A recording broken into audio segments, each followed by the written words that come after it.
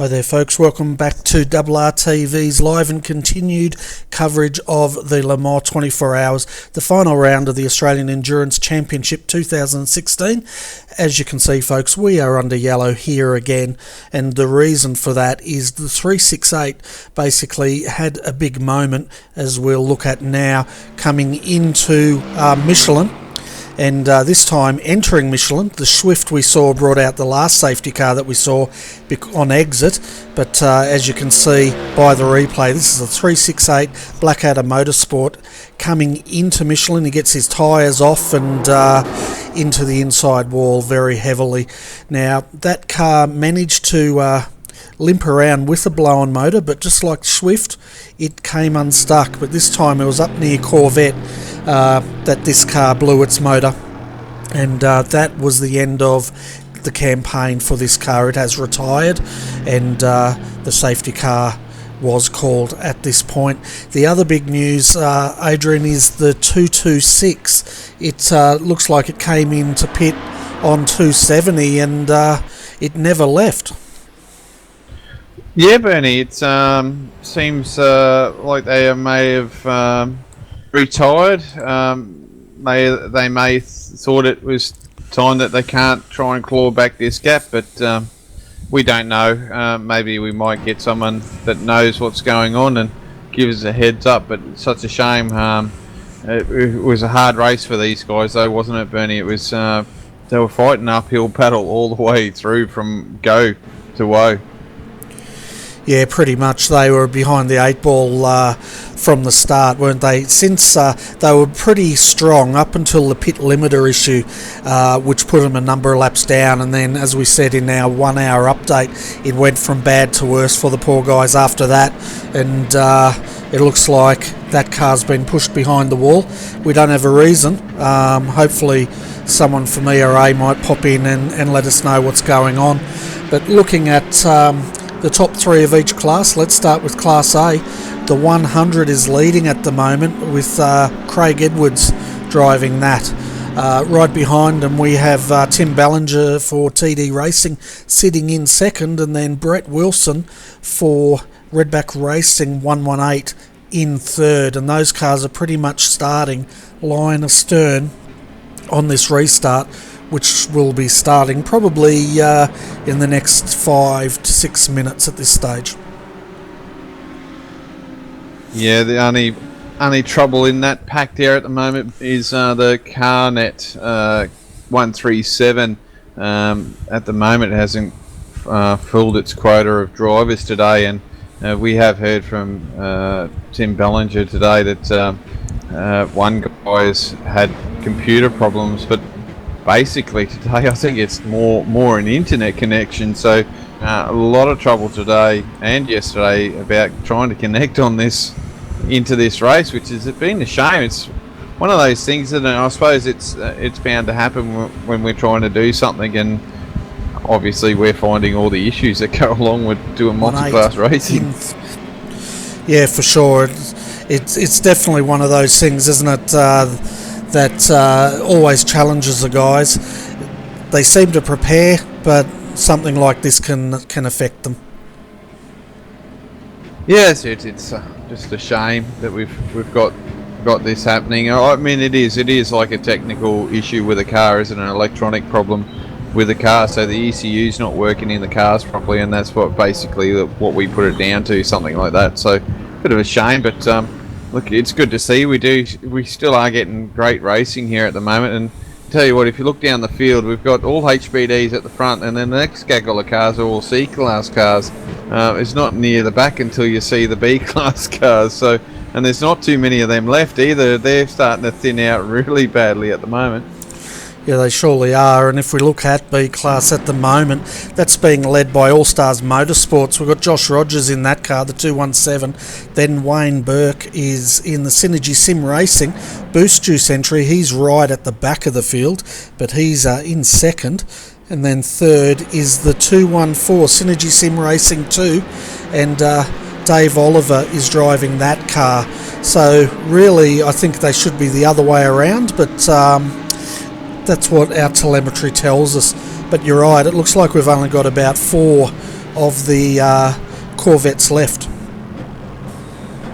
Yeah, tough car to drive, and looks like it's getting a bit of tough around here at Le Mans too for that car. So a bit of a struggle there for those guys, but look, for all the guys that are out there doing a great job. And I'll tell you what, I think that Synergy Sim Racing 200, I think, is quite lucky at the moment. If that safety car came out a little bit later, I think you would have seen it a lap down to the class leader at the moment, because Josh Rogers was miles in front. Poor old Synergy Sim got stuck behind the safety car, so he got the wave around, so he was quite lucky there. And looks like we're just about ready to go green here, Bernie. Yeah, we will, and we'll call it very shortly. We can see Shane van Gisbergen is back in Class C. We'll update the viewers on Class C shortly. The big news in Class B, though, is the 226. Synergy Sim Racing pretty much have to finish this race to take the championship in the top probably 4 positions now that 226 has retired. Under green again, so off we go. It looks like Dayco Motorsport got a good jump on the field, followed by TD Racing. Brett Wilson's right behind him, Redback Racing, and then we've got Nutters Motorsport Orange, followed by the 169 ABR Team 2. So it's on in Class A once again. And the boys turn up the wick, and also saw Class C, the leader, dive into the pits. Oh, there's a turnaround there, Bernie. The arm Racing, and I believe it was Class B, the 218 involved in that as well. Yeah, let's jump back and have a look at that replay. And yeah, Arm Racing's been a bit unlucky today, haven't they? They've been involved in a couple of accidents. Yeah, I'm sure there's a little target or something on that car, or whether there's a magnet. They might have this massive magnet in that car today, because it's definitely been caught in a few incidences, hasn't it? Certainly has, and while this replay is running, we can see Shane van Gisbergen, the leader, Class C, diving in the pits. He was followed by, it looks like the, I'm not sure if that was Delta Sim Sport. Yes, no, it wasn't. It was the, oh man, Selby.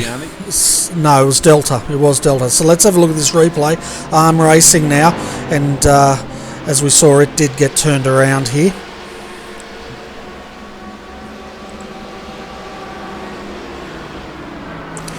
So Frank Rosenbauer is behind the wheel of this. We see one of the HPDs go in, and that looks like it was one of the All-Star Motorsports cars turned him around under brakes, the 218.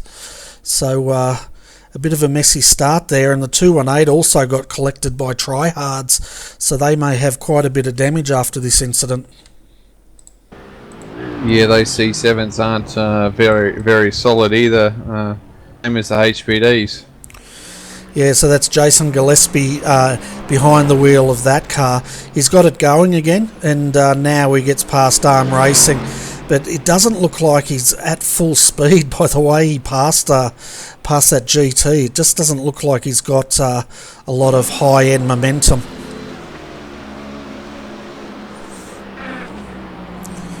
So yeah, sorry, Bernie. Just saw something come up on the channel there, 332, but I'm not sure if that was something going on.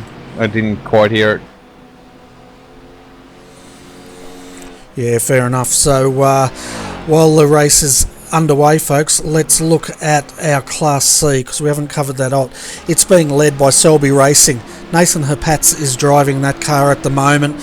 Second is the 397. Justin Rugia is back in the car. That did pit on the restart, so they're a fair ways down. And then in third, not far behind them, is Delta Sim Sport. Mike Burdett's driving that, so it was Delta that came into the pits at the start, following in the 397. Yeah, just a different strategy there. Getting a fresh bit of boots and filling it up. You know, it's always good to do a different strategy. You know, don't keep following the leaders. If you follow the leaders, you'll just end up following it to behind at the end of the checkered flag. So, you know, you've got to do your own thing and make sure you can try and get advantage to overtake the guys. Yeah, that's exactly it, isn't it? You've got to run to your own strategy, and if your strategy isn't working, you need to adapt it to make it work. But the leaders, folks, if you're wondering, they've done 295 laps since the start of the race last night at around about 7 o'clock. We have 3.5 hours of this race to go. We'll be staying with it live now to the end, so that you can see how this race concludes. But at the moment, just having a look, 5th place, Daryl Carter, they've also brought that car into the pits. That's ABR Team 2, so we must be around the scheduled pit stops. Yeah, it could well be. Interesting. I mean, the safety car will extend their fuel stop out a little bit, but yeah, it could well be a pit stop area, or they might be out of sequence too. Yep, Bernie. Yeah, that could be the case. I know the redback car was out of sequence earlier on, but they actually got back on sequence due to a safety car, and so that helped them out. I think it was a Swift safety car got them back on the sequence of the race. As we can see now, Brett Wilson weaving the car, trying to break the draft to Mark Rayner behind him, and looks like Mark's just happy to sit behind him. Yeah, I don't think Tim believes his eyes here at the moment there, Bernie. You know, he was getting hounded by Brett there, and then all of a sudden Brett's trying to defend his line off for position, and Tim's going, oh, I got a bit of a breather here, so he's off into the weeds. He's not too far away, obviously, but we've got to move on here at the moment, and it gets done. Yeah, what happened was Brett got a bit loose coming out of Michelin there, and that's freed up Nutters Motorsport Orange. The car right behind them, folks, that's actually a car a lap down, so he's trying to get through to get that lap back.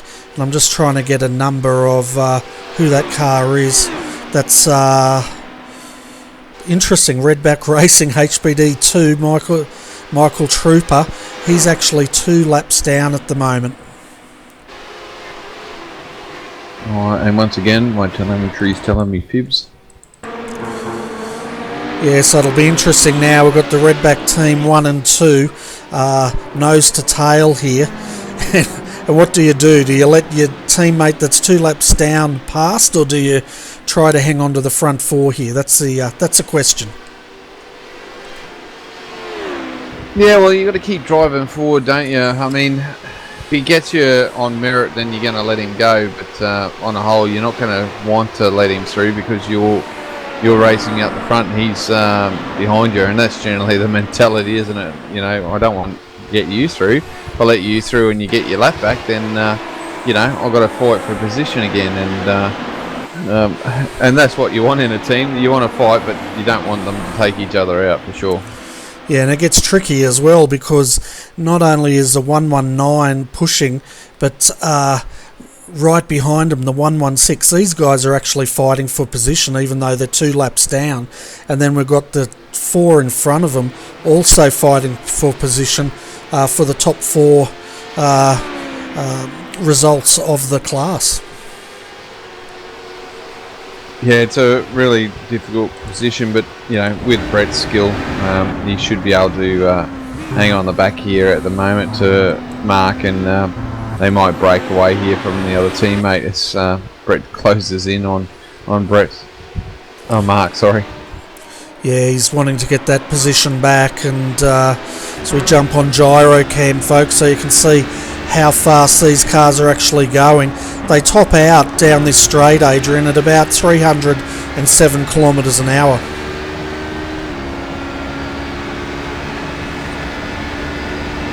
Yeah, Bernie, it's pretty quick, isn't it? But I believe those Corvettes are just as quick, and you need to check one of those that are going along. I reckon Mr. Rogers there be one to check, because he's quite quick, isn't he?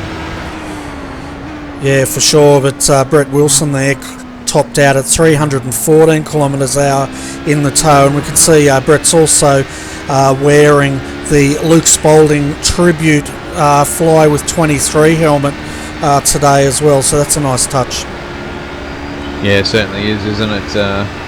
Luke Spalding, great. Geez, Bernie, I'm lost for words at the moment. Yeah, he was a much valued member of Redback Racing for a long time, and unfortunately he passed away from a very rare form of cancer. And the guys are missing him a lot and paying tribute by wearing a helmet dedicated to him. Yeah, it's a nice tribute. Now Tim's getting swamped here. Brent's going around a long way, so he got the job done, and Tim should be able to take a bit of a relief out of the moment. And it's not for long though. These guys are definitely racy at the moment. Yeah, and he's got to watch himself that he doesn't have those cars a couple of laps down get past him. But I tell you what, Brett did not leave Tim a lot of room, did he? There was not a lot of sympathy. I think Tim had to go onto the apron there to avoid contact. Yeah, it's a very tight situation there, and like I said, I don't think Tim was going to lay down and let him have that. He had to work for it, and knowing Tim, he says, "Oh well, you've got that line, you can take that line, and I've got this one, and if you get it done, well, good on you. I'll let you have it." Yeah, and I wonder how Tim's going with his pillow. And for those that are just joining the broadcast, we had Tim up here earlier, didn't we, Adrian? And he has not had a lot of sleep in the past 24 hours. No, he hasn't. Poor bloke. He's spent most of his time driving already, so for a bloke that drives for a living, I'm sure he'll probably be getting sick of it about now. Yeah, that's for sure, as we ride with Tim now as he just comes through Corvette up to Ford and to complete another lap here at Le Mans, and we can see the 119 has gone through and Tim's had to go to the infield. That is not what we wanted to see. He's let the other guy through as well. He might be in trouble here. Yeah, I wouldn't be surprised if he had a slowdown there, Bernie. Just cut the corners there and just got balked, didn't he? He just lost all rhythm, and some of these tracks you got to have rhythm, and he definitely admitted that this is not his track and not the car that he wants to drive, but trying to help the boys out. So a bit of unfortunate. Geez, Bernie, I am struggling today, seriously. It's alright.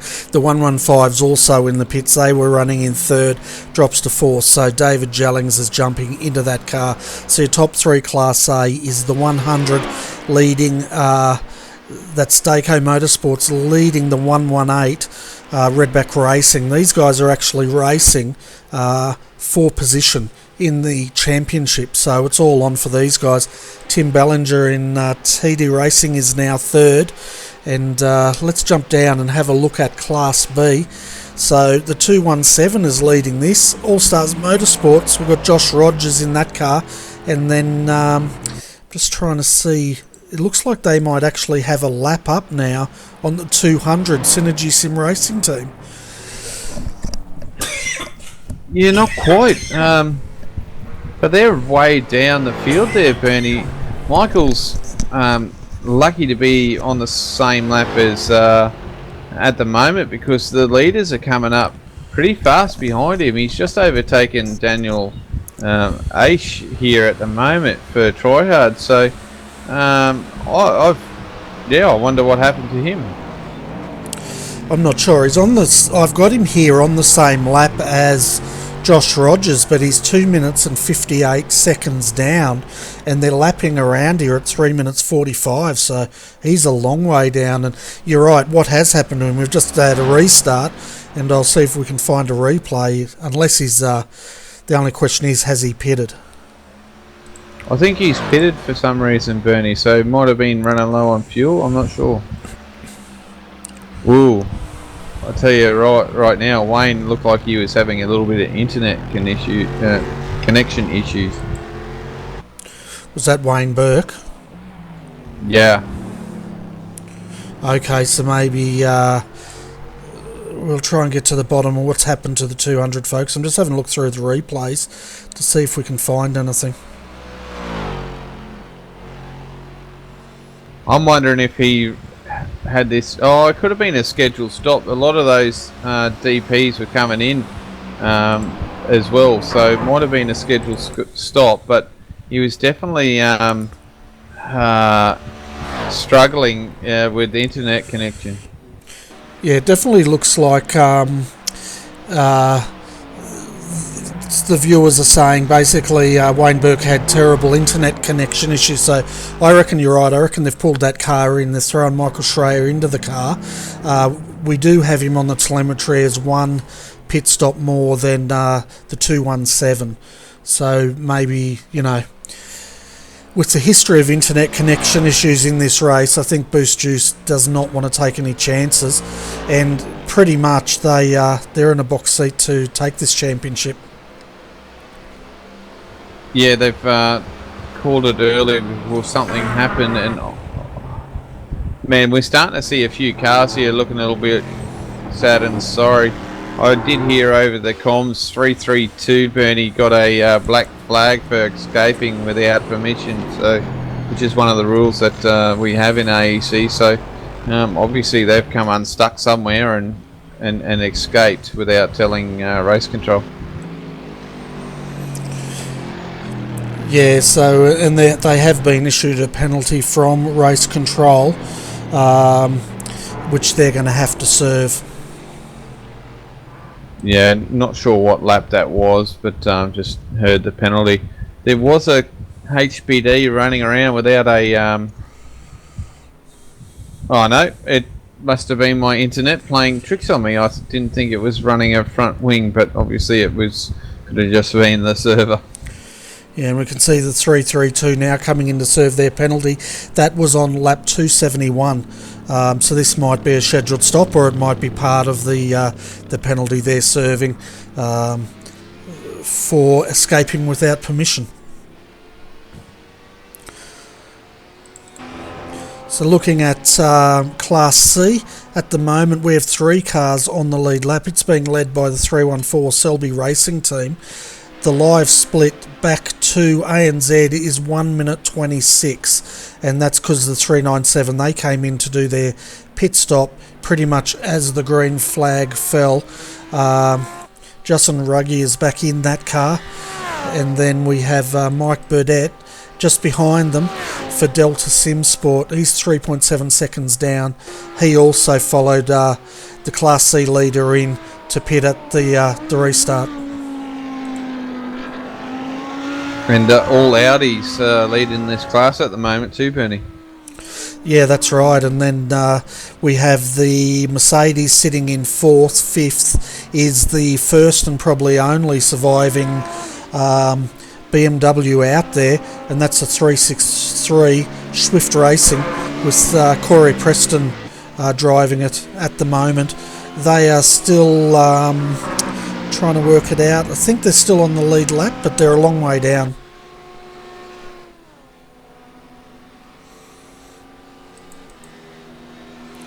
So yeah, we've only got one BMW running because, of course, the 333 retired very early last night and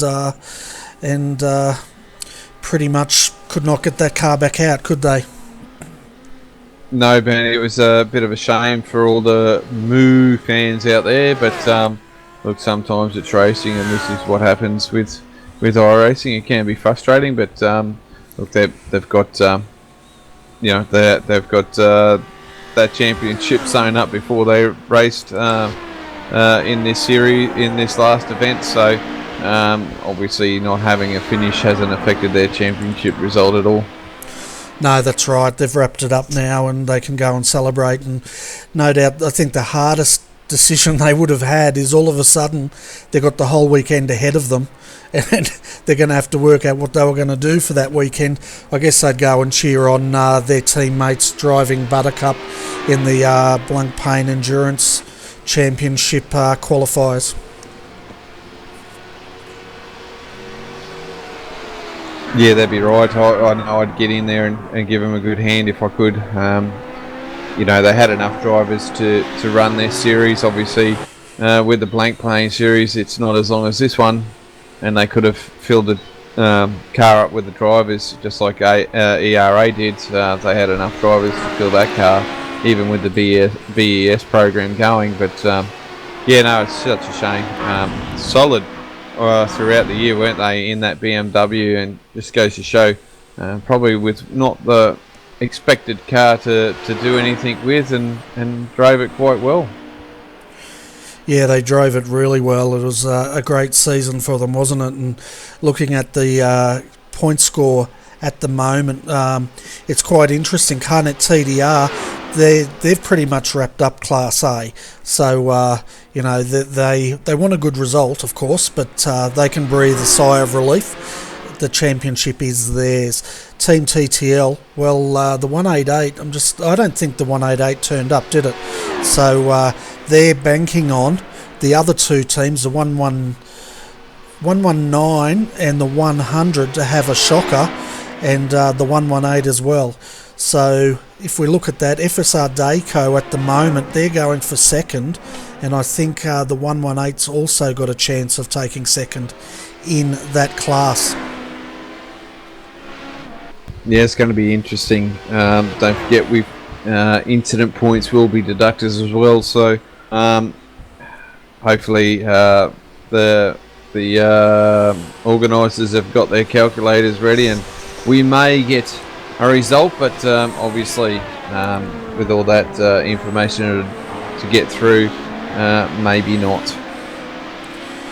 Yeah, well, we know who's definitely won Class A and C. As far as Class B goes, well, ERA was leading this, and due to their retirement, the 200 Synergy Sim Racing, they were only 90 points behind them. So banking on that and the amount of cars left in this race, they pretty much just have to finish, and the championship will be theirs. Yeah, that's right. Just keep it tidy and finish the race, and they should be okay. I think ERA had to finish in the top 5 to make it certain, and we're pretty certain that they're not going to do that today. So possibly they've lost the championship today. Yeah, well, if Synergy Sim Racing finishes, they've definitely lost it. The other one to keep an eye on in Class B, of course, is LMTI, the 229. Well, really, they can't play a role in it. So it's really Synergy Sim Racing and Evolution Racing Australia, the 226, which has retired. 228, it did not turn up today because, again, they're competing in the Blancpain and putting a lot of their resources behind that.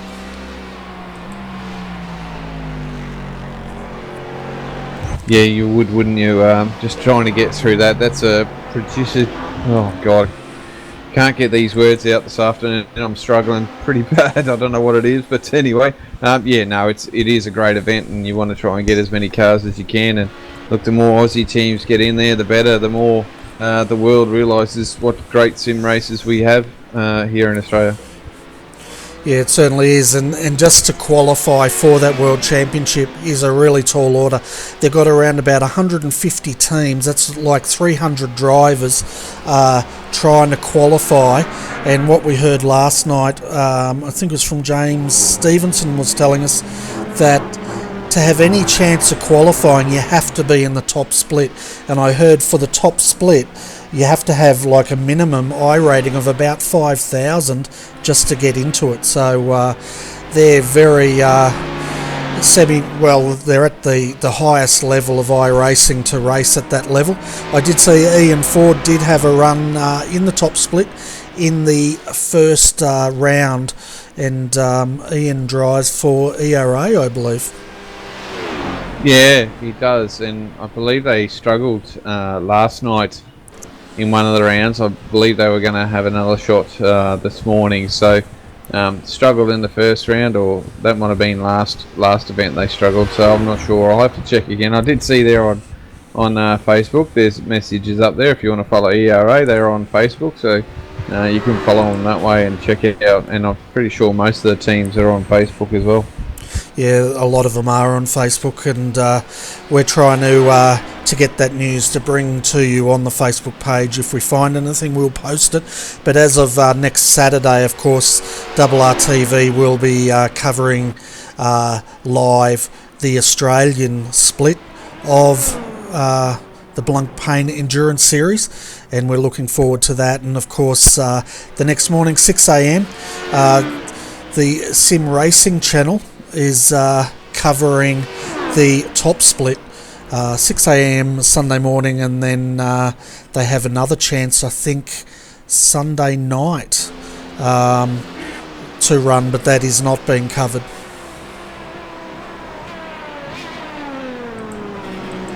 Fantastic. That'd be great to watch that, the Australian coverage of the top split. That'd be great to see a lot of Australians, but there will be a lot of internationals in there as well. Oh, they definitely will, and the idea of us broadcasting that is to try to build up the Australian split, but not only that, we've got a lot of Australian teams trying to compete at that level, and we're trying to take the RRTV viewers along for the ride, so to speak, so we can all get on board and cheer our fellow countrymen on, and that includes New Zealand, of course, so I regard them as close relations to us. Yeah, for sure, especially in when we're trying to work together, and that's basically what we are. This is in sim racing, Australia and New Zealand are in our own club, so we've got to get these get on board and push this event forward for the Aussies and Kiwis and move it forward. Definitely, and I think last season, I think we had about 3 Australian teams qualify. We had ERA out there. We also had, I think Synergy Sim Racing might have had a car. I know Blackadder, they had a car. They're not really part of our club, but we regard them as that. And there was another one on the tip of my tongue, a very famous team, but I've forgotten them.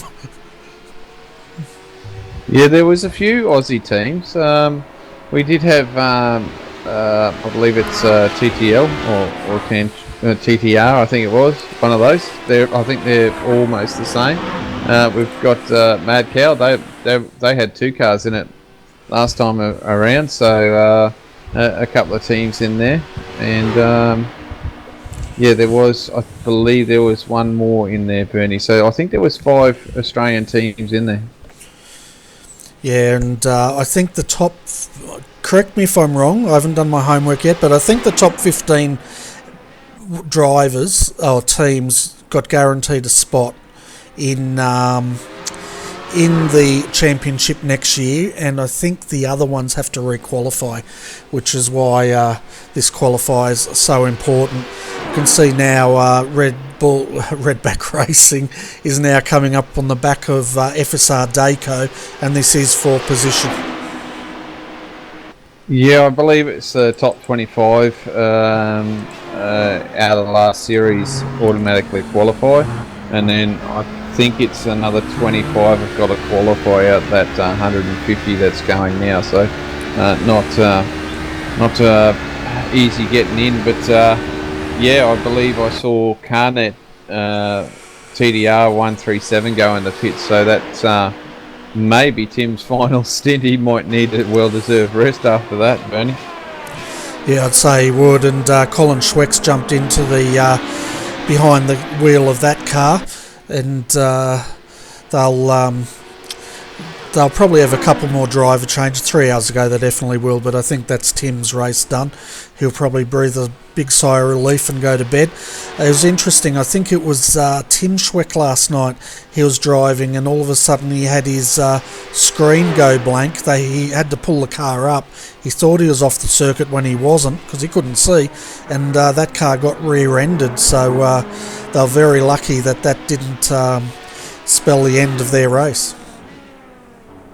Yeah, for sure. It was once again an issue there with the boys. Just one of those things that happen, and you're trying to find your way. You're basically feeling your way and thinking that you're off track, and it's very hard. You don't want to go off too too much because they are more incident points. But yeah, just a shame he stopped in the middle of the track and got taken out there. And like you said, was lucky not too much more damage. But I believe they had a quick repair and got that fixed.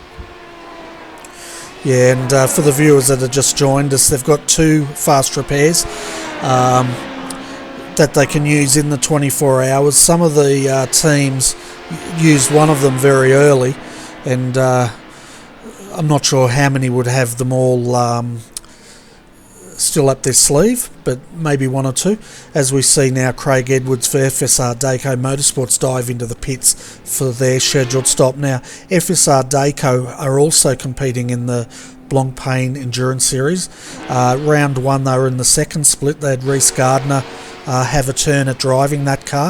I think they finished around about in the high teens in the second split.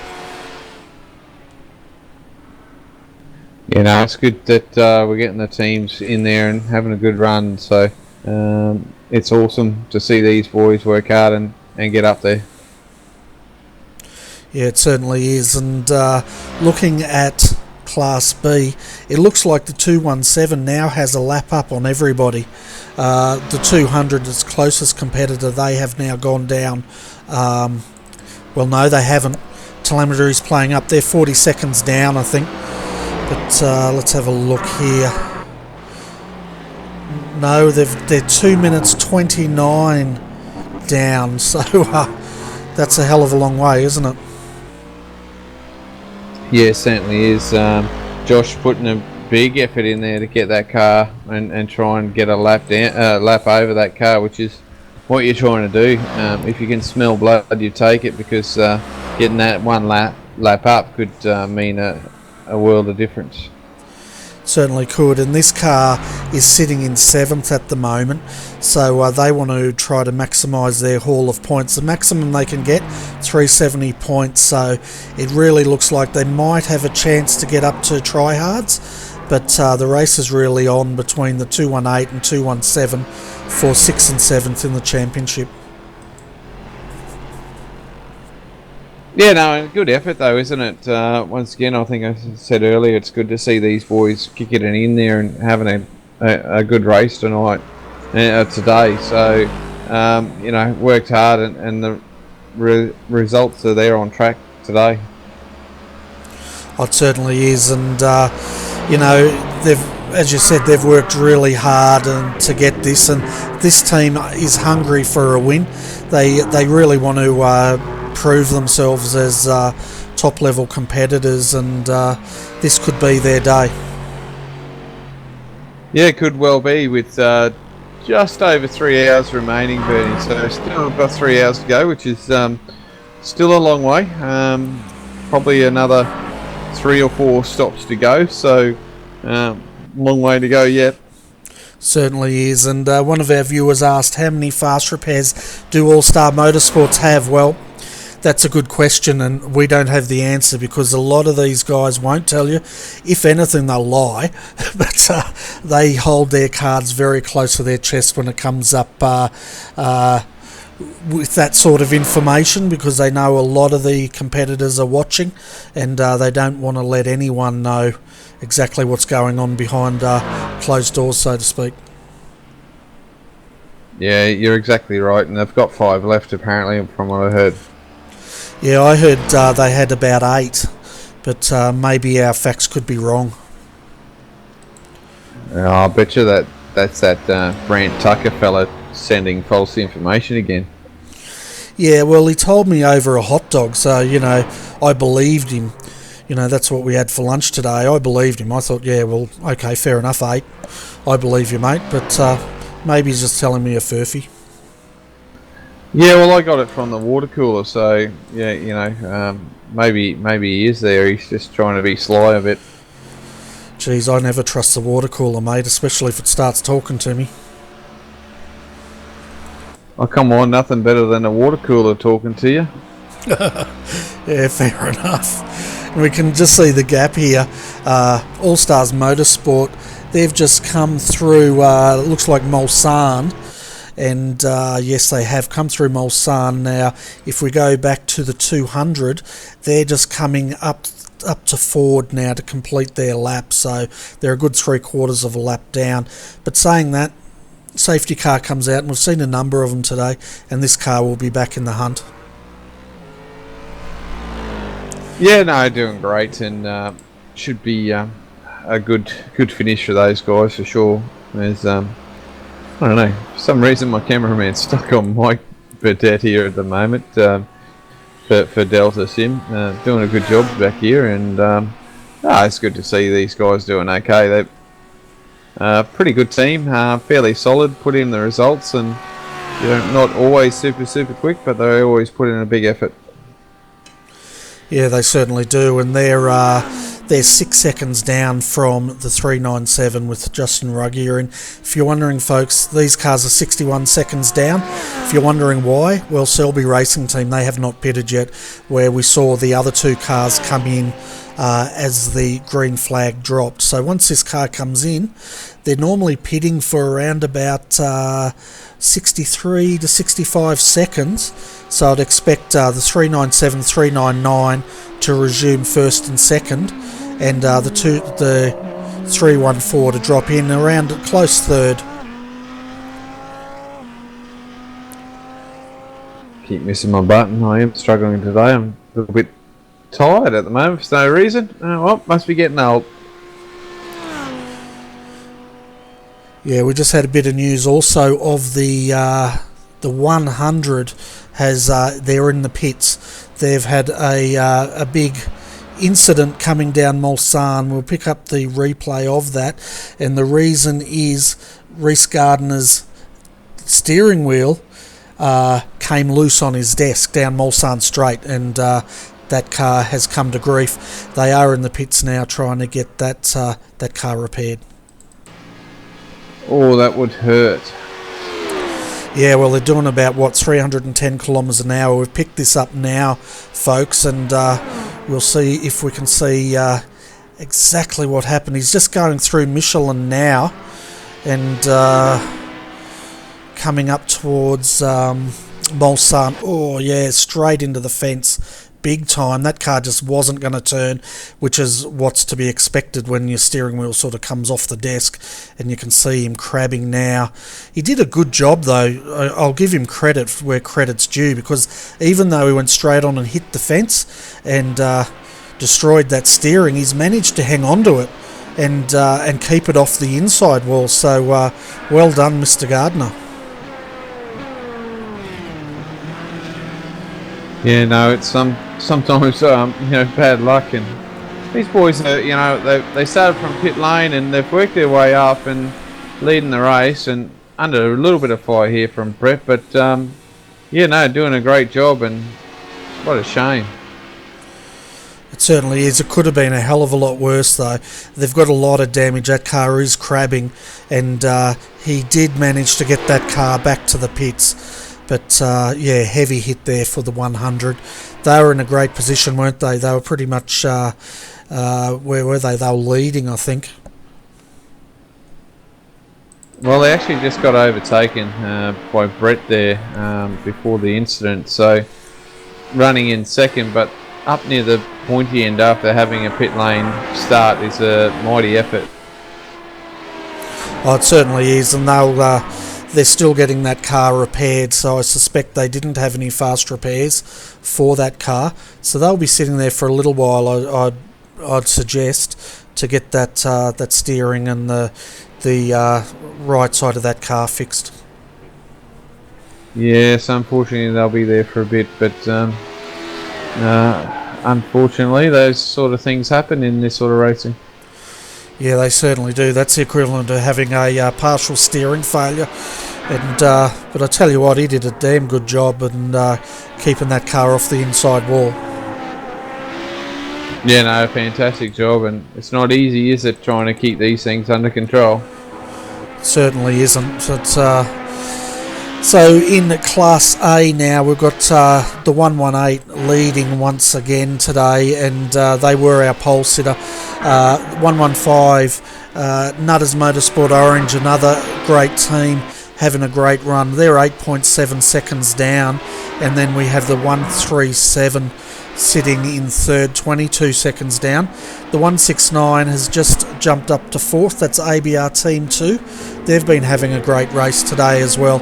And then, as we said, the 100, they are in fifth position. They've dropped to after that incident, but they do have 2 laps up on the 119.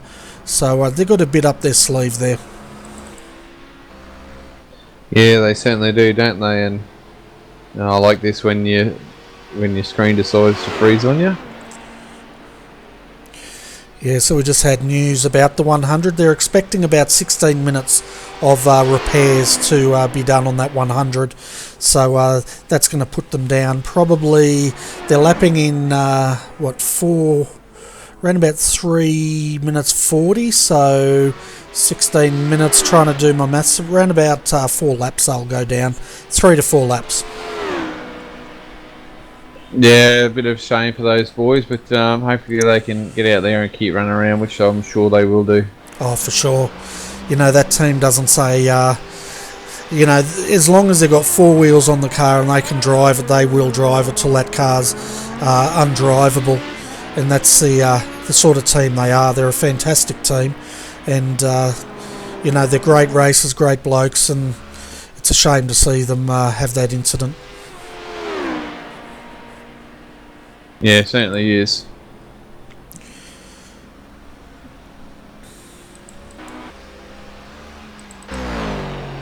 Geez, Bernie, I thought I was going to struggle there. I thought my computer was going to crash on me. Yeah, well, it's one of those days for it, isn't it? And you're using the older computer, and since your good one's sort of on the fritz. And last night, I tell you what, the amount we struggled last night, folks, you would not believe, to get part 1 in, with internet connection issues, computer issues, you name it. We had it last night, but we did manage to record it, and we did get part 1 up there for you guys, but it did take us all night to get it onto the internet, didn't it? Yeah, it's just a really weird situation at the moment. Yeah, I am using an older computer, which is not helpful at the best of times. I can't run as many programs as I normally do on my dedicated computer, but I was having all sorts of other troubles, and even now today it still seems to be struggling a little bit. So yeah, it's a bad one. Even the drivers out there, the teams, are having issues as well. So a bit of a rough trot at the moment for this Le Mans 24-hour. Yeah, it certainly is, and we've got Reece Gardner in the green room. We'll bring him up as we cross to him. He is sitting in the car as that repair goes on, and we'll have a chat with him. Hi Reece, welcome to the Combox, mate. First off, bad luck. We heard about your steering wheel coming loose coming into Mulsanne. We caught the replay, heavy hit, but I tell you what, hats off to you, mate. You saved it from that inside wall.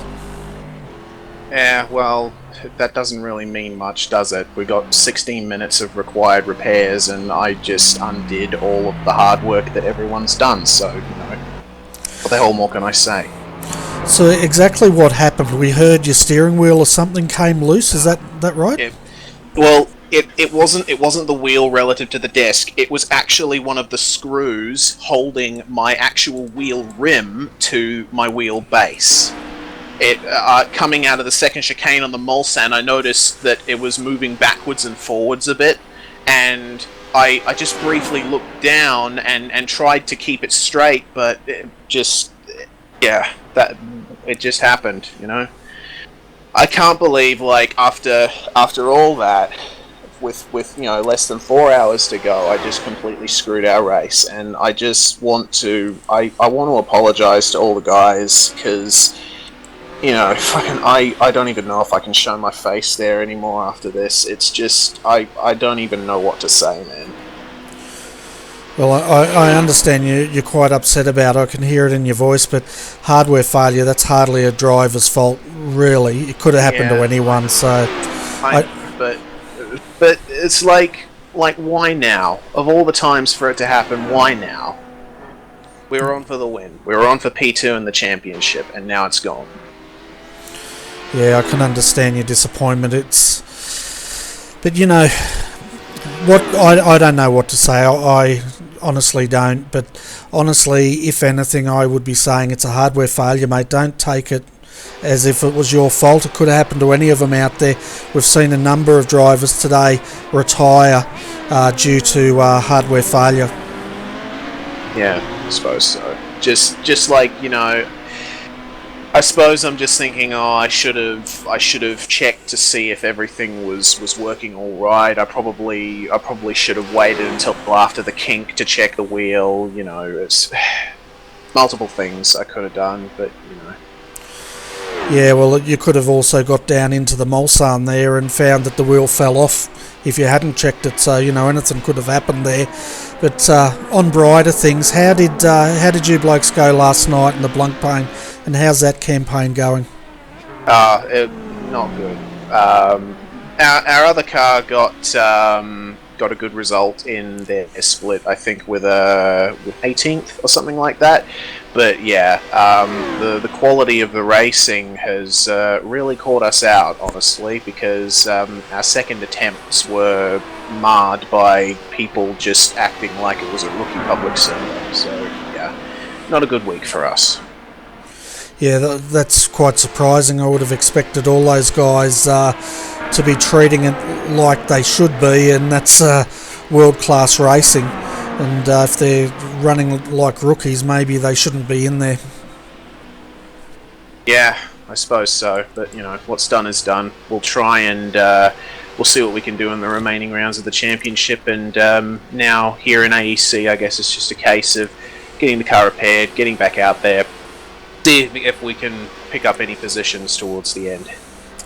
Yeah, so it'll be good to see that car out there again and finishing this race. You guys have put in a fantastic effort all weekend, and I can understand how upset you are about it, but just, you know, it's a hardware failure, mate. I'm sure the guys in Dayco would welcome you with open arms, and they'd understand exactly what went on.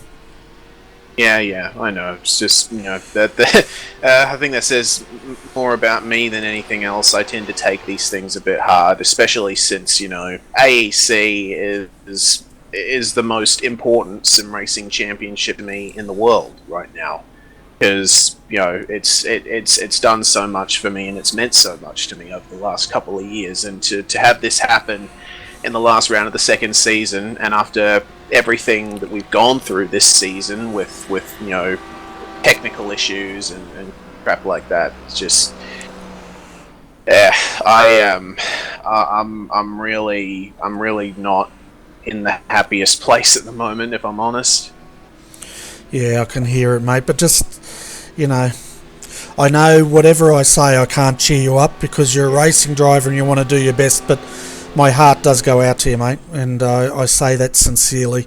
And what happened today could have happened to anyone. So, you know, I'm going to let you go so you can go back and speak to your guys. When this is fixed, are you going to come back out in the car, or are you going to throw someone else in? I don't know. We'll cross that bridge when we get to it.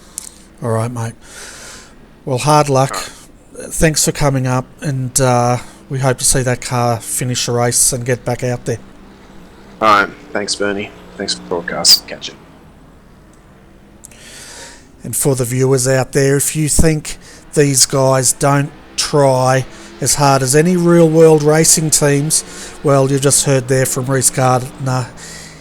He's having a hard time accepting it, Adrian. I can understand, but in all honesty, it's a hardware failure, and it's got no reflection on his driving. He's one of the best drivers we have in the Australian-New Zealand community. Yeah, for sure. I mean, look, he's reflecting on what he could have done or should have done. I mean, it's always easy to do it in hindsight, but I reckon Scott should get out of the race control and jump in a car, see how well he can drive a car after being doing this for 24 hours straight. I think all Scott's going to do at the end of this is go to bed, and he's probably got tomorrow off, and he's probably going to be sleeping for the next 2 days, I'd say. Well, lucky it finishes fairly over there in WA for him. He's going to say, stuff the results, I'm going to bed, you work it out, I'm crashing. Yeah, exactly. Exactly right. And we just heard from Fusion Sim Racing, and I'll say what they said because it's very well put. They've basically said we win as a team, we lose as a team, but we stick together and we go through the good and the bad. We stand by Reese 100%, chin up mate, we'll fight on like always. They also said what happened to him could have happened to anyone in the team. Exactly right, and we couldn't say it better than that, really, could we? Yeah, you're right. It's one of those things. It's a hardware failure. I mean, I've seen guys, out there on the track with those quick release wheels, and they haven't put them on properly, and they've popped off. I mean, that's got to be scary for those. And Scott reckons he's not going to jump in the car. I don't know why. I reckon he'll be right for the task. He's had that much energy drink and coffees. He should be flying. Yeah, exactly. I think he's got more than enough on his plate trying to run this race at this point. But it'd be good to see him out there. He does a great job in his V8 racing, and he seems to enjoy that. So, it'd be good to see him out in HPD. Yeah, it would be. But, it's not a nice thing to happen. I mean, I think anyone that does this knows that when you have hardware trouble, you feel gutted. I mean, I've raced before and I've had a few issues there, and basically was my fault. And there's no ifs, buts, or maybe, but you definitely feel for yourself, and especially when you got teammates, it's even harder. When you do it on your own, it's bad, but when you've got teammates, you feel 10 times worse because it's just not you in the car. You've got a couple other guys that are pushing forward, and like Ree said, they've come from a long way back to get up there and be on the front. It's just a bitter pill to swallow, and my heart goes out to him because he is a hard racer, and he's dedicated to the cause and wanted a decent result, which they all do, and it's just one of those incidences that happen, and you just got to take it on the chin and walk away, keep your head held up high, and get out there and show everyone what you can do. Yeah, exactly right. And folks, if you want to check out some very entertaining videos, check out Southpaw Racer. That's Reese Gardner's channel, and I was watching one the other day, and I can't repeat it on air, but it's well worth watching. It had me in stitches there, and he's quite a character. And so check out Southpaw Racer on YouTube if you haven't already. And make sure your kids don't listen to it, because it's probably not G-rated, but it is very much very good to watch. This man is a man of many talents.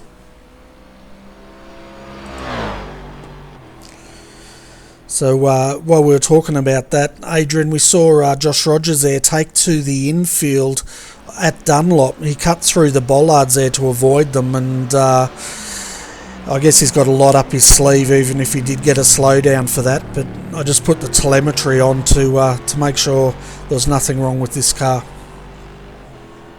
Yeah, just pushing hard. Josh is a hard charger.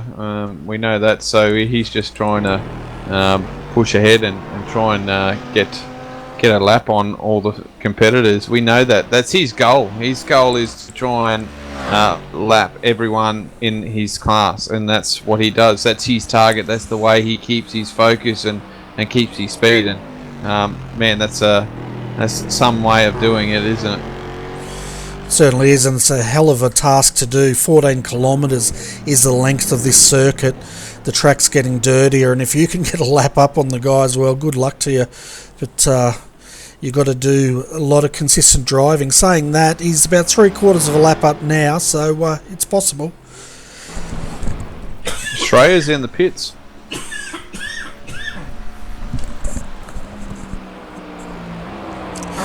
Sorry folks, I've got a bit of a frog in my throat at the moment, and might need a drink. So does that mean Rogers needs to pit here? Because if Schreier's in, it must be getting close to a pit stop. Yeah, well, if he doesn't pit, he does get that lap up, doesn't he? But if Schreier's in, they normally run to the end. We'll see if he comes in now. And no, he doesn't. He stays out. Not that I could tell. He's definitely don't see him on track much, or he's flying around. He's doing a lot of somersaults and that, so my connection with him isn't working very well. Who's that with? Josh Rogers. Yeah, no, he's just gone past the start-finish line now, coming up towards Dunlop, and he's going out to do another lap. Yeah, it's just weird. One of those things might be in a certain area. I don't pick him up too well, which is easily enough done. So just, yeah, internet. I think we'll just blame it on the internet. It's not really working the way it should be, I think, today, Bernie. Yeah, it is definitely one of those things, isn't it? We're looking at the 314 at the moment. They're leading Class C today. They've got a minute 30 still up on ANZ Motorsports. Christian Alwood's jumped into that car, and Matthew Trotman's in the 399. We know these guys are off sequence, which is why there's such a big gap. Yeah, I don't know if you've noticed, Bernie, but been looking at these Audis, and you can actually see into the air vent, and you can actually see part of the car, which is quite funny, I think. Yeah, it's basically the air vent which goes straight through to the front wheels, doesn't it? You also see that on the, I think it's a Corvette, has the same sort of thing. Yeah, I actually see the air vent at the back, near the back wheels there, near the door there. You can actually see right through there as well, which is quite funny, I think. Yeah. Yeah, well, we'll keep the drivers cool. Having a look at the weather, folks, it's pretty much 41 degrees Celsius out there. Sky's clear. Wind speed 10 kilometres an hour. We're pretty much racing at the North Pole because it's been daylight all day and all night, and it's predicted that the sun's not going to set till well after this race today. Yeah, a bit of a shame. At least the boys didn't have to worry about too many headlights, but glaring in your eyes. But yeah, no, it's nice and bright out there. That's definitely a difficult thing to handle as well when it's dark outside, and you got a nice sunny racetrack in front of you. Yeah, we can see now the 200 running second in class has just gone past the 314, which is first in Class C.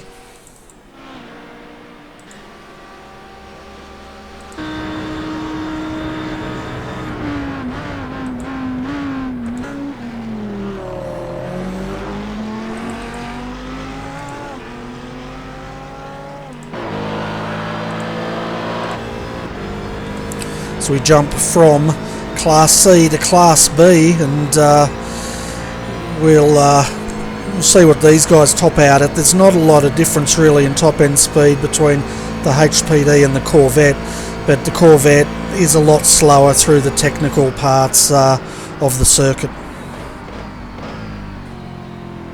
Yeah, and the leader gets past his teammate. I'm sure that was fairly easy, nothing too hard for him to get around his teammate.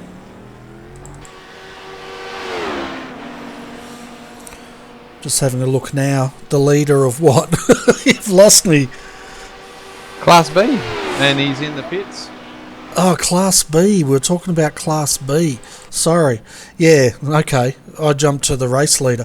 Yeah, the 217's in. That's Josh Rogers. And he's been doing a great job out there like this team has. This is going to put the Boost Juice car, it should bring them back on the lead lap. Yeah, it'd be interesting to see if we get a driver change here, because Josh has been trundling away pretty good. But you wouldn't want to be doing too many driver swaps now. You want to get set to make sure you get your best driver in the last couple of stints. Yeah, well, that's it, isn't it? We're starting to get up to where that ticket counts for the last hour. We can see now Michael Schreier's coming through in the 200. This is going to put them back on the lead lap, which is very important if we get another safety car. And they they do that as Josh Rogers stays in the car and he comes back out. This is going to be interesting because that stop he did was a 20.3 second stop compared to Michael Schreier's 59.8. So at 20, I don't think they would have got 4 tyres on this car.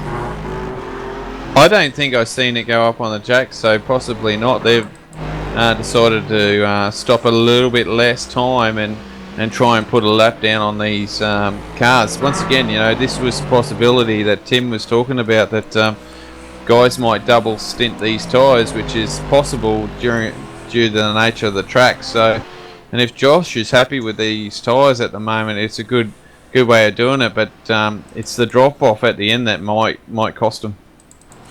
Yeah, that's right. So they're really rolling the dice, as you said, to see if they can put that pressure on the 200, get that car a lap down, and as you said, that's his mission, isn't it? Get that car a lap down. Once they get the lap up there, then they can pretty much start, well, not relax, but they can start to look at their lap times and how they can preserve this car. Yeah, exactly right. And looking at the guys here, I think they've all done pretty much what they need to. They've actually had 5 drivers in this car, so that evens out their workload a little bit, and it should be pretty clear for Josh here to run to the end of the checkered flag with only a couple of hours to go. Yeah, well, 2 hours 30. I just heard some goss on the commentary channel there. Some of the drivers are saying that Michael Schreier is possibly going to stay in this car to the end, and if anyone can stay in for long stints, we know Mr. Schreier can. He proved to us he's not a robot. He can actually speak, and but he loves his long stints. And honestly, he can drive consistently, whether it's the first 5 minutes or whether it's the end of a 3-hour stint. Yeah, so I'm just having a look at how many laps these drivers have been doing. So in Class A at the moment, Colin Schweck is leading with 159 laps at the moment. In Class B, well, that's Michael Schreier. He's done 142 laps at the moment, and if he stays... Oh, no, sorry. Leon Tander's done 159, so I think Michael Schreier still might eclipse that with, only 17 laps till he reaches that, so he might eclipse that one. And let's see who we've got down in Class C here.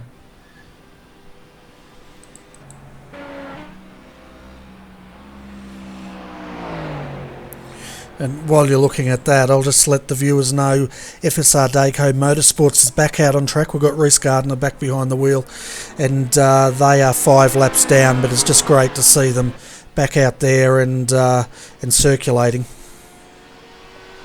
Yeah, certainly is. And 122 laps by Nathan Hapatz at the moment, leading the most laps at the moment here today, Bernie, for Class C.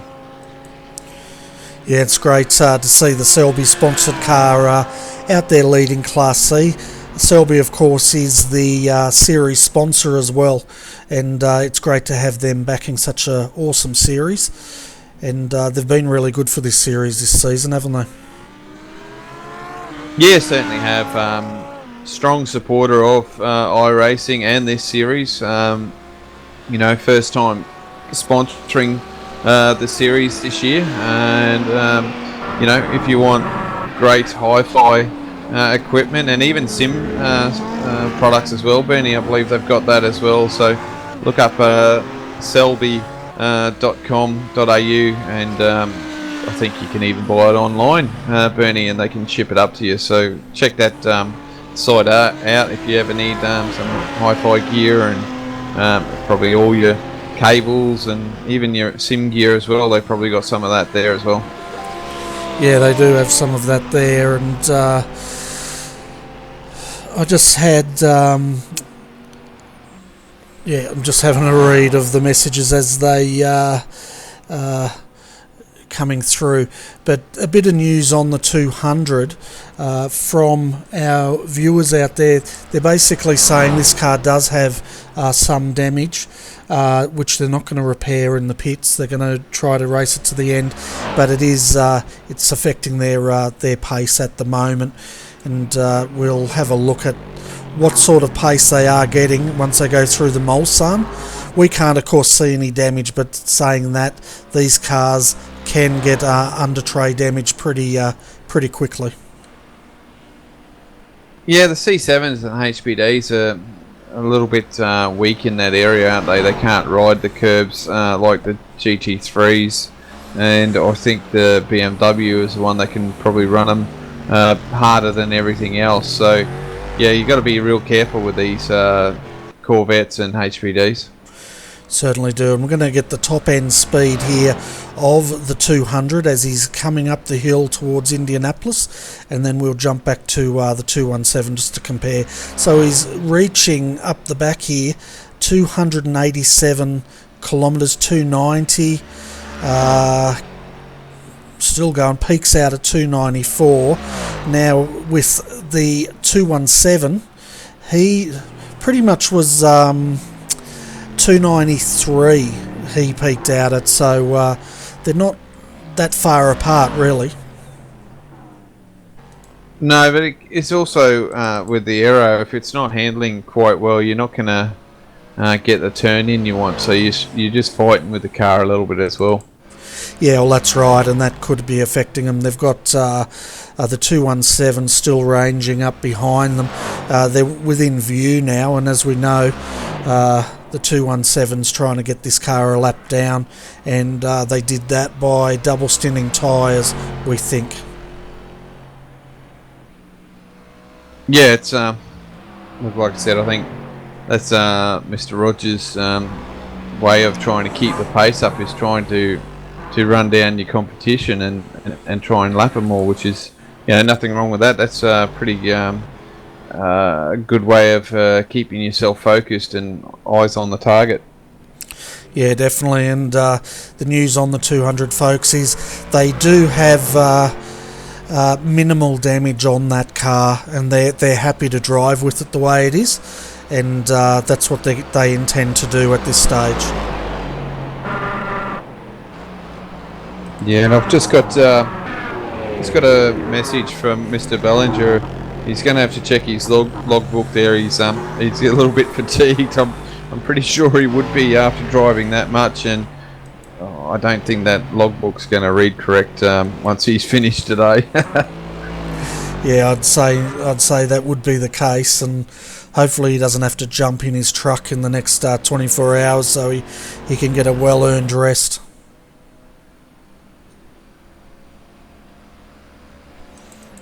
Yeah, I'm pretty certain it might have been his last stint there, and have a bit of a rest and catch up with the family, because it's been a long 24 hours for him. But knowing him, he'll definitely want to watch to the end.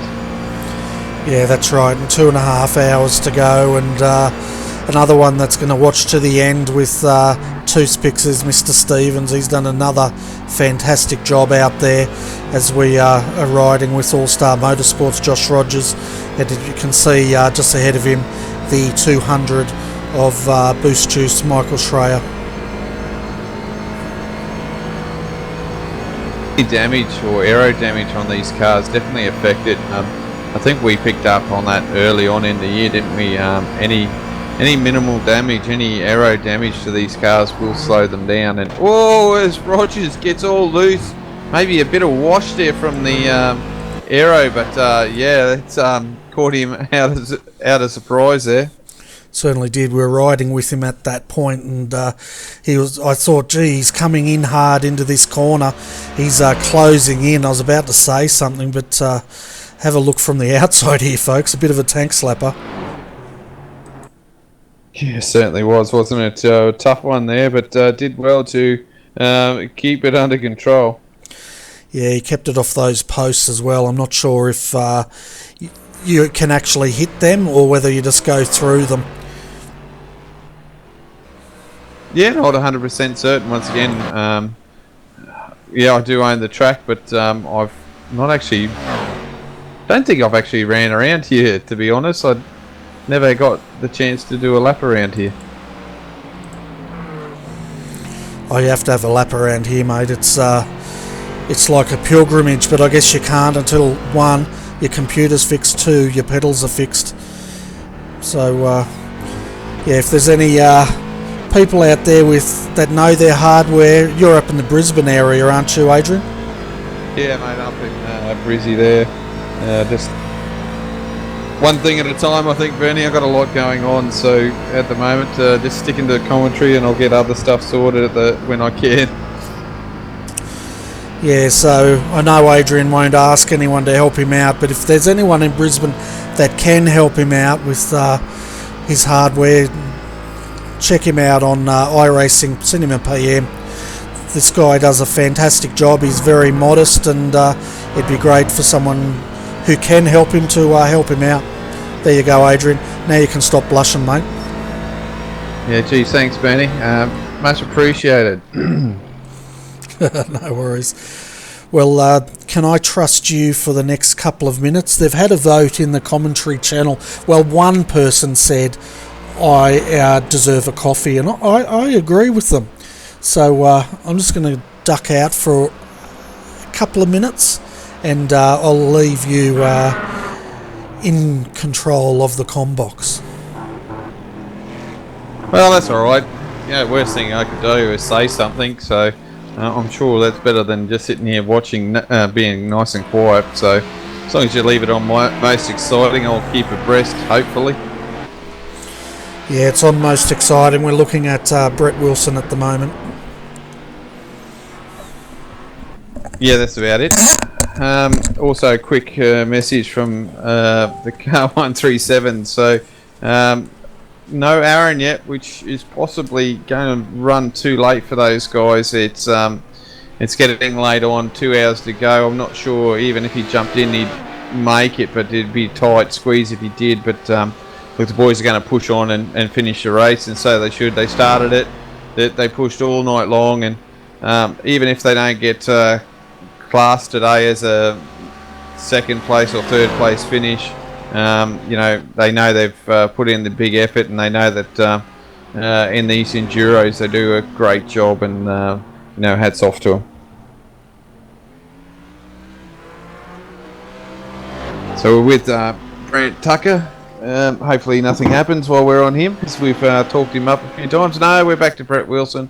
Awesome cameraman views there, which is working really well. So, guys, you're just going to have to put up with this with me for a minute and flicking through these guys. So we're back to Michael Trooper here. So we're in the other Redback Racing car now. It's doing a great job here in 5th outright. So pushing along here. So they're fighting their sister car for an outright class win, with second place win as well. So this is coming down to the end, so we'll see what happens. It's going to be a tight call there, and these boys are working hard, and hopefully they get away with a good finish.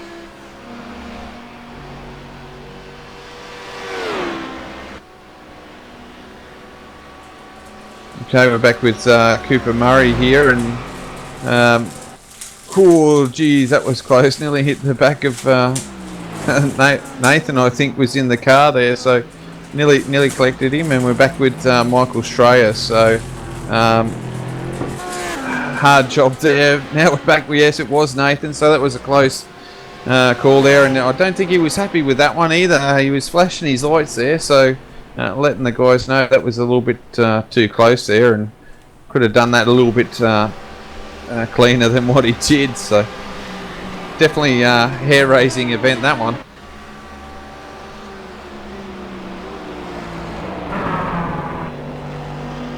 Mr. Rogers again doing a great job. No, we go back to Mr. Trooper again.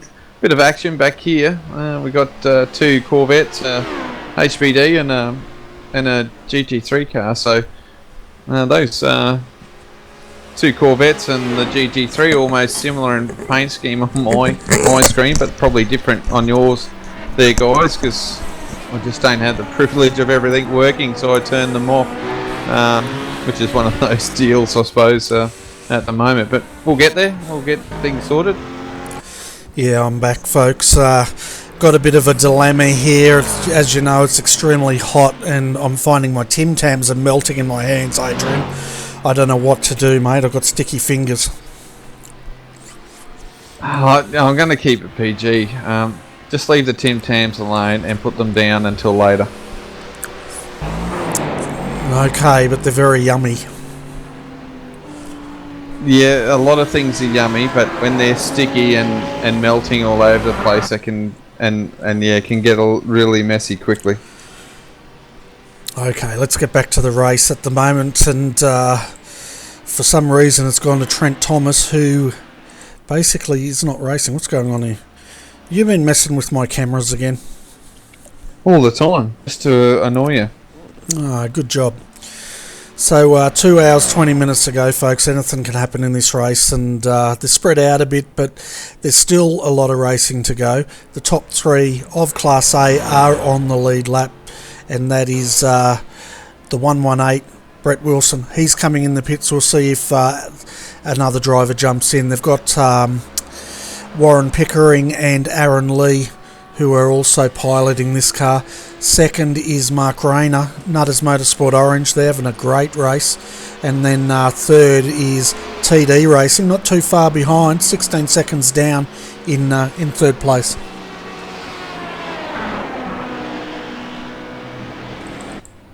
So you can see Aaron Lee is jumping into that car.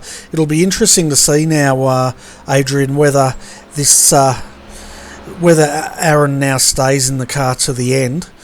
2 hours 20, a very long stint, but he is, I think, their fastest driver.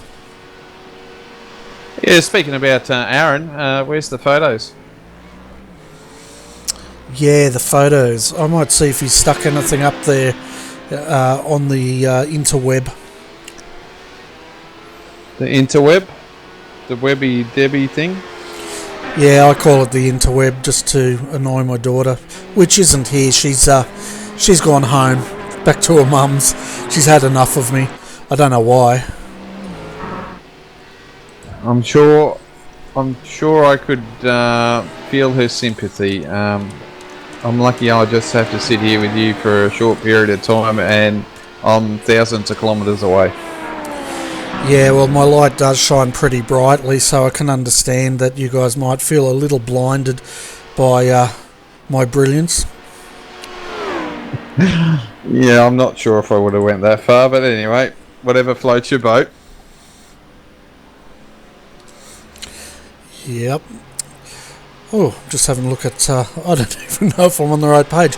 At the moment, folks, I'm trying to track down this stuff for you, if there's any photos of Aaron's secret weapon. Don't say it, don't say it. This is G-rated.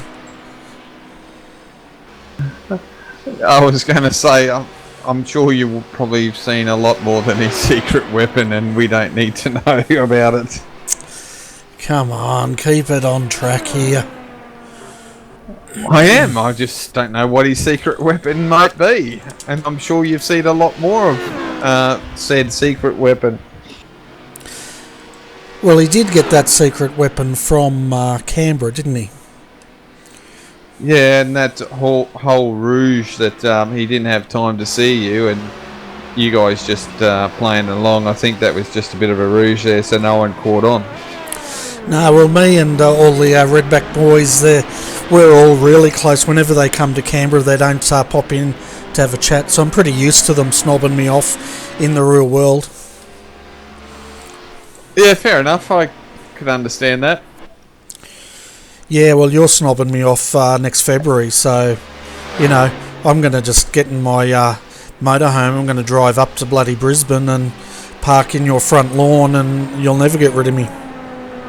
Oh, you got to find out where I live first. It won't be that difficult. I'm sure you're in the phone book.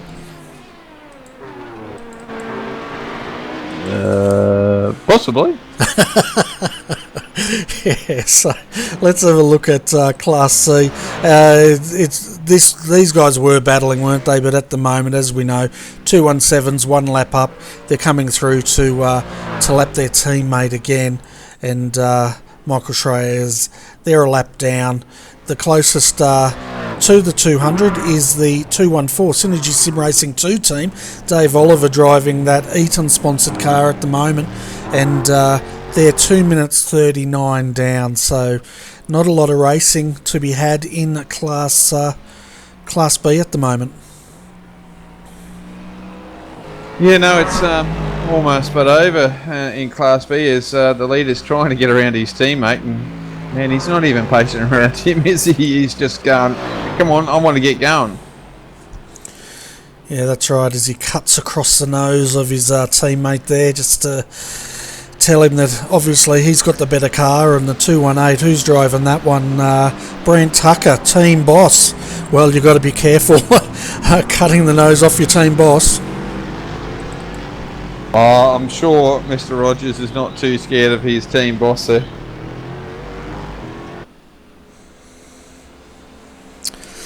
Yeah, someone's asking what's in my coffee.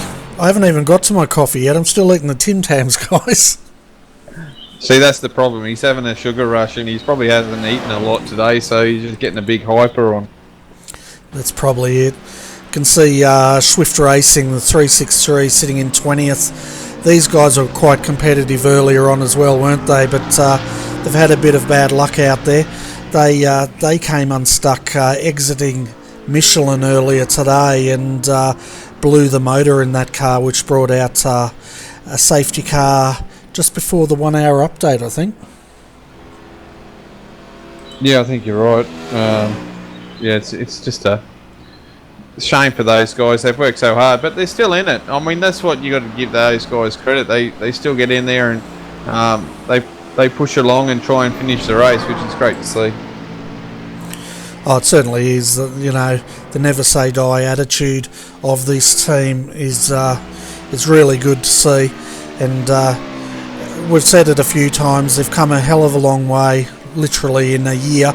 Not only kilometres, but in race development. And Blackadder Motorsport took them under their wing and shared setups, and really got this team cooking, I guess you could say. If the viewers are wondering what all those X's are on the top of their front guards as well as on the roof, they're basically crossing off each round of the Australian Endurance Championship as they compete in them.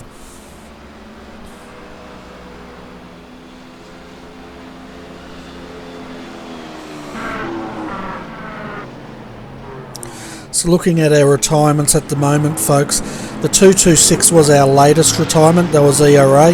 They retired quite a while ago now. We've also lost the 368, Blackadder Motorsport, as well as their sister car, the 367. So Blackadder's pretty much retired now from this race completely. The 177, I think that was Trans-Tasman Racing, has retired. The 311 retired last night. That was G&T Racing, and then the 333 was the first of the retirements, and we went into that earlier. It was a series of hardware failures, internet failures, followed by blown engines and not being able to get that car out of the pits.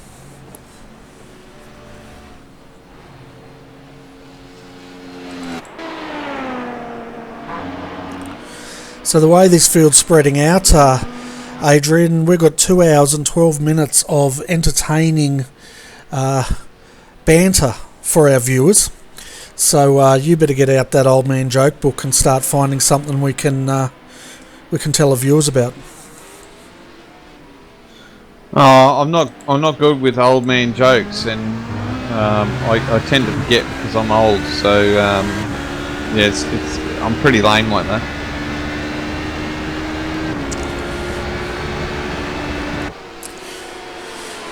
No worries. Well, I'll have to find some jokes. I heard a good one the other day, but I've forgotten it again.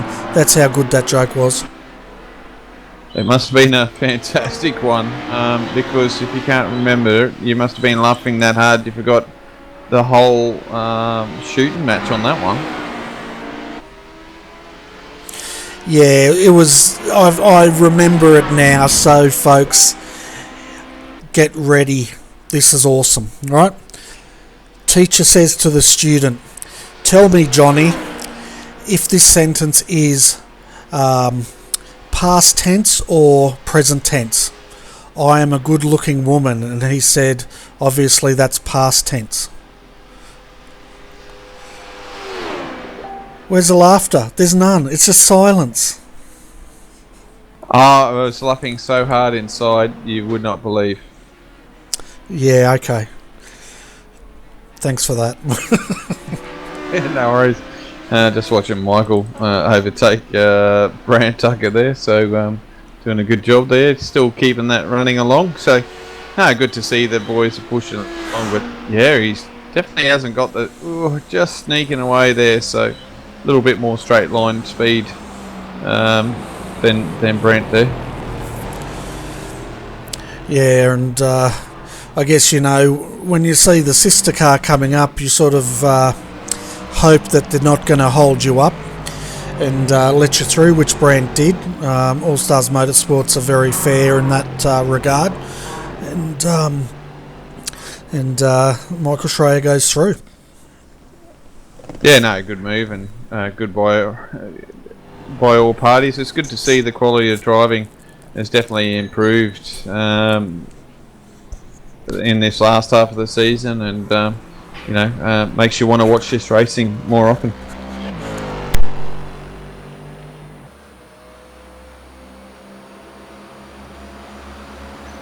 Don't worry about the silence from Bernie. He's actually stuffing his face, so eating those soggy Tim Tams and trying to gulp down the coffee at the same time. So bit of pleasure to the ears that we don't hear Bernie now and again. Yum yum. See, that was an old man joke. Yeah, I was choking on my Tim Tam while you were saying it. Yeah, I'm sure you were. Okay, folks, you got to save us from ourselves. Send anyone up for an interview, please.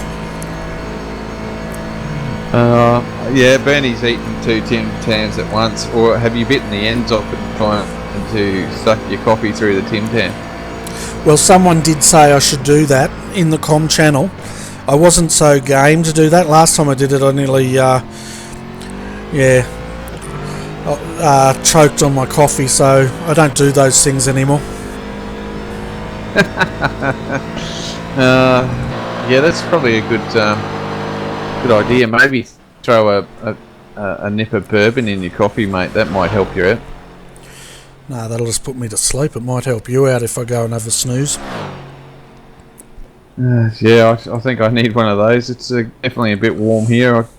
I generally sleep during the heat, and I'm pretty good at the winter time. But Cooper Murray there, just seeing the car wiggle in front of him. So some action still going on, and these guys will be getting a little bit fatigued now, I reckon. It's been a long 24 hours, and hats off there to Scott, working away and still chatting to everyone at the same time. Top effort, mate. Good to see that you're still awake there, mate. It's not easy. Yeah, I tell you what, Cooper Murray's got his review mirrors full at the moment with the 119 trying to get through.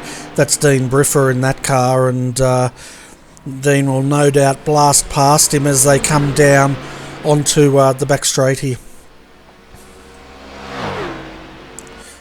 And I might get you to pronounce the back straight, since you're full of so much life over there, Mr. Jarvis.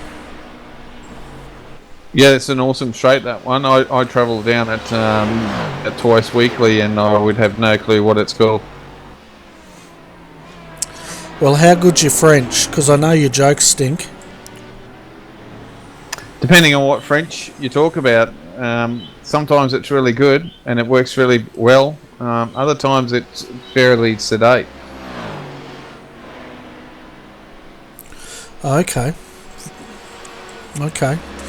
I was totally listening to you. Totally. Did you say something? Yeah, can you check out on what happened to car 218, please? Yeah, well, what did happen to him? He stopped. So we'll go back and have a look at this and see if we can pick it up. Do you know how long he's been sitting there for?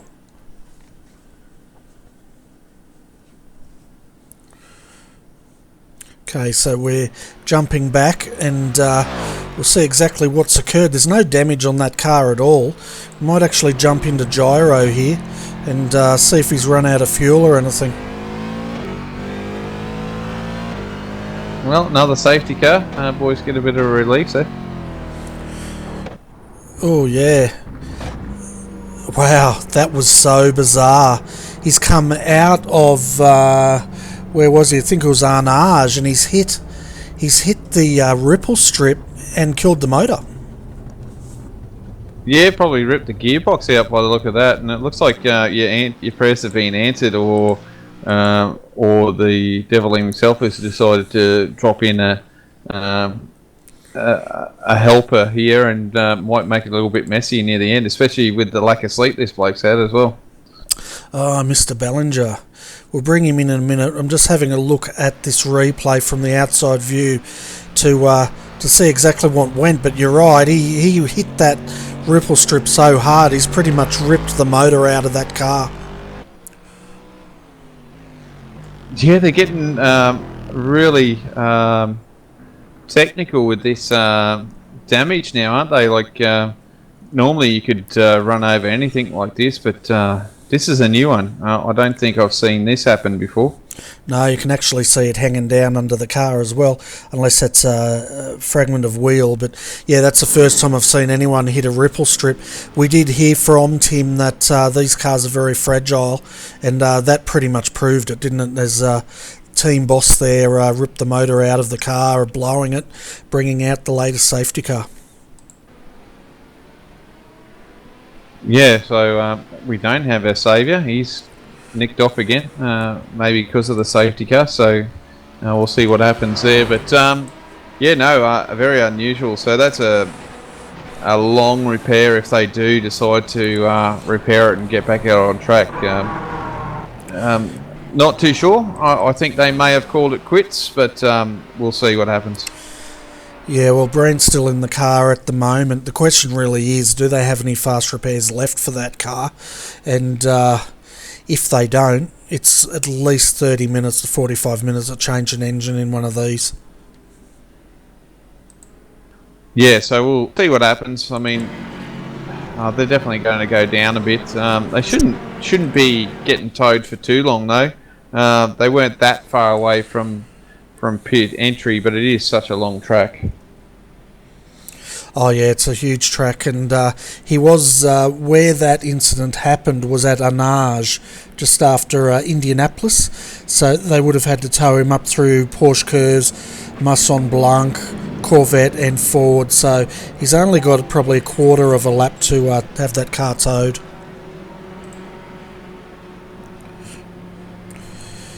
So we'll bring up Mr. Ballinger now. And Tim, welcome back, Mr. Sleepyhead. And we just saw, earlier on you were talking about how fragile these cars are. And we just saw a classic there of Mr. Tucker ripping his engine out literally on one of the ripple strips, bringing out the yellow.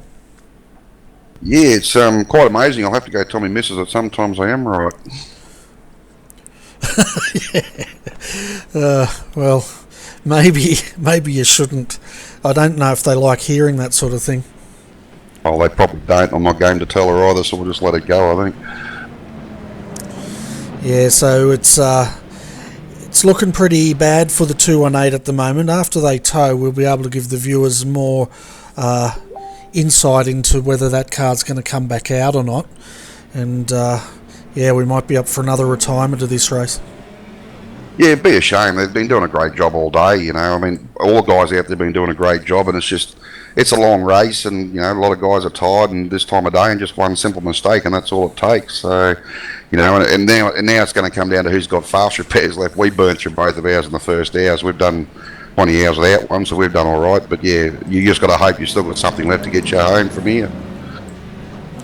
Yeah, well, we're up to 2 hours now, and we're getting to the business end of this race, well, close to it. Probably in the next hour we will be. We know you've had hardly any sleep, mate, but how did the last stint go? Did you manage to rest your head on that pillow at any point? The last stint I did, they'll have to put that in a video manual for fatigue management and driving and what not to do when you're tired. Yeah, so what you're saying is, did you have any micro naps or what? I didn't have any micro naps, but my eyes are getting blurry. I've got to apologise to the VPR boys. We're coming down to the second chicane on the back straight, and I just didn't even see the brake marker and gone screaming up the inside of them and gone straight through it. So I do apologise that it wasn't intentional. Yeah, and hopefully you got a bit of a rest before you got to jump back in that truck and get on with your day job. Yeah, we don't have to worry about that till 5 o'clock in the morning. It's all good. 5 o'clock in the morning. Okay, fair enough. So I'm assuming you'll be going to bed pretty much straight after this race. Oh no, I've got to go have tea and all that with the kids. It's been a bit of time with them yet, so we'll hit the sack about 9 o'clock tonight. We'll be right to go. Awesome. Well, I've got your mate up here, and I'm glad you're here, mate, because he's been doing some old man jokes that aren't even jokes, and he's starting to get a bit, what's the word, out of control, so you might be able to reel him in a bit. Yeah, I'll have a look around. I've got a big stick here somewhere. Awesome. See, Oh no, not the stick. Oh no. so, yeah, see what I have to put up with. The temperature in Canberra today is pretty hot, guys. It's over 30 at the moment, believe it or not. Yeah, it wouldn't surprise me. They reckon there's a heat wave coming through down there. It's actually been pretty hot in Brisbane too. I know when I was doing my stint at 3 o'clock this morning, I was still sweating here on the cockpit. So, and that's something else the boys have got to manage too. Is, you know, some of them are probably lucky enough to be in air-conditioned rooms and things like that, but there's probably quite a few sitting in front of fans trying to race and trying to keep their fluids up while they're doing it. I know you're sitting in a chair trying to race, but it does take it out of you once you start putting in lap after lap and the concentration, and you're pressing on pedals that can take up to 100 kilos over and over again. So it does take it out of you. Oh, it certainly does, and I know one guy, he's not racing here, but he went as far as building himself a cool suit, and he basically got an esky, filled it full of iced water. He had an electric pump that pumped it up through the piping and then into a vest, which he had then put the piping like a cool suit, and then pumped it from there back into to the esky. I think he needs to get a job. He's got too much time on his hands. He reckons it was awesome. But, yeah, we just heard from Brandt, guys. He didn't know what had happened. He said he went for second gear and there was nothing. Well, Brandt, if you have a look at the replay, mate, you hit that ripple strip and got airborne, and that's pretty much ripped out your motor on that, which is the first we've seen of it, Tim, something like that, doing that much damage. But I guess it's just a testament to what they're modelling in these cars. Yeah, it could have been a motor, a gearbox or something like that. You just don't know. But, you know, they do try and make iRacing as realistic as possible. And obviously, yeah, something underneath copped a clout and it just said no more. And unfortunate for Brandt, the All-Star boys, they've hopefully they got a quick repair. If they haven't, they'll just have to wait till it's fixed. I think about a 45-minute repair and they can get back in and finish the race. Yeah, they'll pull out the motor or the gearbox. It did sound like a motor, though, because the motor just died as he left Denage there. He went over the ripple strip, and we were actually in the cockpit for the replay, and, yeah, there's nothing there. Oh, that's a shame, yeah. I think that's about 45 minutes or 30 minutes, I think, on iRacing. So if there's not too much damage, hopefully they'll be able to get the car back on track and finish the race off. Yeah, and they're scratching their head over there at All Stars Motorsports, just trying to work out exactly what occurred. But from our point of view, that's what I think happened. But I tell you what, this restart's going to be interesting in Class A. We've got the Redback boys, and then right behind them now is Nutters Motorsport Orange, very fast car. And then, of course, we've got TD Racing sitting in third, and we know you blokes want to end your championship on a high. So I guess if you can snatch the lead, you guys are going to do it. Oh, we're going to try. Like I said, I've been struggling in the car all the time. I'm just way off the pace. So Colin's sort of going to try and bring it home from here, even though he's already done a ton of laps there. But if Tim doesn't turn back up, Colin's going to try and bring it home. So, you know, the one I'm going to be probably more interested in is probably Blake Neck back there in the first car that's a lap down. He's only a couple back behind the TD Racing car, and he's a pretty quick driver, and I wouldn't be surprised if he tries to make a move to get his lap back here. Yeah, well, this car's been in the top 5 all for this whole race pretty much, haven't they? So you're right, if he can snatch that lap back, he'll do it. He's got the 119 Dean Brifford just ahead of him. Dean's actually 2 laps down, so he'll want to clear him pretty quick and then have a crack at the back of you guys and see if you can jump these guys. But it'd be a pretty big effort to jump these 3 cars. Oh yeah, definitely. The 3 up the front there, like Mark, Aaron and Colin have had pace all day, so he's going to have to be into it to do it. The other thing we've noticed too with this track that's been catching a few people out is because you can't pit under safety car, where the actual pit exit comes off the track, a lot of the people who can't pit under safety car have been pitting as soon as a safety car pulls in. And what that's doing is as they're coming off the track, the cars still on the track are going past them and getting hold penalties and stop go penalties for overtaking under a yellow flag, even though the car they overtook's in pit lane. Yeah, that's that old NASCAR ruling that we put up with in real world racing. When they pull in like that, you're meant to, in a parade lap, you're not meant to pass them or something till you get to the start-finish line, I think. Yeah, it is based on NASCAR rule and iRacing, but on this track in particular, because where the pit lane exit comes off, you've then got those 2 chicanes, and like as the car pulls off, you try and move up on the car behind you, so you keep the train nice and tight, and you'll get a hold penalty for it. Okay.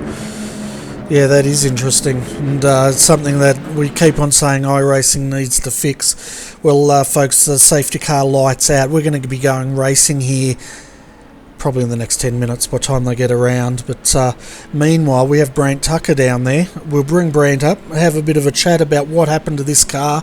We'll have another look at the replay and get his views on what exactly happened here.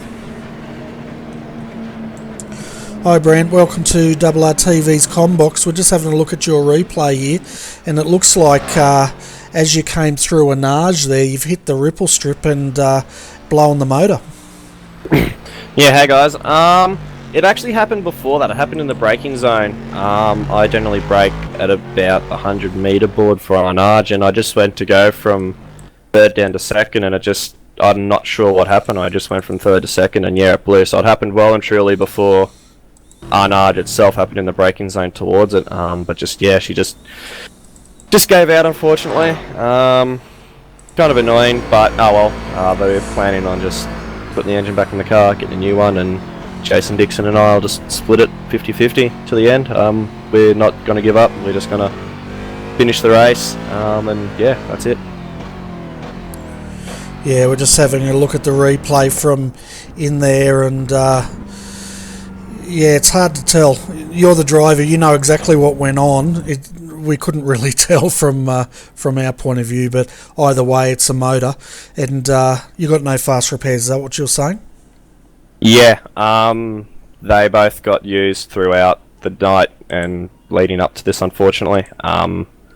Just, accidental, so they weren't really needed, but just human error, forgot to untick them, so no biggie. We're not too fussed anyway. We weren't really in the running for a race.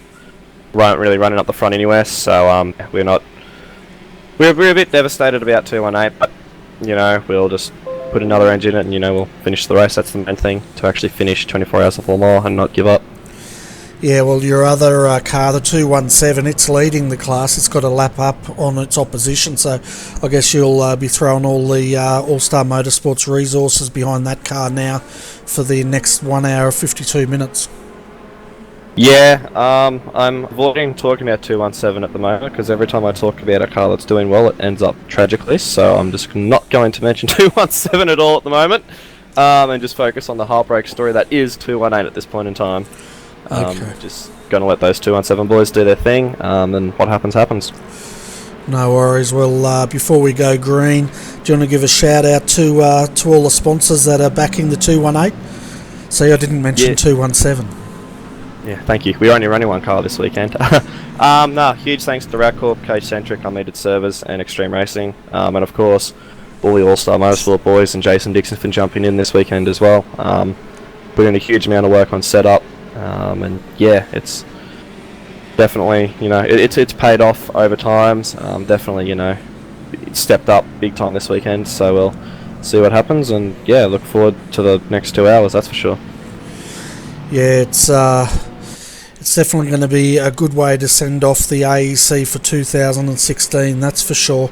I'm just having a look at Class B points. Where's the 218? It's down there in 6th, so I guess you're going to... No, well, you don't have to worry about Blackadder, so you'll probably finish in 7th, because the 217 will probably jump you guys. And thereafter the 231 as far as the points go. Yeah, we're not really anywhere in the championship points, so we're not really, that hasn't really been a big focus of ours. Just Le Mans in general has been more our focus. So yeah, just focusing on this race and not really, you know, not really caring or paying any attention to the points, because, you know, we've had a few miserable races, so we know we're not really fighting for a podium. If we were up, you know, fighting with LMTI for, you know, P3 and championship, fair enough, but P6 and P7 we're not, you know, it's P6, P7. We'll just mainly focus on finishing the race. That's our main concern at the moment, so. Yeah, fair enough. And one final question for you. How much time did you blokes put into preparing for this race and for the 24-hour Le Mans? The second part of the question is, how much has this race lived up to your expectations on what it would be like to race here in the 24-hour?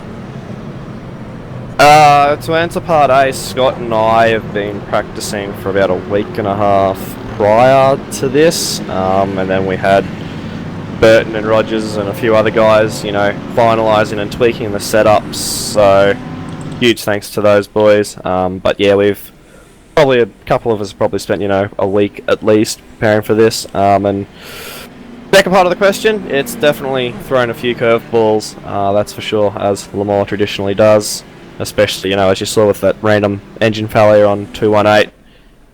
So yeah, it's been a close race, and for the first 20 odd hours it was pretty much Synergy and ASM on the same lap, you know, separated by 10-15 seconds, so it was an awesome race with them. So we'll see where we are at the end of the next 2 hours.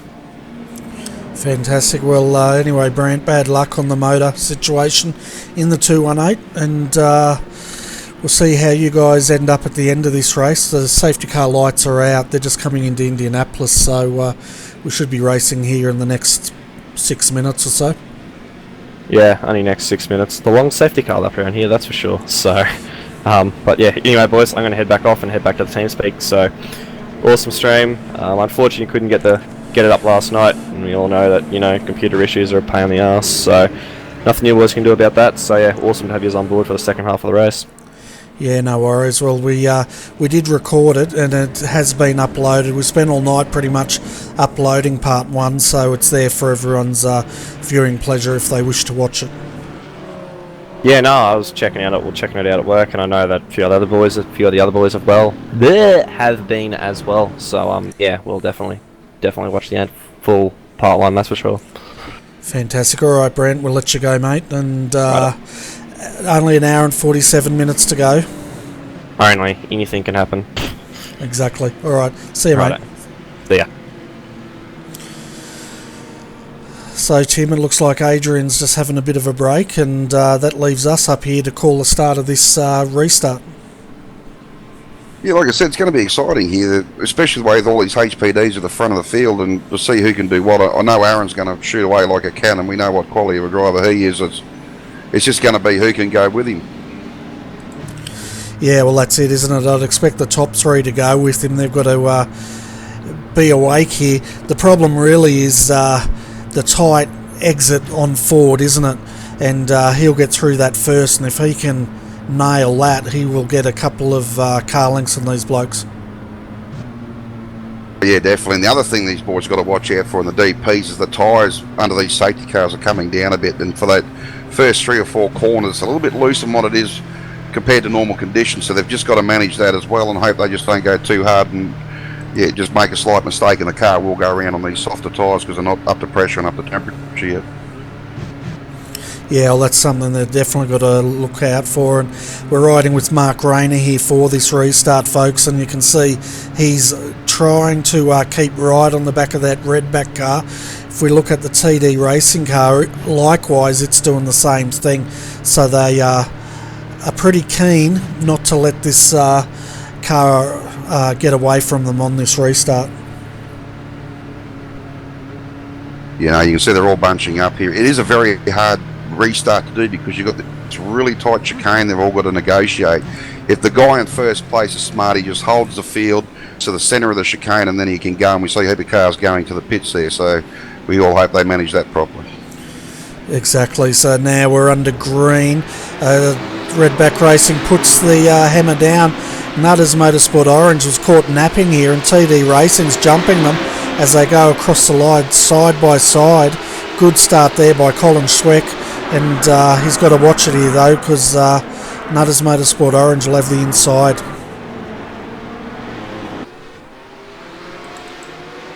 Yeah, like I said, just to be real careful, and we can see Blake in the background there, he's really putting some pressure on, so looks like he's determined to try and get through this and try and get his way up there and get his lap back. Yeah, we're trying to ride with him at the moment as he's putting the pressure on the 119, which is a lap down, but he's also having a lot of internet connection issues in that car. Yeah, jumping around a bit on my screen there too, Bernie, so you can only hope it holds in and gets better for him.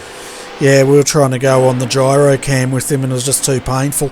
But nice clean start in Class A here. Class B, well, it's pretty tame down the back here, isn't it? Yeah, not as much to play for down the back there, I would imagine. So the boys are probably going to spread out and see how they go. Class C, again, you've got a couple of cars battling away there. So as long as they can sort of catch up to each other pretty quickly.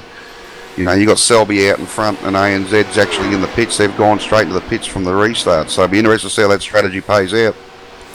It certainly will. And I tell you what, Redback Racing 119 and the 169, these two are battling pretty hard. And the 119's actually a lap behind the 169, but they don't want to let them through. Yeah, like I said, they're both down on the cars in front of them, so if they're going to make a move, they've got to do it clean. So it's a bit of a hard one for these guys to manage. They want to get on with it. They want to try and get their lap back. We see Colin now making another move on Nutters. Yeah, Nutters is going in really deep under brakes there and hangs on to that position. I tell you what, they're phenomenal under brakes. Yeah, but you'll see he's gone a bit deep and caught the dirt, so Colin's got a really good exit here. He should be able to pull up underneath him on the draft and hopefully be able to set himself up. Yeah, so they're now coming up towards Indianapolis. You can see the draft is taking effect now, and we'll see if he can get the inside here, but of course he'll be on the outside now. He's tucking in, and I guess what's he going to have to do? Hang on to a nudge, get a good start out of that up towards the Porsche curves. Yeah, it's pretty much, you want to make your move down the straights if you can do it. Once you get into the curves, it's really one line. There's not really anywhere to go to try and make a move. So for Colin here and for anyone, it's really a case of just putting the pressure on through the curves. You may be able to force them to go a bit deep and run wide. But yeah, you're really trying to get good runs onto those long straights and use the draft to get you around people. Yeah, and you can see now Colin's just keeping an eye on the 169 right behind him. Maybe our team too, a lap down, and as you said, Tim, they're pretty hungry to try and get this lap back, but it's going to be tricky, isn't it? Because once they get past, they have to be able to pull away. Yeah, and the other thing Colin could do here too, if Blake's got plenty of speed, actually let him come through and let him put the pressure on Mark and see if he can come through when Blake comes through. So there's lots of different ways you can do it. You just got to think about which one's going to be best for you. Yeah, that's right. Weigh up the risk and then work out the least riskier part of it. And we can see ABR's definitely got the pace and they're pretty keen to get through. And this is a race or a battle that none of the front runners really want to get involved in. Yeah, it is hard as a driver when you've got a car lap down.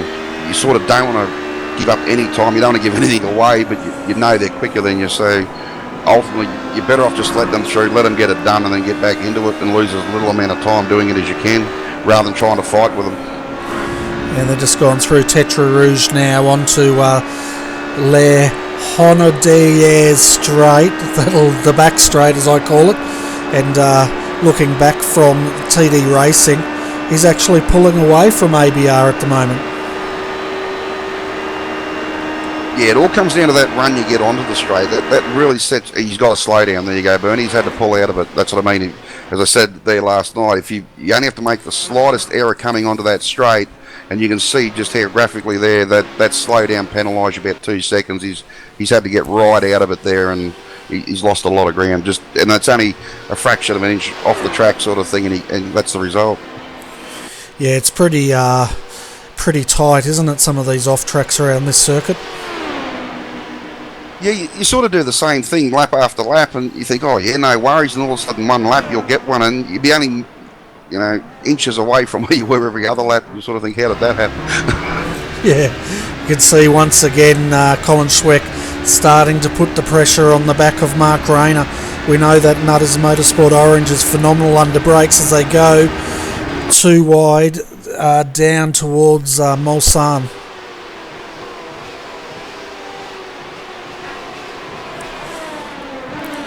So yeah, Colin's going to park it in there, which is his right, and I tell you what, he even though he had the inside, he just got that move done, didn't he?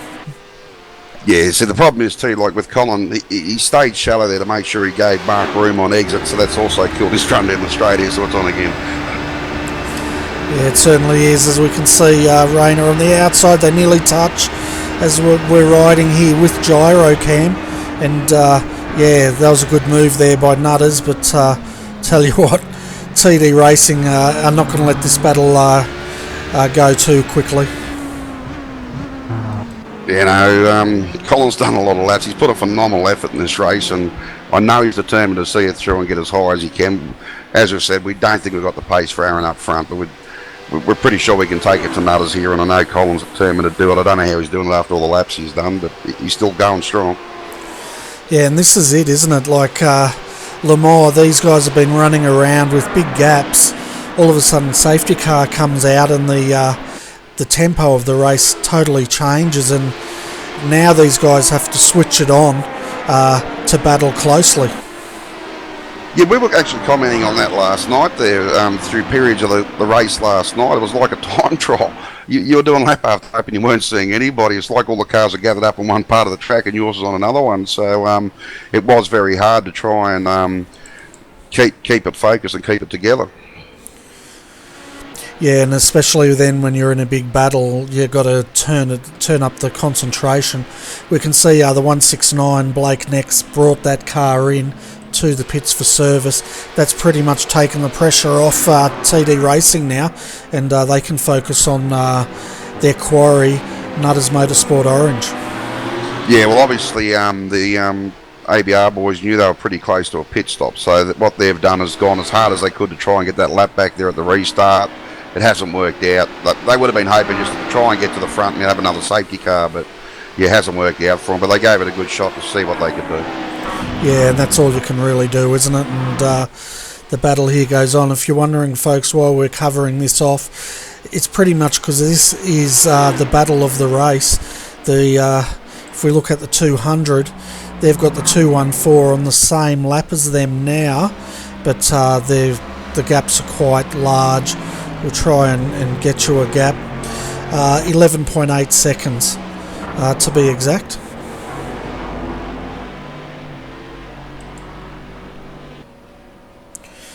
Just looking down at Class C, well, Class C, pretty much I think this class is done and dusted, I think.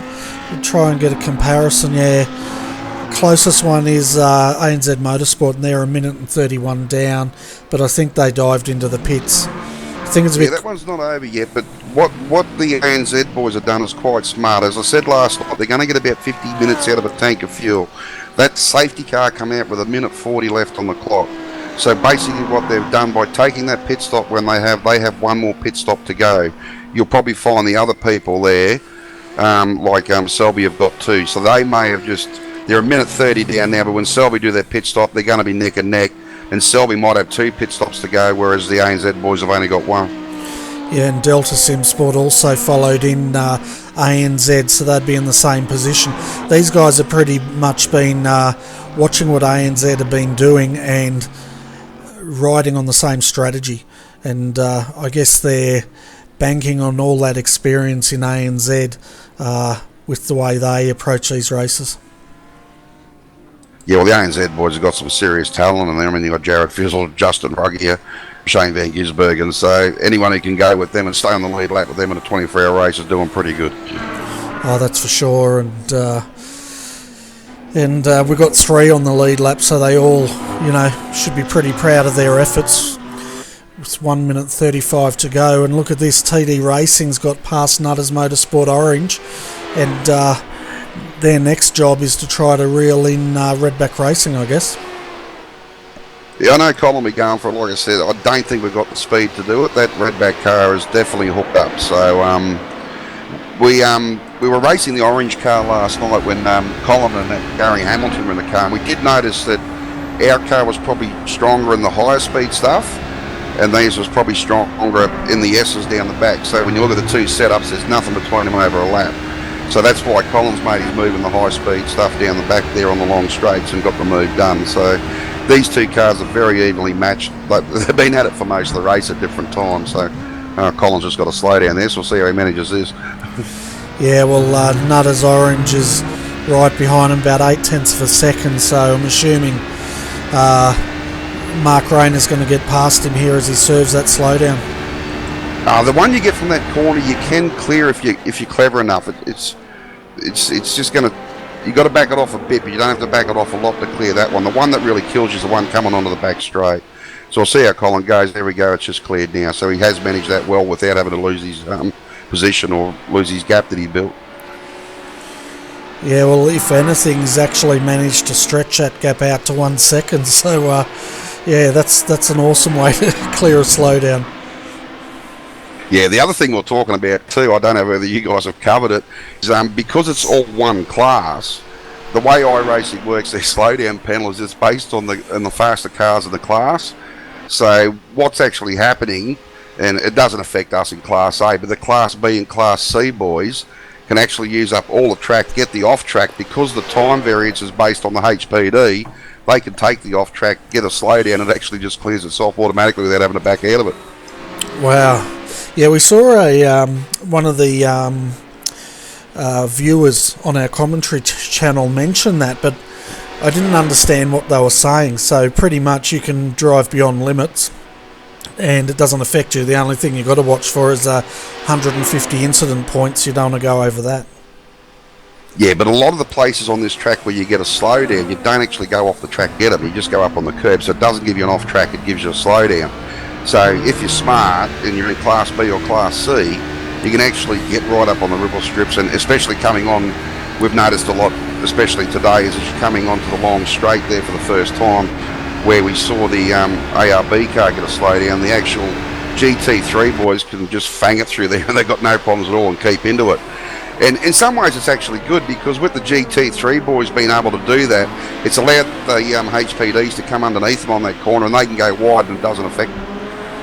Okay, so it's working out for everyone by the sounds of it. Oh yeah, it's just one of those things. It's just, like I said, until we can get these cars put into classes on a hosted room in iRacing, it's just one of the quirks of the system you got to live with, and I don't think anyone's too worried or upset about it. They're all having a ball, so it hasn't affected anyone. And if you're in Class B or Class C, it's the same for everyone. If you're not using it, well then you just didn't think of it, I suppose. Yeah, that's right. And we can see at the moment Team VPR and Redback Racing 2 team, these guys are actually battling for position, and they're 2 laps down. The VPR boys have been going good. They've just been doing their laps all night and all day, and their car still looks spick as when the start of the race, by a bit of rubber marks on it from the tyres. So they're doing a great job, and it's good to it's good for everybody. Like, we're an hour and a half to go on a 24-hour race, and there's still battles within battles happening across the track. It just makes it so much more fun and more interesting for everybody. Yeah, it definitely is a good way to pass the time here, and I can't imagine if you were spending 24 hours just time trialling. I don't think a lot of people would enjoy that too much. No, we've got Nutters into the pits. Nutters Oranges now pitting. Yeah, so this would be a scheduled stop, and we'll see how long it takes for the other two to come in. Generally, you'd probably know this, when Nutters Orange comes in, how many laps behind them do you guys normally pit? It's been fluctuating all night between everybody. You might have a problem somewhere and you've got to come in and pit out of sequence, which we had earlier on last night with dropouts and things like that. So it's sort of been fluctuating. I think we worked out roughly we had about a 20 kilo fuel advantage on them in the last 4 hours, so that's probably much where we're at. So, but we did pit a bit earlier than what we should have at the end of my last stint, because I was just getting too ratty towards the end of my shift and having trouble seeing at the end of my stint there. So that sort of brought it back a little bit, but I know Colin will press on here, and I think he's got about another 3 laps before he has to pit. Okay. Yeah, and I don't know about Redback. They'd probably be in the same boat. Could just see the 217 here coming through. They're pretty much flying the flag now as the 218 blew its motor, and the guys are going to work trying to get that car fixed. And we can see there Jason Dixon sitting in that car, waiting for that engine to be replaced. Yeah, we know with the All-Star boys, as soon as that car's ready to go, someone will be in it and ready to rock and roll. So I just hope they, they don't have to worry about turning the motor off. There isn't one in it at the moment, so they'll be right. Yeah, exactly right. And they're just got to make sure that it doesn't roll backwards, which I'm sure the pit crew would keep an eye on that. Oh yeah, definitely. And Gary Hamilton's jumped into the Nutters car, so I know Colin and Gary were going for it for a fair while last night too. So could be an interesting hour and a half for the boys coming up. Yeah, and it looks like they've done the driver change, filled her up, thrown 4 tyres on this, and sent it out. So we'll see how they go.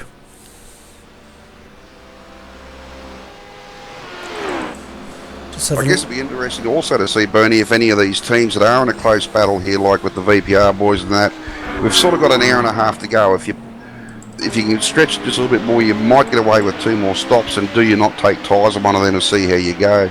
We did find that there is a bit of a drop-off if you do that, and the time difference over the 2 stints is negated by not taking tyres, if that makes sense. So if you don't take tyres, the lap times you end up setting towards the end of your second stint means you probably should have, and you'd be in the same position on track. Oh, that's interesting. We can see, well, the VPR boys, they're pretty much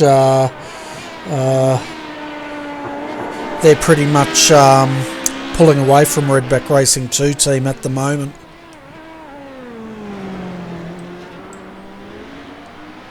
Yeah, well, you got Trevor Foster there in the VPR car. He's a pretty good steerer, and he'll be into it. But I know Dean's also pretty quick, so he'll be doing his best not to let him go. And yeah, it'd be interesting to see how they manage this to the end of the race.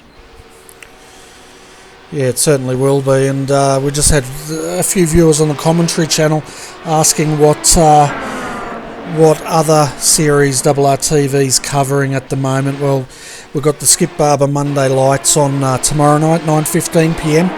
It's attracting some international drivers, so we've had the highest strength of field for the skippies in the world twice now, so we get a few of the European drivers coming down to join us, which is great.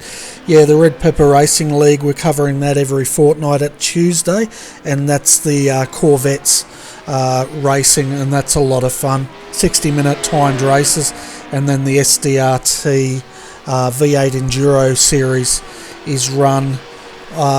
Next one's the final one's the 2nd of December, but of course from next Saturday night, folks, we'll be covering the Blancpain Endurance Series Australian split. So you guys will be able to cheer on the Australian New Zealand teams as they continue their campaign to try to qualify for the World Champs, and that'll take us through to about March next year.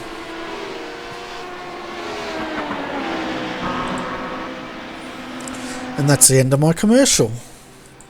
Nah, it's good to see the amount of effort you're putting in there, Bernie. I know everyone in the iRacing community appreciates it, and I know you've got heaps of fans out there for your channel. You do a wonderful job, and it's great to see that all your work's appreciated and well supported. Yeah, I'm glad they all enjoy it. We pretty much do this for the community and the viewers to enjoy racing. We try to make it as realistic as we can, and the viewers seem to enjoy that. The other thing to mention, folks out there that are watching, I also opened the what do you call it? We're open for requests from people running leagues and strength of field races if they want them broadcast in 2017.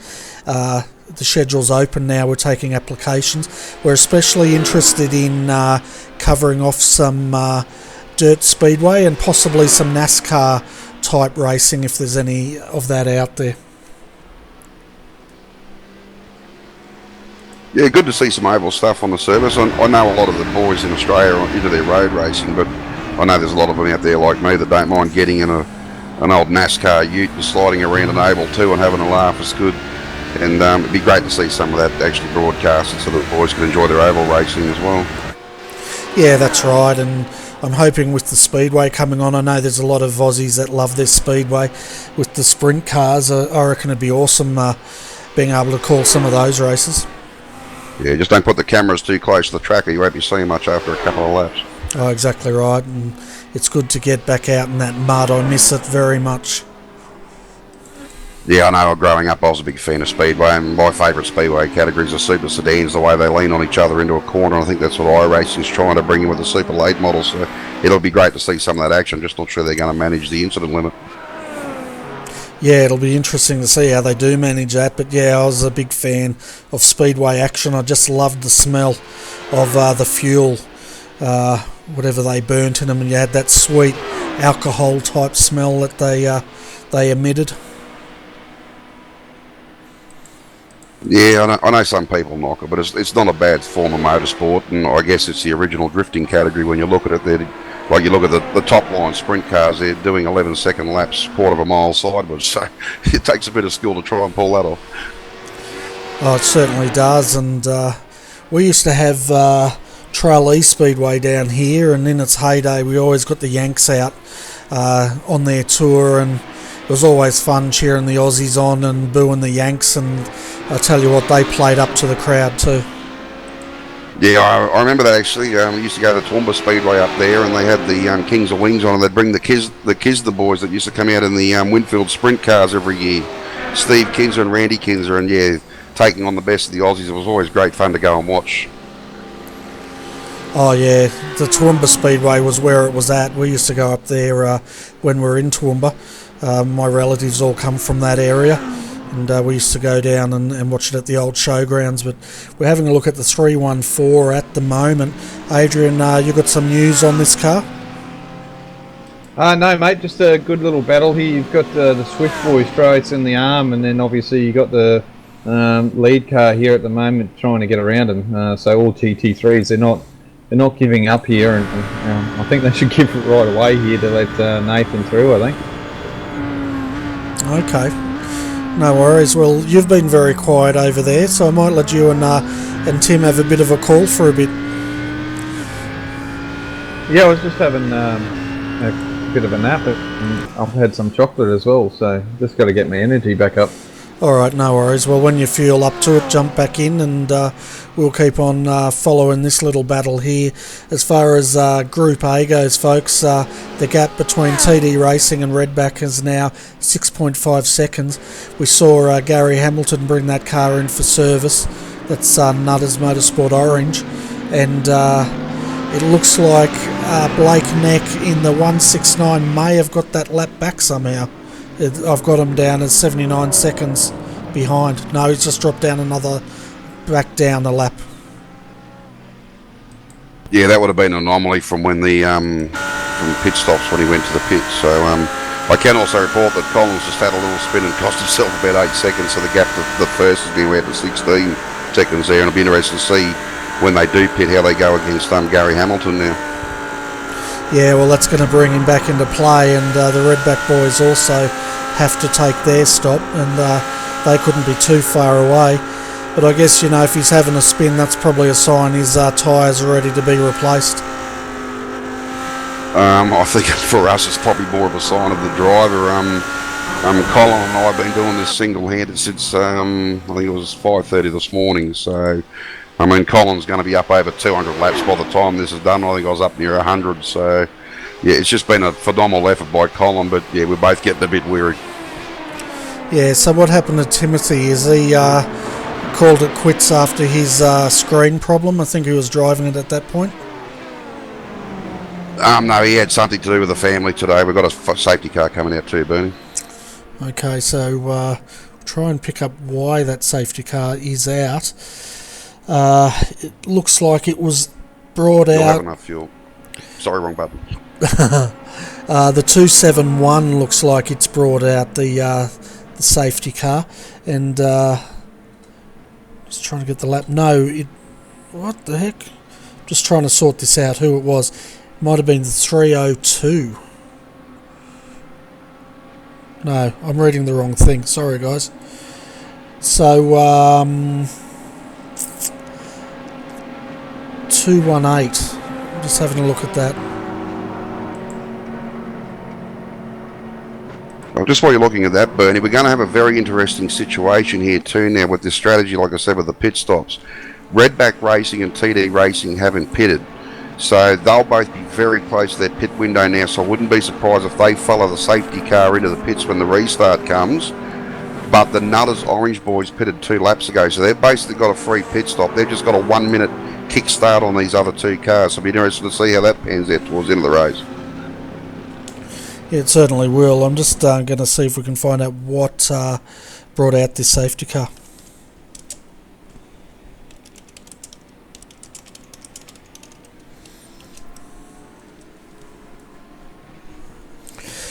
See I think it was the 231, I think, Bernie. Okay. Just having a look here. We're a bit lost here, folks. But we will work out exactly what have caused it. It could have been the 231. Tell you what, they're running a similar paint scheme to what you've run in the past. Yeah, unfortunately, my trading paints for teams isn't working, so I can't see it, unfortunately. So yeah. Yeah, it looks like it was a 231. They have been granted escape permission. And I'll see if I can find out. So that was Mr. Bull was driving that car, I think. I believe so, yeah. Okay, we'll jump back here, folks, and see if this sheds any light to what happened to this car.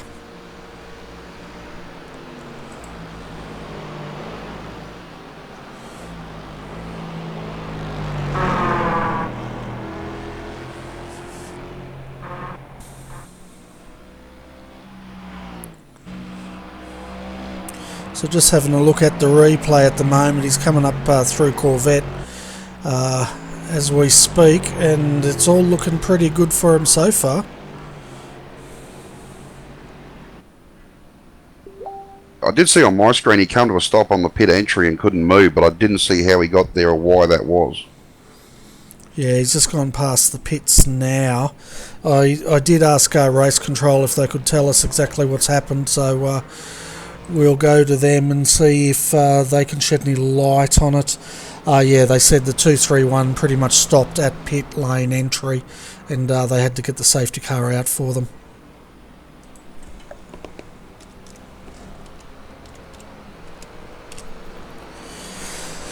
So it looks like they've done some damage to that car too. They'll get a quick tow in, and then we'll see if that car needs to be fixed. But they've been in there for a while. Yeah, maybe this track is hard on Corvette motors by the sounds of it. Yeah, they're starting to let go, aren't they? And I'm assuming that's what happened. They've either the motors either let go or they've run out of fuel coming into pit lane. But does pit lane run uphill? Do you know, Tim?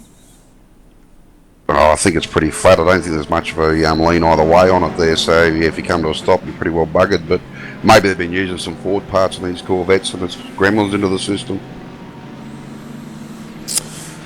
Nah, if they had Ford parts in them, mate, they'd be lapping the HPDs by now. Oh dear. Yeah. So at the moment we can see, let's take you through the top three of each class while we're under safety car. We're going to be under safety car, folks, for probably about 15 minutes. So if you need to have a break and walk away from the screen, make yourselves coffee, get your beer, get your pretzels and your chips or whatever else you need to do, and come back in about 15 minutes and we should be just about ready to race. But Class A at the moment, the 118's leading. Aaron Lee's driving that car, Redback Racing Team 1. They're competing to try to get second or third on the podium in the championship. TD Racing, well, this is your Class A champions. They've already been crowned and no one can catch them now, so Colin Schweck is pretty keen to get this car up as far as it can. And of course we've had Tim here, who's in the commentary box, driving this car, as well as Timothy Schweck were the three drivers of that car. So they're second. Gary Hamilton, he's down there in third. He's got a couple of cars that he needs to get past, and that is the 119, which is 2 laps down, and the 166, which is also 2 laps down, but those two cars are fighting for position. And then of course you've got Blake Neck in the 169 in fourth and 1 lap down. So he's going to probably try it again, Tim, and try to put the pressure on and see if he can get that lap back. Yeah, it's going to be interesting. But like I said, the biggest thing we're going to see here now is how this pit strategy that we've been talking about all races is going to pan out. You got Redback and Carnet have both got to pit. They'll probably have to pit as soon as they go in with the safety car before the restart. So that gives Gary Hamilton a 1 minute lead over them. But with Gary Hamilton pitting earlier, can he make it home with one more stop, or will he have to do a splash and dash towards the end? So it's going to be exciting. And if these two cars do have to pull off, that'll give Blake his lap back. So then he's just got to, hopefully, once he gets in front of the rest of them, as another safety car comes out to bring him the whole way around. Yeah, and the thing is with these safety cars, though, safety cars don't seem to breed safety cars around here at all, do they? We do get them at a regular interval, but we haven't seen a restart that's then brought out another safety car. I think the biggest thing for that too is the length of the track. At each restart, most of the Class A cars seem to have been at the front of each restart, so you haven't had that normal staggering like we've had in the other races where you got A, B and C all mixed in. Each restart's sort of been A at the front, B in the middle and C at the back, and it's taken a lot of that aggravation out of there at the restarts. It's been quite clean on all of them. Yeah, and that's probably due to the wave through that seems to work really well at Le Mans, and that's what's, I think, splitting up the fields into where they should be. Looking at Class B, folks, Josh Rogers, All-Star Motorsports 217's leading that. They're 1 lap up on Boost Juice Synergy Sim Racing, but Michael Schreier is right on his back for the restart, and I reckon they're going to be racing pretty hard to get that lap back. And what I mean by racing hard, Michael's going to put the pressure on. And then third and on the same lap is the 214, which is right behind them, and that's Synergy Sim Racing 2. And that's got Kane Kujimiya in the car. He's a fast charger. So it'll be interesting to see what they do for team orders there, if there are any. And then fourth and 2 laps down, 3 laps down, is Synergy Sim Racing 3. Glenn Postlethwaite is driving in that car. And then, of course, we have the 229, which is 4 laps down. And finally, the 218, Jason Dixon, is back out in that car. We saw it with a blown motor, and they're a long way down, but they're just circulating to get to the end. Yeah, no, they'll keep pushing towards the end, and I guess the interesting thing is I can't see Synergy 1 and 2 having too much of a battle. We know that ERA had to pull out earlier on from the race, and given the current way it is, I think they're only 5 positions behind Synergy Sim Racing, so that Synergy Sim Racing 1 car has got to really maximise its points to try and take the championship off ERA. So you'd like to see him go racing, but I can't really see it. And we also know with the Synergy Sim car, it has got a bit of panel damage on it, which is going to make it slow on the straights. So if he's trying to jump Joshua at the start, it could be a bit of a battle going with him on the long straights at the start of this lap. Yeah, it could be, but what they could do possibly is use the 214 to help tow that 200 up towards Josh if Josh does get away. Yeah, well, like I said, there's heaps to play for here, and it'll be interesting to see how they manage it. And I guess as a team, they'll be looking at the overall championship from here and trying to come up with the best strategy to maximise their chances in that. Yeah, and we know these guys are pretty good with strategy, so they'll be no doubt discussing this over their drivers' channels with if they've got management there helping them out, and whoever else is using their slide rules for fuel. They'll get all that sorted before the restart. They've got plenty of time to sort it too around Le Mans. One of the viewers asked if there's something that we can do to speed up the pace car, and I know Tim's answer, and that would be put some Ford parts in it. Well, it is a Ford. Therein lies the problem, Bertie. It is a Ford. Well, there you go. Well, it's driving like a Holden at the moment. Yeah, Holden first gear. That thing's flat out, mate. Oh man, you're lucky you're so far away from me at this point, or else I'd give you a seething dirty look. Oh well, you got to look on the bright side. I'm too lazy to run away, so you know where I am. Yeah, I'm too lazy to go that distance to give you that look. We're both safe then. Yeah, you're a Queenslander just like Adrian, aren't you? Yes, a banana bender. It was actually funny when I was driving the truck. Well, it wasn't funny. One of a truckload of bananas had gone over on the side of the road. The driver was all right, and the cops are standing there wondering what they're going to do. I said, "Well, you're going to have to throw all the bananas out, mate. They're bent now." What'd they say to you? Yeah, he saw the funny side. It was all good. So you can say move along? No. We just had to wait until they cleaned it up so we could get going again, but that's part of the job. It'd be interesting to see now, like with ANZ doing that earlier pit stop back here in Class C, how this is going to pan out too. I'm not sure if Selby has done their final pit stop yet, or the second last pit stop. Yeah, I'm not sure. I've got to be back in a minute, guys. I spilt my apple juice, and I need to clean it up.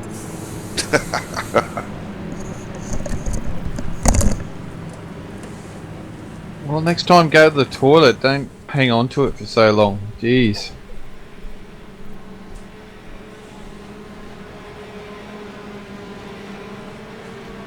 Oh, the boys are trying to catch up here, Tim. All the GT3s with the wave around there, trying to catch up while we're trundling along here down the straightaway. It's such a long lap. What do you do to keep yourself entertained while you're trying to get around these laps behind the safety car?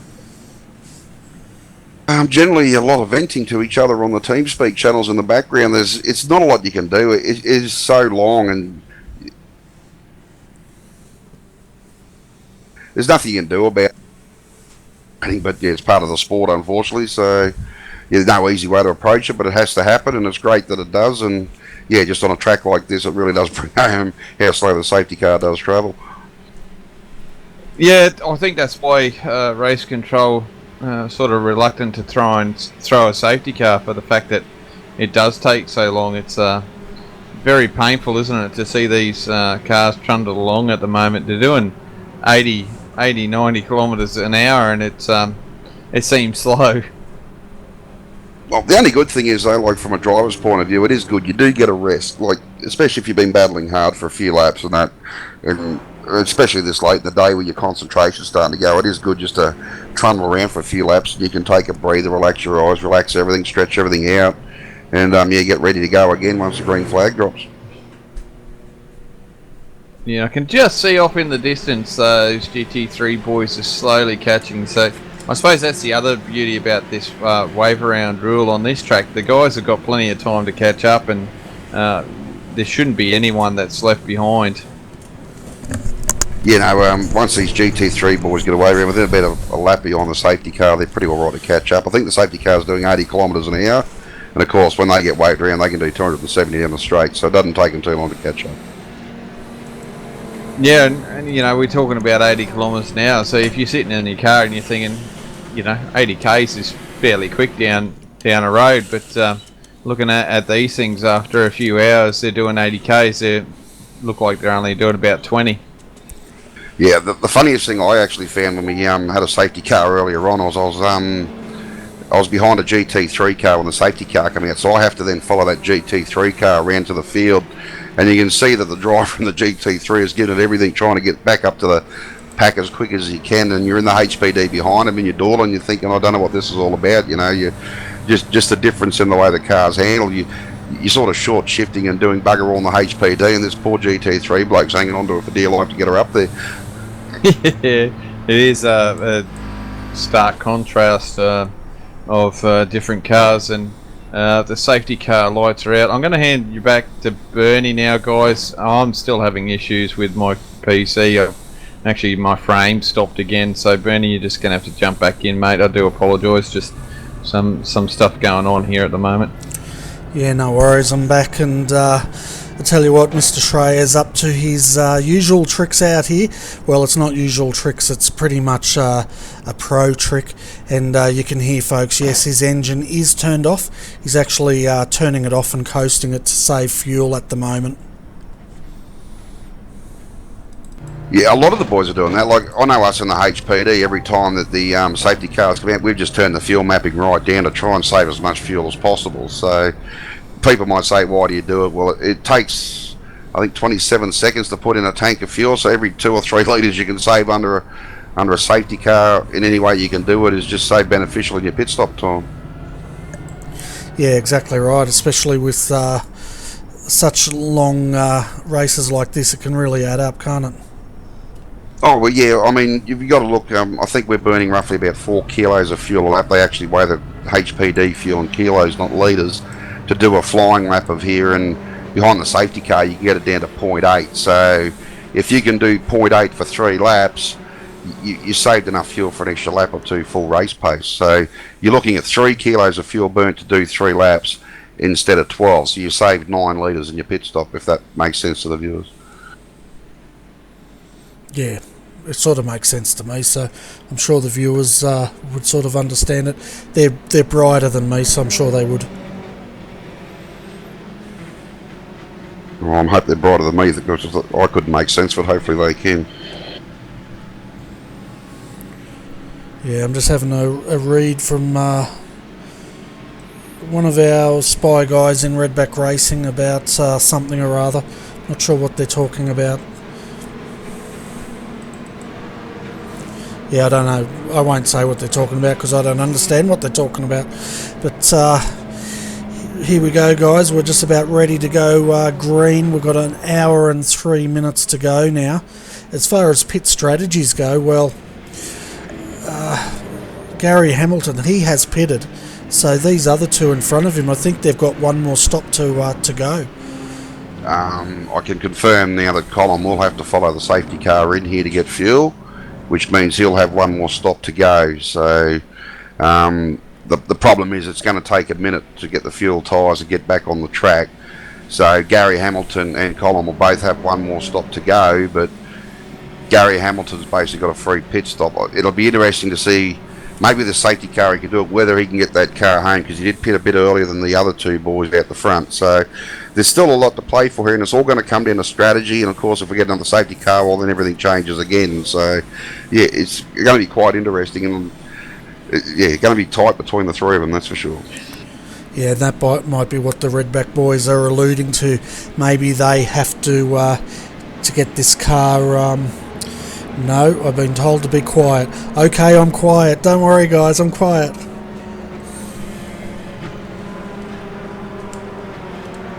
There's no point having too many secrets. We're all going to find out in a minute anyway. I have no secrets. I'm like an open book. That's why everyone tells me to shut up. So anyway, folks, we're about to go racing here once again. We know the TD Racing boys will probably have to go straight into the pits. Question is, the Redback boys, do they have to come in, or can they stay out? And we'll find out in the next couple of corners.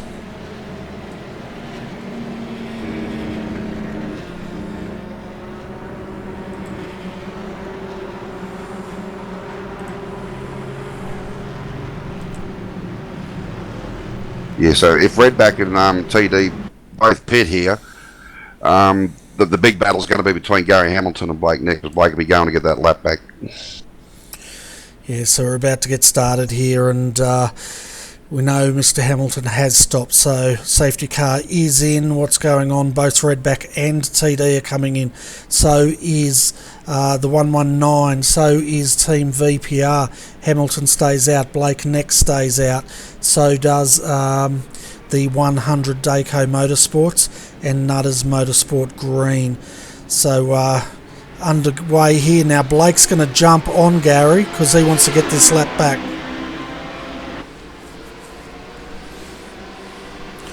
This is probably the best opportunity he's had for a long time. Oh, as they go too wide into Dunlop, and there was nearly contact. Again, ABR there pushing orange wide, and it's lying all over the road because of the internet connection, and that must put Gary Hamilton off. But Team ABR, they have that lap back, Tim.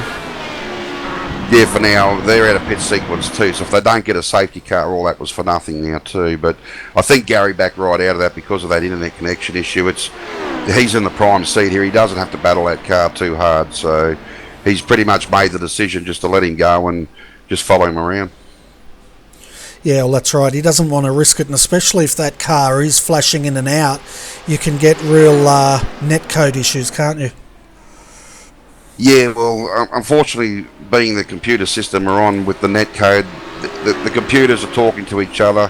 They're making an approximation of where the cars are, and if that communication is breaking down a bit like it is in Blake's case, the car could turn up 3 foot away from where you think it was, and all of a sudden you've got contact. So it's better for Gary to pull out and just follow him, as long as he's not holding him up. Yeah, and it doesn't look like he is. He's pulling away, and now the 100, he's looking like he wants to get past Gary. And of course the 100, this car is 4 laps down, but they've got the pace, and you know they will be wanting to try to get that lap back as well if they can. Oh yeah, definitely. I mean, they're here to race, so it doesn't matter whether you're 1 lap down or 100 laps down. If you've got a car and you've got the speed, you go racing. And we've now got the 2 Redback cars and the 137 car out of the pits almost, the tail coming down the back straight as well. So a lot to play for here across the whole field now. Certainly is, and there's a lot of work that the Redback boys and TD Racing boys need to do to try to, well, is it all going to play out, or do they have to get this gap closed up? That's a question.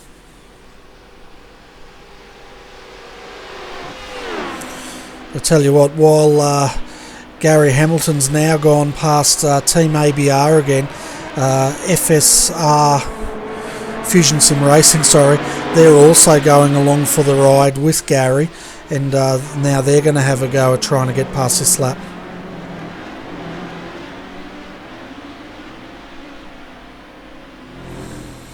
So I think Tim's gone to sleep. I wouldn't be at all surprised he's been up for 24 hours or something.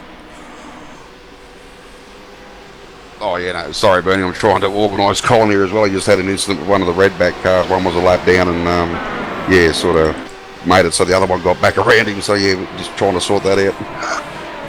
Yeah, fair enough. We'll jump back if we can and see if we can pick that up on replay and have a look. Yeah, sorry mate, I keep on forgetting you're trying to manage the drivers as well. Oh yeah, I'm trying to help you out, and I've still got to try and do that as well. But yeah, I think I should have a feminine side if I can do more than one thing at once. Yeah, you do have a feminine side. It's called your wife.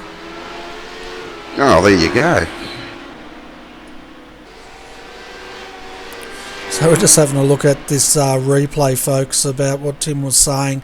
And at the moment we can see the 118 in front of TD Racing and the 119 behind them. And just trying to see what you're talking about here, Tim. I was coming up the back straight there into one of the chicanes. He's dived out the inside and lost control of it. So yeah, no big. Everyone kept going. I don't think there was any contact. So.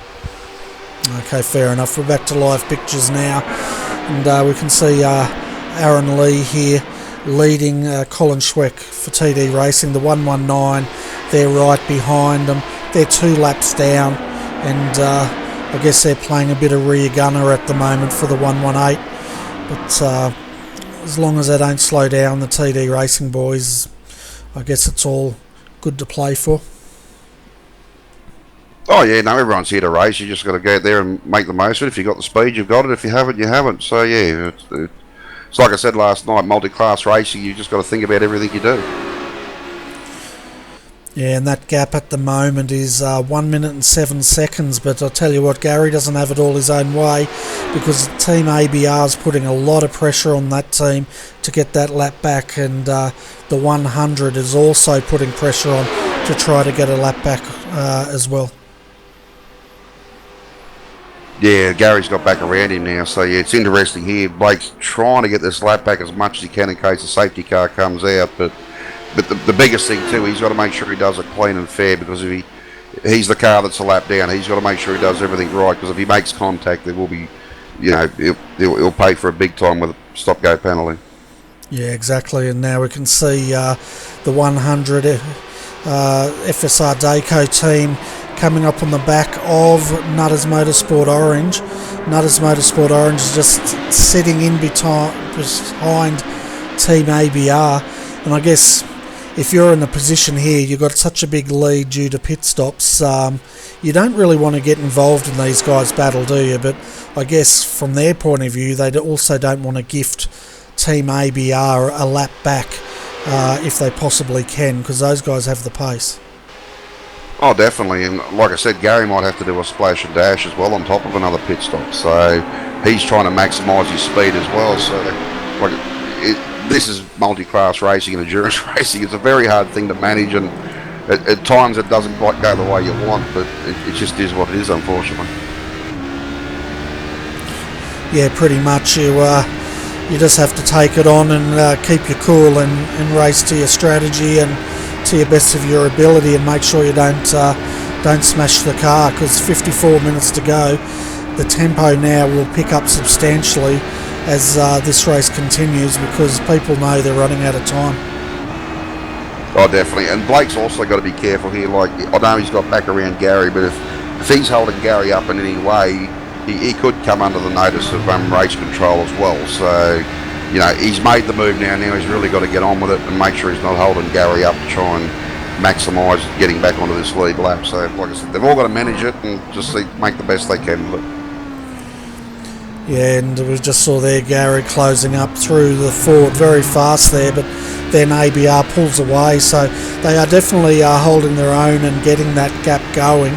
So as long as they can get 2 seconds up the road before the blue flag goes away, they should be okay. Oh yeah, he doesn't have to even be 2 seconds up the road. He's just got to be slowly pulling away or maintaining the gap. If it looks at any stage like he's holding Gary up, he will have to give that position back and let Gary get on with it.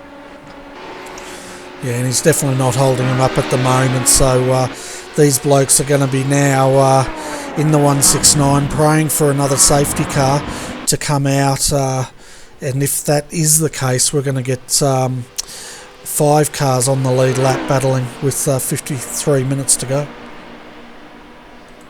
Yeah, well, the other problem he's got too, I know he's out of sequence with the top 3 cars as well, so he's probably getting low on fuel now too, which is why he can pull away from Gary the way he is. So the other problem he's got too is he probably needs that safety car in the next 4 laps before he's got to pit again, or all his hard work was for nothing. Yeah, and even if a safety car does come out though, he's still going to go a lap down, isn't he? Because Nutters Motorsport Orange, it depends if they come in for their splash and dash or not, but I think, yeah, I'm a bit confused there. Oh no, well Gary pitted not long ago, so I don't expect to see Gary in the pits for about another 20-25 minutes, but I know that Blake's probably getting real low on his fuel now, so I'm expecting him in the next 5 to 10 minutes, so he needs that safety car to fall in the next 5 to 10 minutes, so when it comes out he'll get the wave around and go back onto the lead lap. If it comes out after his pit stop, he'll be in the same position he was back in the back of the pack again, a lap down. Yeah, and I guess they've got to roll the dice, don't they? And they've been trying it, and with those other 2 cars, Redback and TD Racing, pulling in for the pits, they could smell that was probably their best opportunity to try and get this lap back. Yeah, it certainly was. I knew if them two cars had to pull in, that was his opportunity to quickly strike, get around Gary and try and maintain that gap. So now it's going to come down to luck and getting the safety car before his pit stop. Yeah, and we'll have a quick look at the 217. They're leading with the lap up at the moment, and Boost Juice, they're probably about 5 seconds up the road, so they're not putting any pressure on there. And then going back, Nathan Hapatz in the 314 still leading, and they're leading Shane Van Gisbergen at the moment. That live gap is 1 minute and 23 seconds. Delta Sim Sport and of course ANZ are racing within 1 second of each other, but that's because they're both on the same pit strategy. Yeah, and like I said, if they've pitted again too under that last safety car, they're probably right to go home, whereas Selby's still got a pit stop to go. So it'll be interesting to see how these gaps all work out towards the end of the race. We're not going to know for about another 20 to 30 minutes. Oh, yeah, we've got 50 minutes to go. So probably another 20 minutes we'll know exactly where everyone stands and what they need to do to get these cars home. Yeah, and it's taking the last stop the 314 did. It took them 64 seconds, 1 minute and 4 seconds to pit that car. That doesn't include entry and exit time, and the gap is 1 minute 23. So it's going to be really close when the 314 does pit with these two. Yeah, and depends how much fuel they got left over too. They mightn't have to take the full tank of fuel when they pit. They might have enough in reserve to sort of, instead of putting 120 litres in, they might only need to put 100 or 90 in it, which will shorten their pit stop again. So, and unfortunately, we won't be able to do any of that and know any of that until it happens, unfortunately. Yeah, it just gives us something to talk about, which is good. But yeah, the other two teams, the 397, 399 teams, they did a 56.8 and a 57.8 respectively. So that's probably the average time to do a GT3 stop, throw tyres in, fill them up. Of course, they've changed the rules on the GT3s again with the way they do the tyres. They fill it, and then I think they've got one Jackman or something now instead of the two to change the tyres. Yeah, they've only allowed one tyre at a time now, so it's about 26 seconds to do a set of tyres on a GT3 car, and they do them one tyre at a time. Yeah, where before they could do them two, and before that they could do them while they were filling the car, but with the blunt paint and that, I think they've pretty much tried to align this class to what's happening in real life. Yeah, they certainly have. I'll be back with you in 1 minute, Bernie. I've got to go play fuel calculator, so I'll be back with you in 1 sec. Yeah, no worries. I'll wake Adrian up and see if he can join me. If not, folks, you get the nice soothing dulcet tones of Bernie the commentator. Yeah, and that puts everyone to sleep. Well, that's why if I said it, I got you back, so at least I got someone I can talk to. Yeah, I don't know if that was a BB prize or not. Oh. You get really cranky when you're tired. Has anyone told you that lately? I think it's just old age. Oh, okay.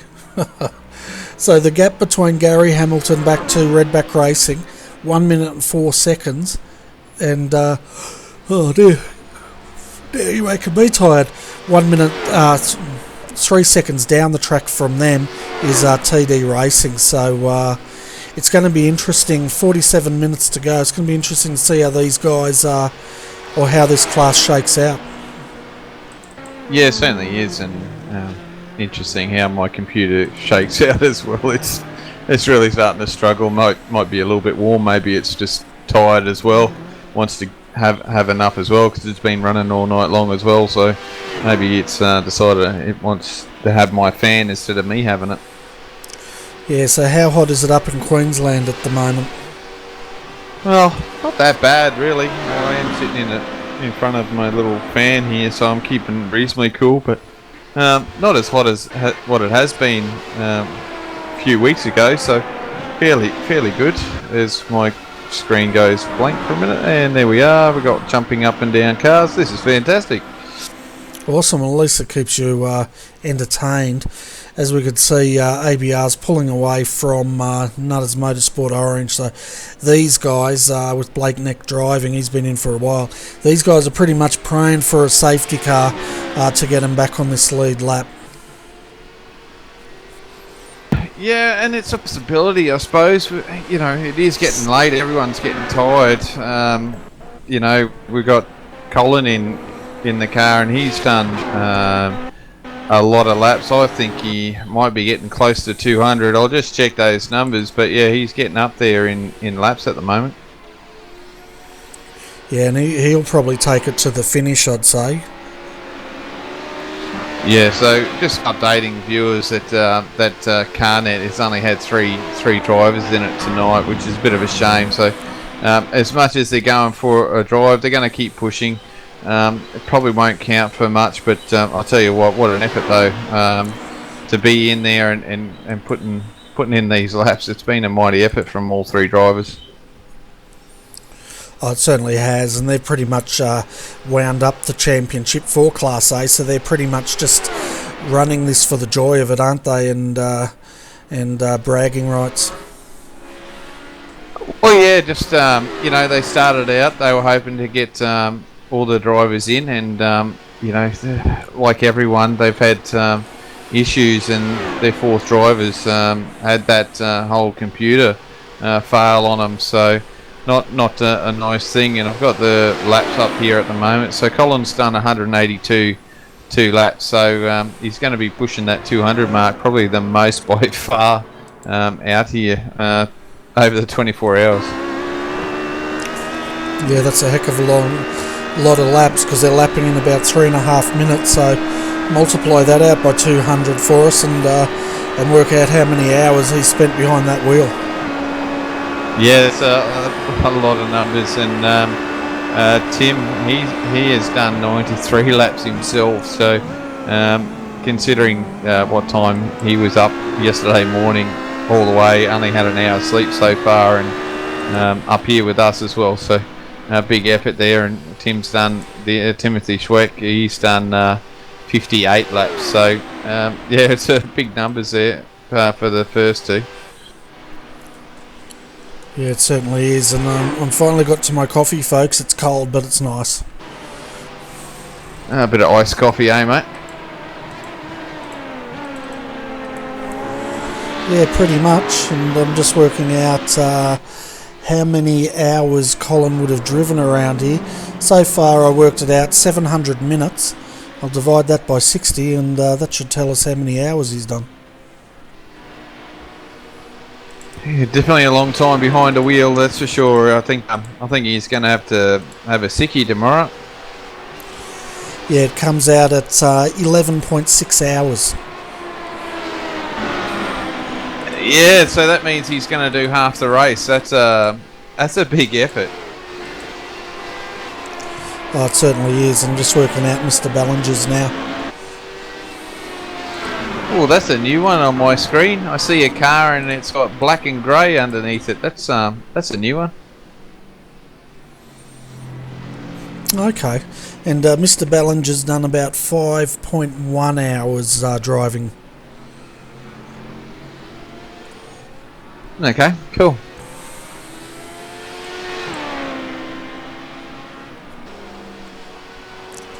Yeah, someone's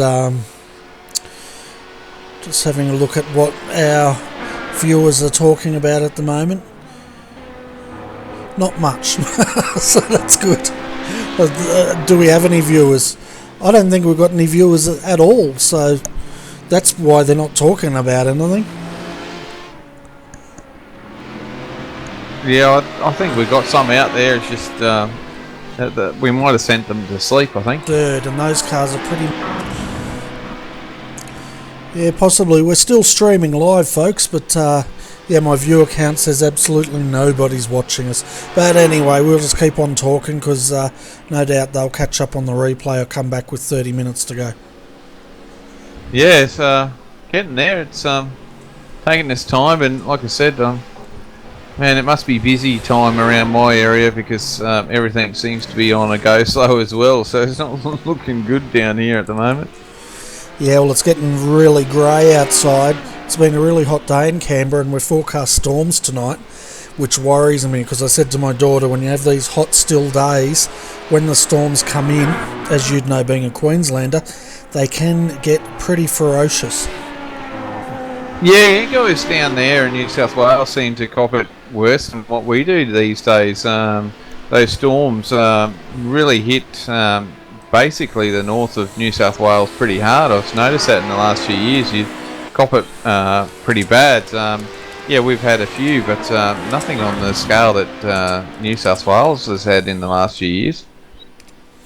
Yeah, the storms down this end of Australia, I've noticed are becoming more Queensland-like in the types of storms we've been getting. Yeah, it's just been one of those weird situations, hasn't it? It's been getting really bad down there, so global warming, Bernie, I'm going to blame that. No, we've just sent out weather down there to stop them coming up here. Oh, is that what it is? Let me guess, you're going to build a wall and make us pay for it.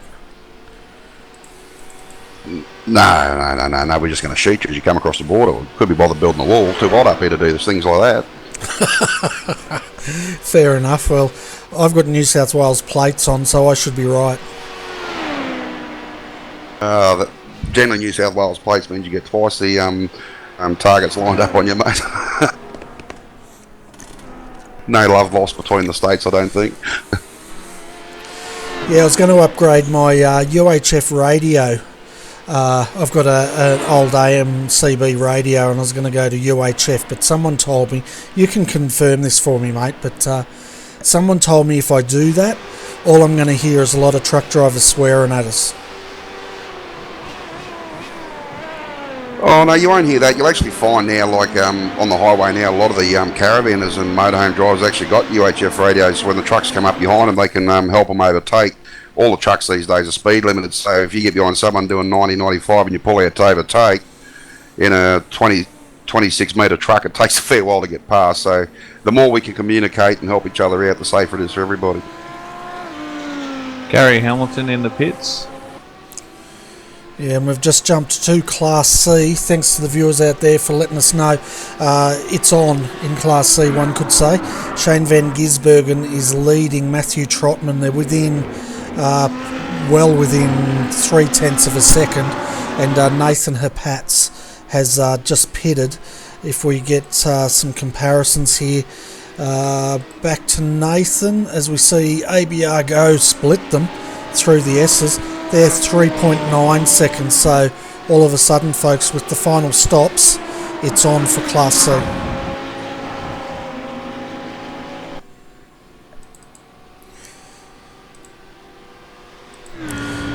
So, who's your tips, folks, for Class C? Who do you reckon's going to win here?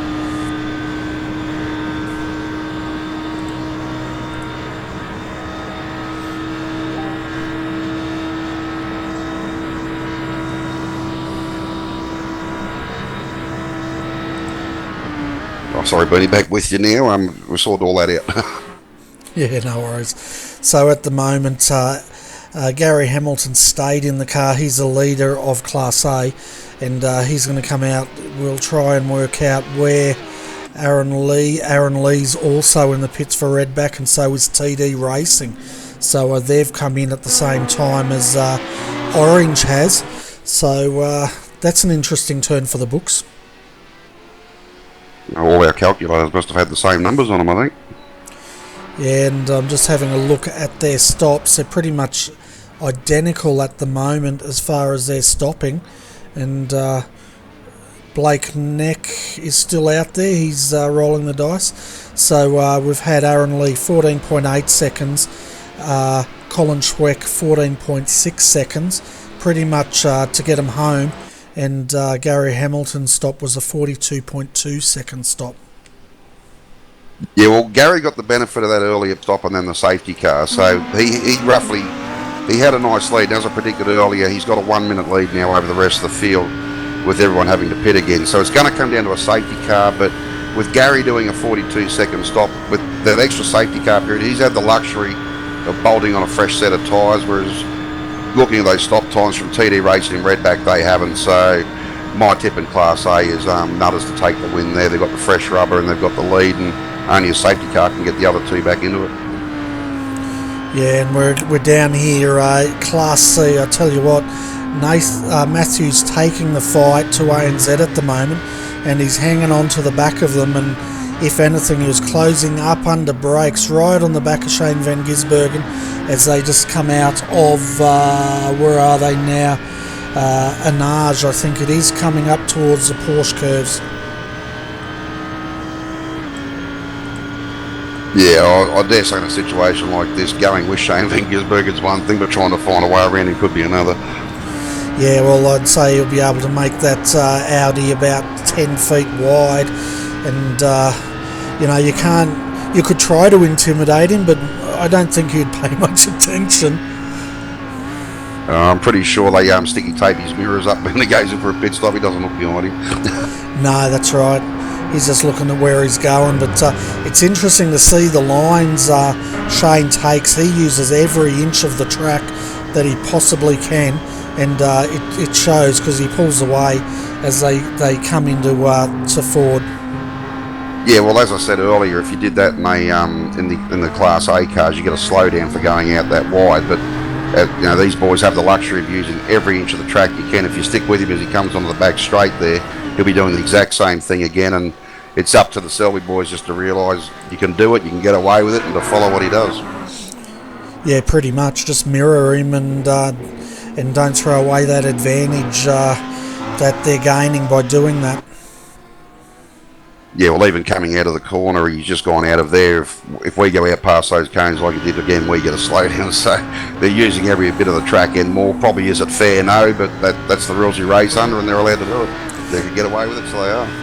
Well, exactly. If the rules are there to be exploited as a racing team and driver, you take it, and you can see there now Matthew's woken up to it and he's starting to follow the same lines. But all fair in love and war, really. We've just had race control actually warn the drivers of track limits. Obviously, they're aware of the situation as well and what's going on. Yeah, well, race control no doubt tuned into the broadcast as well, but I'm not taking responsibility for that. I don't want all these drivers blaming me for anything. You're going to have to, mate. You let me up here. Yeah, well, someone had to keep an eye on Mr. Jarvis. Yeah, we might need some support there. Yeah, so Class B, we'll just let you guys know what's going on with that while we follow this battle. Michael Schreier's pretty much leading their sister car, the 214. They're both on the same lap now. So that's Synergy Sim Racing 1 and 2. And then Synergy Sim Racing 3 are 2 laps down in third. And then LM&TI are 4 laps down in 3 laps down, in fourth. And so that's where they're at. As far as the top Class A goes, Gary Hamilton has a 41-second lead over Redback Racing, and they've pulled out a 4-second lead over TD Racing. Yeah, well, the strategy in the end, that's what it all come down to, and they've got a lucky break with the safety cars, and Gary can now just manage his gap to the end. We know with this series that probably in about another 15 minutes there will be no more safety cars, so all Gary's got to do is stay where he is for the next 15 minutes, and if he can get away with that and we get no safety cars, he's pretty much got it in the bag here, and a brilliant effort by those Nutters boys. I know when you were off air there at one stage, I think it was earlier on today, they actually had both their team cars come together, and they were about 2 minutes behind, so they've fought back well today, and just their patience and persistency in this car has really showed up today. Yeah, they've been a team to really contend with, haven't they? And I tell you what, Matthew Trotman's great under brakes in this car, and you can see just as he's closing in, he's got the slipstream now. These guys are hitting around about 275 kilometres an hour on those straights in these Audis. Yeah, we've still got 30 minutes to go, so if I was Matthew, I'd be just trying, at this stage here, just go with Shane as much as you can. Make sure you don't lose him, stay on that draft, but don't look to put a move on him too early, because as you can see how easy it is for Matthew to catch up ground in the draft, it's going to be just as easy for Shane. So there's no real point to push it too hard this early. He only needs to lead the last lap, not the next half hour.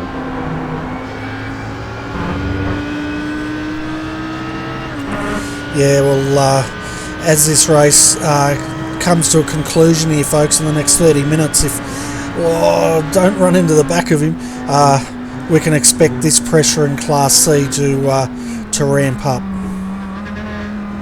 Yeah, this will be the battle to the end. We've just got to hope that both boys keep it clean and no mistakes. We should have a good battle for the next half hour to watch. The only other real battle we might have is going to be between Redback and 137 for the second place on the podium. So, yeah, but I dare say Redback's slowly... Well, Colin's going with him there. It's still 4 seconds, so we're interested to see. Maybe a bit of traffic might bring Colin back into that one.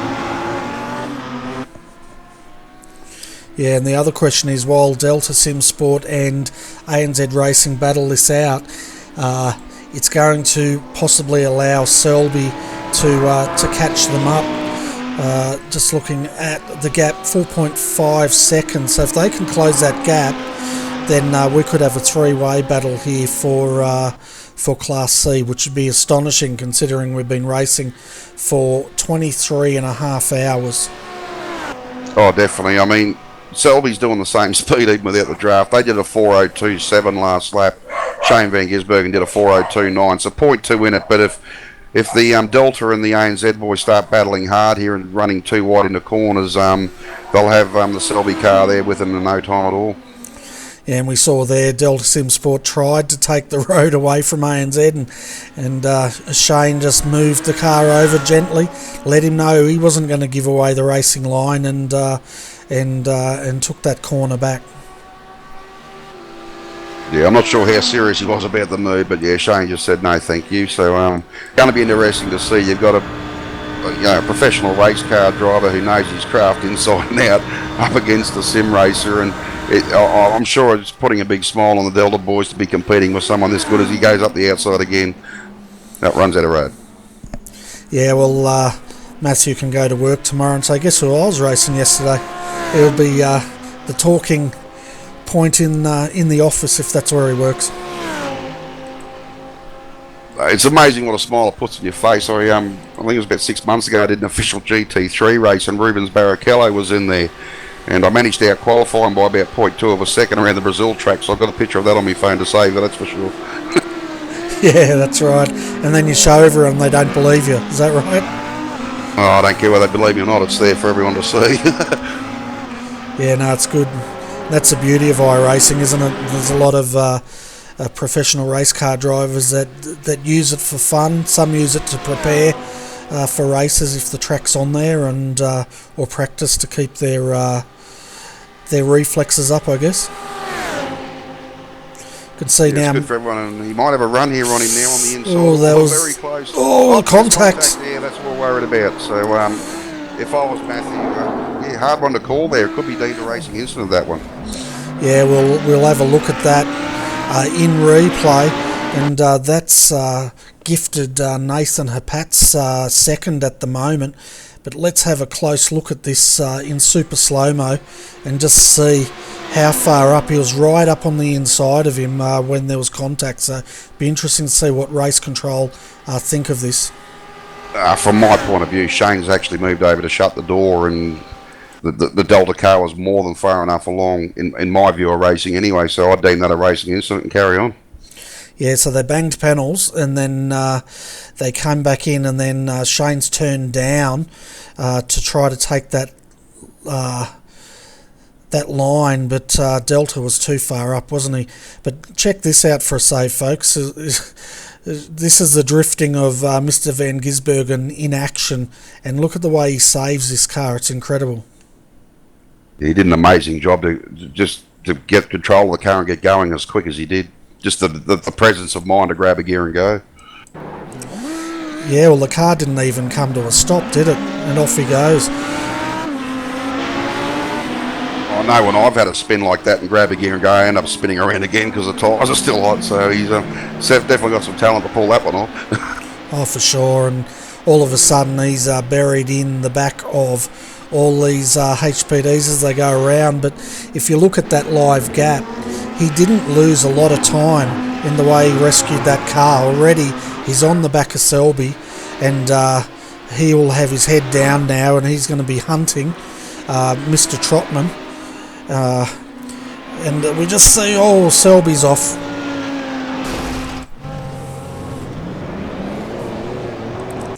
Tell you what, it's going off in Class C at the moment, folks.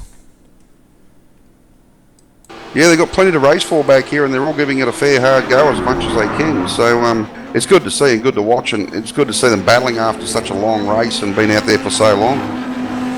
Yeah, so we're going to have a look at what's happened to the Selby car here. They were leading ANZ as they go through the S's. And I think they've pretty much done that all by themselves. They started to get a wiggle on, and there was no contact, and God, they've gone hard into that fence, right across the gravel into the fence. Not too bad.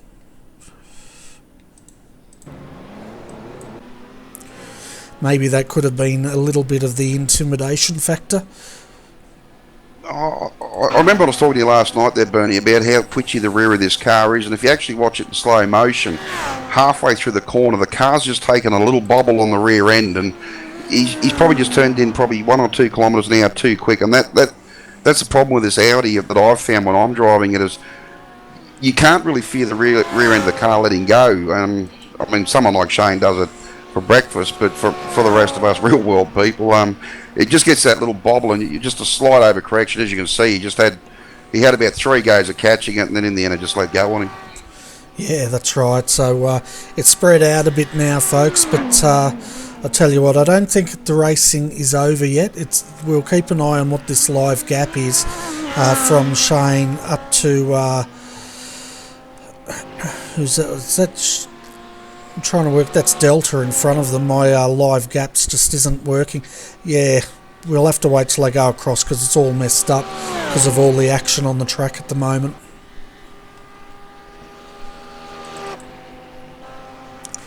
So while these guys close up a little bit, we'll have a look at our Class A leader, Gary Hamilton. He's still under pressure here from Fusion Sim Racing. They've just been shadowing him.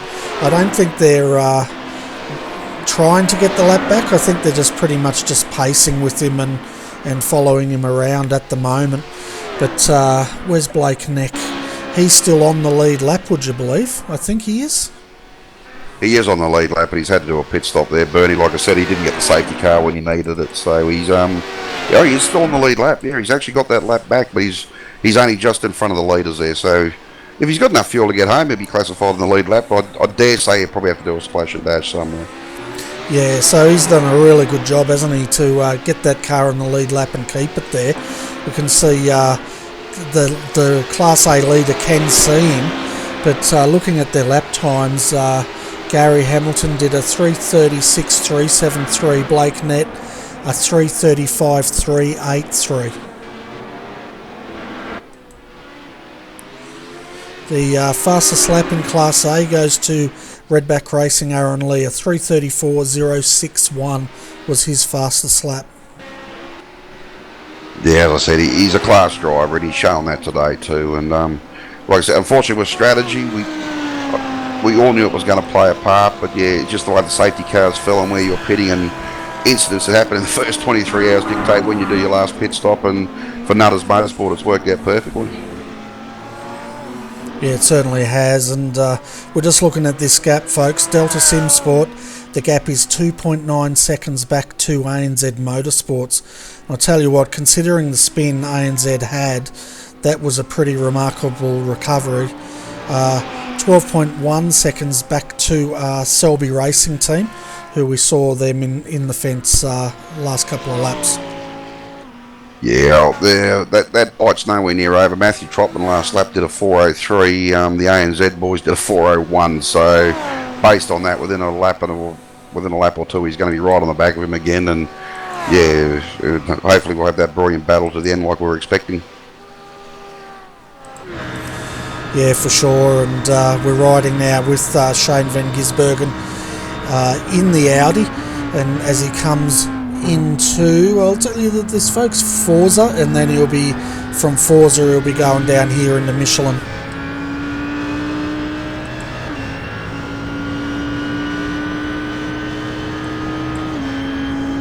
Yeah, with these GT3 cars, as soon as you get about 2 seconds behind the car in front, you'll start getting the draft. When you get to about 1.6, 1.7, that's when you really notice it taking hold. So, like I said, if Shane can just pull out another second on this lap, you'll be in the draft and be on him in no time. Yeah, for sure. And now, folks, I've had another technical issue. My track map has disappeared. So we're back to this corner, that corner, and maybe the corner after it. Yeah, I've got up still on my screen here, Bernie, and probably got a 2.5 second gap still, so it's going to be close.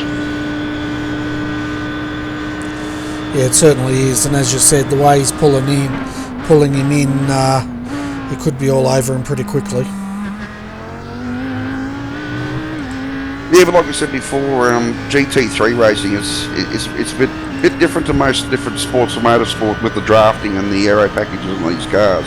Well, even I've found in the last 2 years racing GT3, it's real easy to catch someone, but it's really hard to get past. Once you do start getting that draft, it's brilliant down the straights, but with these cars you also get a lot of aero push. So once you start getting to about a second behind the car in front, you can't get the car to turn in as nice as you'd like. So it's very hard to, once you start catching them, it's easy to catch them, but a lot harder to get past them.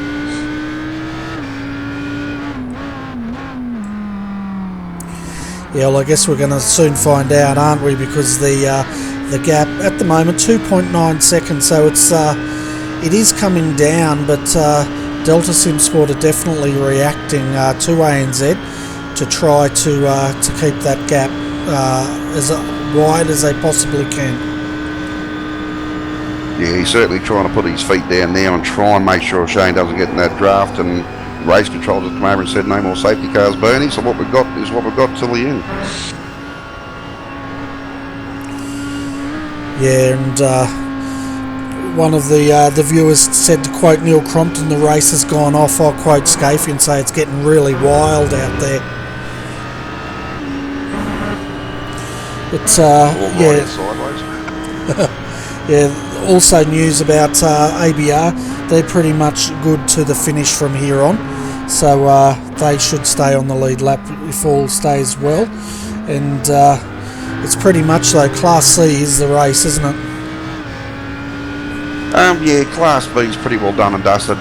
Josh Rogers done a brilliant job in that 217 car. They've got the 1 lap lead. We saw Michael try and put some effort into that before, as I just say that Josh Rogers is actually coming into the pits. So yeah, it'd be interesting. No, I don't think he's still around the back half of the course, so that won't affect that any. But you know, Josh has done a brilliant job whacking at the lap after lap, and he never gave Synergy a chance to get their lap back. So he's done a brilliant job on that car to get it to where it is. You know, and with the other drivers during the night to keep it going on the lead lap to give him the position to do that. Yeah, so folks, hold on to your seats because Mr. Van Gisbergen is on his way. It was interesting just with that HPD that went through. Shane made up about 1.2 seconds in the way he let the HPD through, and Matthew sort of lifted and went off the racing line, which has closed that gap up substantially. Yeah, and you know, like we've said many a time, that's multi-class racing. You've got different races going on, and it's how you manage what happens around you and letting people go and knowing when to let people go and how to do it without losing time. So, you know, a lot of the times you just get put in a position where it's a no-win situation. You just got to get out of it and let it happen. But, you know, if you can try and manage that as much as possible, you can do your race and get your laps in without losing as much time. So, you know, Shane's had the beneficiary of the traffic here, and it'll be interesting to see if the Delta boys can hold him off to the end. Yeah, I tell you what, the gap's 1.4 seconds, and you can see there's a HPD, and Shane's basically saying, I've got Michelin, you back off, and I'm taking it through, which he held his line, and that's his prerogative. But if you look at the way Delta does it, they pretty much move over and let the HPD through, which is costing them a lot of time. Yeah, and again, that comes down to how you position your car and your attitude. If you basically position your car and say, this is my corner, you can wait, you can do things like that, and you've got to have the confidence and the trust in the people around you to do it too. And, you know, the Delta boys just mightn't have that confidence and trust in some of the other boys, and they think it's easier just to get out of it and let them go. But, you know, as you can see now, he's really good into that draft. He's just chewing him up here big time on these long straights. Certainly do. We've got his Matthew's teammate down there, Alex. I'd say that's Alex Pole down there. Do you reckon we should bring him up a your game? Oh, I don't know. He mightn't have any fingernails left the way it's going. Yeah, well, I don't want it to all go to crap for them while they're in the live com box, because it might not be G-rated. But all of us, remember, you brought him up. It's all your fault. Yeah, that's why I'm leaving him down there. But I tell you what, it's on now, folks.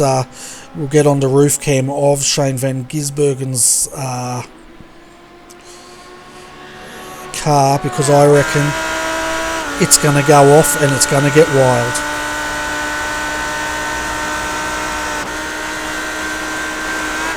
Hi Alex, welcome to the com box. You're probably looking at the same battle we are. We're riding on the roof of Shane van Gisbergen. How are you guys feeling at the moment with him and the way he's closing in on you? I'd be lying if I didn't say we were stressing right now, to be honest, but we think they might have to do a little bit of saving, as we had to do as well, and that's why we didn't overtake them a lot sooner. And yeah, it looks like it's going to be a great finish in Class C. Yeah, so are you game to sit up here with us, or should we let you down and we'll bring you up once things calm down for a bit of a chat? No, I should be good for now anyway. Okay, you're sounding a bit nervous there, but I tell you what, you guys are definitely taking the battle to ANZ today, and but it's definitely going to come down the wire. 15 minutes ago, no safety car. We're within probably 1/10 of a second, and it's definitely going to be on from here on out.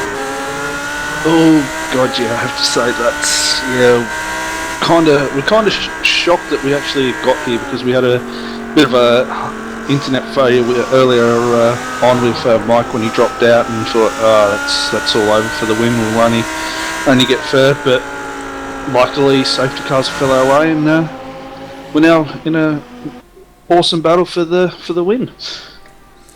Yeah, you certainly are, and we can see Selby, they've dropped pretty much down after that incident they were involved in. So it's pretty much between you guys, and you can see now Shane's getting the draft. He's going to have a look. No, he's lifting as they're coming into Forza, but no doubt he's going to have another crack at you guys out of here into Michelin. Oh, that's for sure, unless he's deciding to save a bit and try at the end. Yeah, so folks, we can see Matthew in front, got his teammate Alex up here, nervous Alex we're calling you, as Shane once again lifts and decides to hold off. So while this battle's going on, Alex, how's this race been going with your car? Was there any major dramas throughout this race? Just I think the one incident we spoke about a lot earlier today, when I was in the car and sideswiped the 363 entry, I believe its car number is, yeah, and then just made a couple of little mistakes, and if the internet dropout with Mike, that's about it really. We've just been pretty lucky with the hardware, non-hardware failures and stuff like that, unlike a lot of other drivers and teams. Yeah, and that incident, folks, that was Swift Racing losing it coming out of Michelin. We had the replay, and fortunately Delta did sideswipe them as they sort of bounced back onto the track. Was there much damage to your car, or did you pretty much get away with it? No, we had a bit of right front damage, and we were down a bit on straight line speed, but yeah, probably the way I was exiting that corner, it could have been a lot worse than what it was, so kind of got lucky then. And then a few laps later I tried to totally destroy the car on the exit of the Dunlop chicane and nosed it into a wall. And as we were talking there, folks, it was a bit of deja vu as coming into Indianapolis. Shane put the car up on the inside this time, and Matthew did not turn down, and there was no contact, fortunately. So ANZ up to first. Now it's a matter of whether Delta Simsport can hang on to him. I don't think there's going to be an issue with that, because this car has definitely shown its pace with this duel. So I reckon these guys are going to fight it out right to the end here, and we'll know in about 11 minutes and 40 seconds. Yeah, it's I'm stressed right now. Yeah, it looks like it's going to be a great finish, and I just hope it's clean and we don't have an incident like what we nearly had when he turned down on us. Yeah, so we're going to let you have a shout out to your sponsors, and then we're going to let you go so you can stress out outside the comm box. How's that sound? Does that sound fair? Or we can leave you up here and you can just go to pieces publicly. It's up to you. That doesn't worry me. I'm already in pieces right now on our Discord channel, and no sponsors for us our team. Just a small little team, 6 drivers. One's at school, he's just finished year 12. One is unable to make it, and myself and Lachlan, we were out yesterday at a motorsport event, so we've only really been driving today. Yes. So most of it's been Mike and Matt doing most of the driving. Okay, fair enough. And do you know where you guys will finish around about in the championship? Believe we're in a battle. I think we're in a battle for second, but I wouldn't quote me on that. Okay, we'll just. I think the worst we can finish is probably third. Okay, so it's on anyway, folks. So Alex, welcome. Thank you for coming up. That's how tired we're getting. And as we see now, Matthew's having a look on the inside of Shane again. Shane just moves over, says, "This is my line," and it's getting a bit deja vu out here. So Alex, we'll let you go, mate, and let you enjoy this last 10 minutes of the race. I don't know about enjoying it. I think I'm going to be stressing like the rest of my team is, and just hope Matt can bring it home and keep up the good work on the telecast. Yeah, no worries. Well, off you go, stress boy. Go back to your team and enjoy I know you're going to enjoy this, because afterwards you'll say what an epic race it was. Yeah, well, definitely for sure, considering it could have ended a lot worse than what it hopefully will. Yeah, no worries, mate. Well, we're riding with Matt now as he's shadowing Shane, so it's by no means over yet. So we'll get back to calling this, and thanks for popping in. No problems, Bernie. So, Tim, this is by no means over yet, and Alex sounded a little bit nervous. What do you reckon? If I was in their position, I would be too. But just the car around. I don't think he's got any plan to overtake just yet. He's just moving the car around and showing himself to Shane in both the mirrors and just saying, "I'm here, mate." And yeah, it'd be interesting to see what we come up with on the last lap. Yeah, it certainly will be, and we can see Matthew just sitting in the draft there, and I guess if you're in Delta Simsport, you don't want to show your hand too soon, do you? And we can see there Shane knows Indianapolis. He'll remember that move, and he closes the door pretty quickly as Delta sits behind them. Yeah, it's like I said, it's just hard with these cars. Where do you make the move? I wouldn't be making it down the long back straights. I'd be probably if it was me, making it in Indianapolis and then nail the exit on the corner they just come out of, and then trying to hold it, because once you get up to the next corner from here on in, it's all single file pretty much. So if he can get down in Indianapolis on the inside, get a good run out of the next corner as well, he can hold him off. And yeah, but I'd be doing that on the last lap if I could. Yeah, that's right, because as you said, once you get through here into this tight, twisty stuff that's pretty much one-line racing, isn't it, through here? You'd have to be really game even to throw it in through Ford under brakes. I think even that would be a pretty high-risk move. Yeah, like even in the HPD with the extra speed and that they've got over the GT3 cars, going through that section there, you couldn't even put the HPD up the inside. There's just not enough room, so you just got to bide your time, be patient, and wait till you come out of it to get something done, and these boys are going to have to do the same. Matthew's got to really pick his mark. Yeah, and we can see at the moment the gap has widened through that the Porsche Corvette and into Ford, and that's where Shane has felt that he can get that gap, which he has done, and it goes out to nearly 1 second. Yeah, Shane did run a bit wide there again, so he's back to taking advantage of the track limit, so he's into it. So, yeah, unfortunately for Matthew, he's just going to have to, whatever Shane does, he's going to have to do. He, gloves are off here and he's got to go for it. Yeah, pretty much 6 minutes to go here, folks. We've probably only got, these guys are lapping 4 minutes a lap, so this should be the second last lap around here, and that'll be that.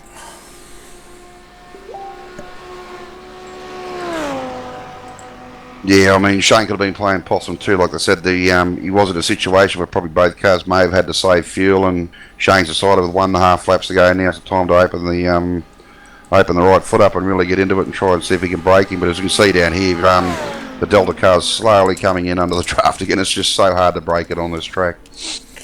Yeah, it certainly is, and he closes in, and the race continues on here. Be back in a second, Tim. I'm going to desert you and let you call it for a little bit. No worries at all. And while we wait for Bernie to come back, we'll just quickly go through the top three in each class with about 5 minutes to go. We've still got Nutters Motorsport Orange. They've got a 42-second gap back to the 118 Redback Racing HPD. And they've got about 20-second gap over the Carnet TDR 137. As we know in Class B, the All-Star boys have got a full 1 lap lead over the Synergy Sim Racing 1. And they're still being shadowed by Synergy Sim Racing 2 for Class B. And of course in Class C, as we've been watching for the last 20 minutes, we've got the ANZ boys up against the Delta boys, and Selby, even after their incident, is still hanging on for third back there. So some great racing to come here in the last 5 minutes. It'll be great to see how this battle pans out between ANZ and Delta Sim Sports. It's going to be a very tight battle for the last lap. Also got that Mr. Rogers is reeled up behind here to do that, but he might get these two in this lap. Yeah, Josh will go screaming past these two here on this straight. So just the top end speed of that Corvette compared to a GT3 car. But when something like that happens too, it makes it hard for the two battling, because as soon as that Corvette goes around, Shane starts getting a draft off to the car in front, which then negates some of the draft off the car chasing him. So that actually benefits Shane in a fair bit with that situation. Yeah, I noticed there Shane just dove straight down behind it there, and if Matthew was a little bit more awake there, he could have tried to use that and try and nudge his car up the side there, but oh well, them's the brakes. Yeah, from what I can see of Matthew, I think he's waiting for the next lap to get this move done. He doesn't want to do it early because of the draft. He's got to do it on the last lap, so he's just planning it. He's, like I said, he's just moving the car around and just making Shane think about his lines here as we come towards what should be the last lap for these boys very shortly. Yeah, we've got 3 minutes 38 seconds to go, so they're going to get the white flag, depending where Gary Hamilton is, of course, when that white flag will come out, but I expect it sometime next lap. Yeah, well, Gary's halfway around the track now, so I'm assuming he'll more than likely get the white flag when he comes around as well. Tell you what though, Shane is so strong coming through Corvette curves, isn't he?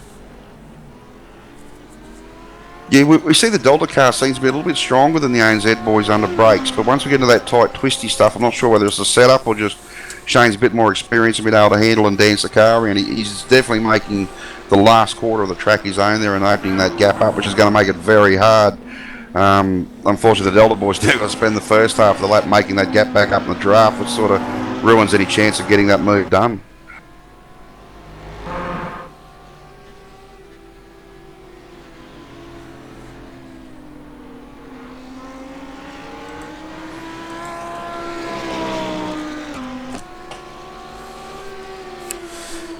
Yeah, it certainly does, and I was just got a bit sidetracked there, sorry about that. But that gap, Shane's starting to open it up, isn't he? And where's Gary Hamilton?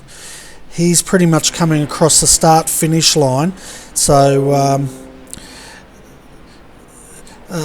basically, he's going to get the white flag during this lap. So the question is, where is Matthew and Shane going to be when this white flag comes out? I don't think Matthew and Shane will actually, well, they won't be back across the start-finish line before the timer runs out. So when they cross the line, they will get the white flag. I assume that's the way it works. Yeah, I'm assuming it'd be the same thing, wouldn't it? Because the race leader's behind them on track, so they'll get the white flag, complete that lap, where these guys have to go across the start-finish line to get the white flag, and then they'll have one more lap. If the race leader overtakes him this lap and crosses in front of him, this will be their last lap. Yeah, I don't think Gary will catch him on this lap. He's just on the back straight now. So as soon as the timer runs out, the white flag will come out. So I'm assuming this should be Gary's last lap. And there we go, white flag's just come out now. Okay, that's interesting, because I've still got a minute on mine. Maybe I will go to live, because obviously I've been showing the viewers something that's old. Or have we? No, it's still got 56 seconds on my telemetry here. That's the same on mine, Bertie, too, but the white flag is out on my screen. So here we go. The battle's on for young and old now. He's right up in here in the draft. Certainly is, and he's probably got one more lap to go here, so he doesn't need to show his hand yet. But side by side, they come up the back into, they should be coming into Indianapolis here, which they are, and Shane's covering off the inside. He knows that move, and he's not going to fall for it.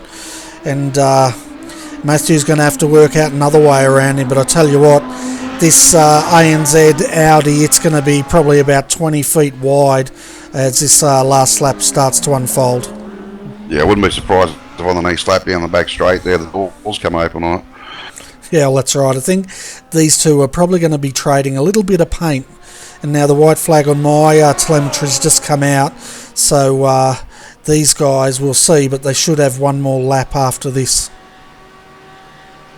Well, time is up, so this might actually... Yeah, I'm not sure. I honestly don't know how it works. I haven't put that much thought into it, so... Yeah, white flag, they should have one more to go, really, shouldn't they? Yeah, and I think Matthews thinks this is his last opportunity as he's putting the car into a position to attack, but I reckon they got one more lap, but I could be wrong. I've been... it's a bit complicated, this multi-class racing in the last lap. Could be interesting too, like if they've got to do another full lap after the time is up, have they taken that into account? They've already said they're both very tight on fuel, so basically instead of doing another 4-minute lap, they've got to finish off this one and do another lap, so that's 5 minutes. Have they taken that into account with their fuel strategy? So one could run out here. Yeah, so they both come across the line now, and just having a look at them, it looks like they're continuing on, so they must have just got the white flag now. While this is going on, where's Gary Hamilton? He's just coming out through Porsche curves now into Corvette for the final time here, and it's going to be a win for Nutters Motorsport Orange. They've got Nutters Motorsport Green, and FSR dives through. They want another lap here, and as the Nutters boys try to line up a form finish here.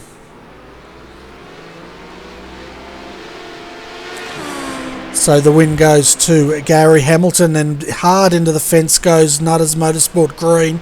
And where's Aaron? He should bring this car home second for Class A for Redback Racing. So a good effort by those boys. Yeah, definitely. Like I said, the strategy went Nutters' way in this race today, but the clearly the Redback boys have had the pace all day, and yeah, just how it worked. And as we can see now, we jump back to Class C because Delta Sim Sport's just taken the lead, coming into Forza for the final time, and they were too wide down that back straight. So now Shane's going to work out how he can get through here. Can see also now TD Racing coming across for third position in Class A. Fantastic job by Colin Schweck, Tim Ballinger, Timothy Schweck in that car. But let's jump back to this action because they're going too wide into Michelin, and Shane Van Gisbergen takes the lead back on Matthew Trotman. There's really only going to be one more opportunity for Matthew, and that's probably Indianapolis. But I don't know about whether he's going to be able to pull that move off or not.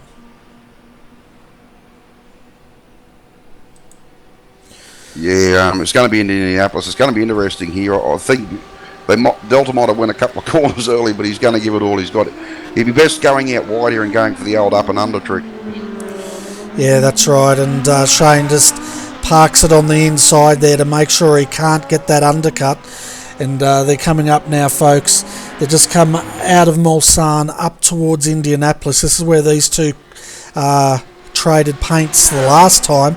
Shane goes on the inside, Matthew on the outside. Matthew needs to hold it on the outside if he's got any chance, and he does.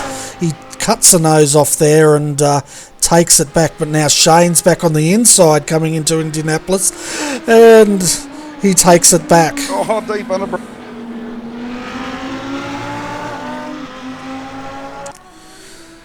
So here they go into Anage. They're running out of time here, and Shane's got the lead back now. He needs to hold it up through Porsche, Masson Blanc, Corvette, and into Ford.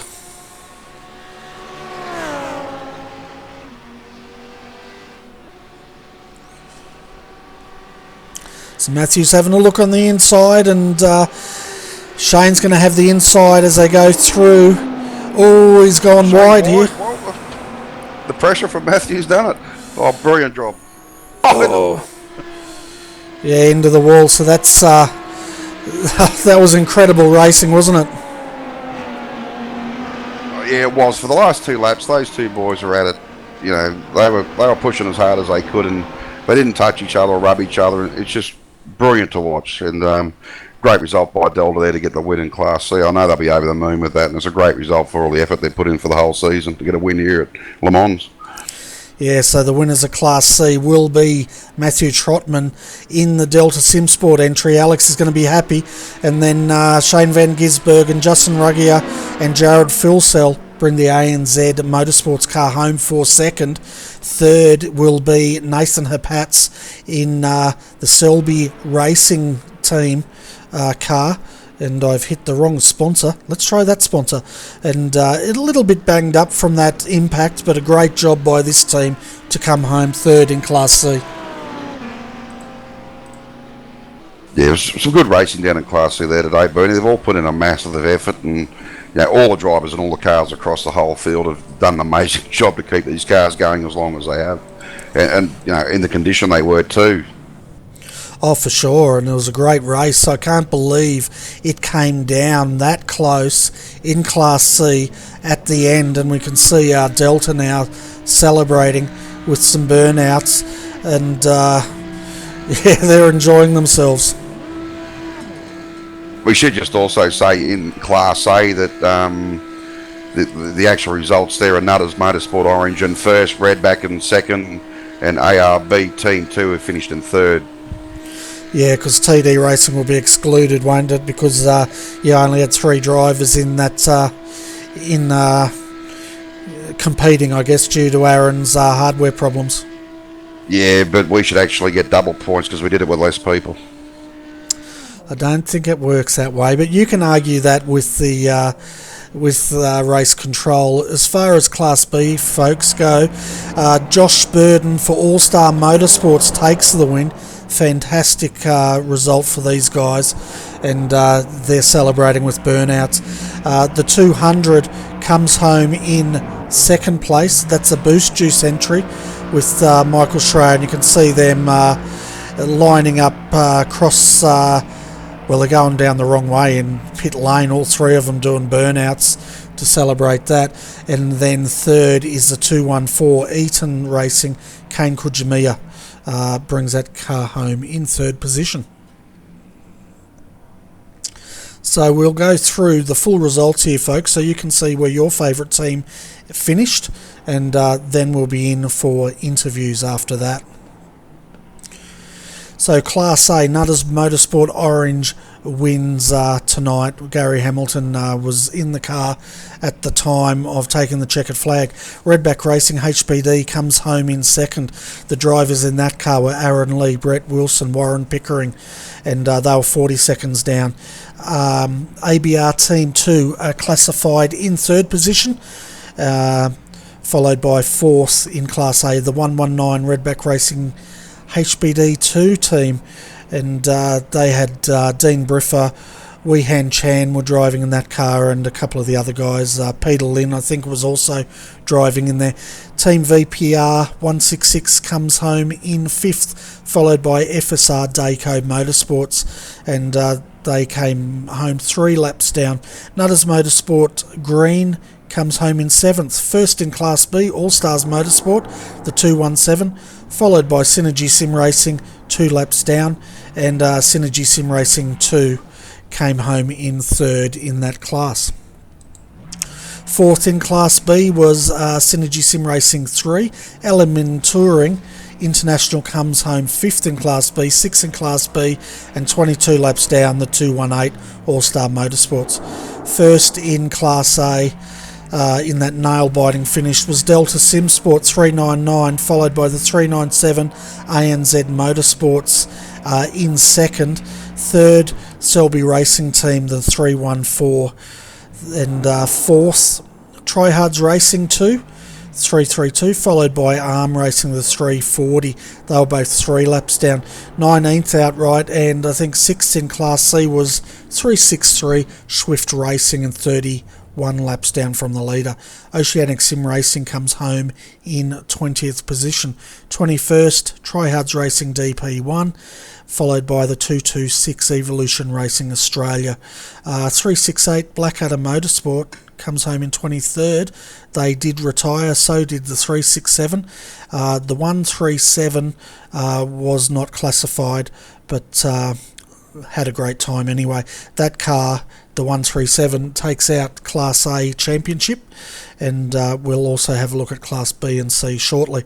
Trans-Tasman Racing also retired, so did G&T Racing, and the first retirement was Mad Cow Racing, the 333.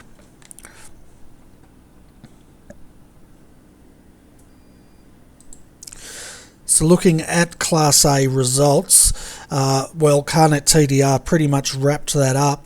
Now it's going to be interesting to see what happens with the 100, the 118 and the 119, and we'll wait to call that. Maybe Race Control can tell us that after the interviews.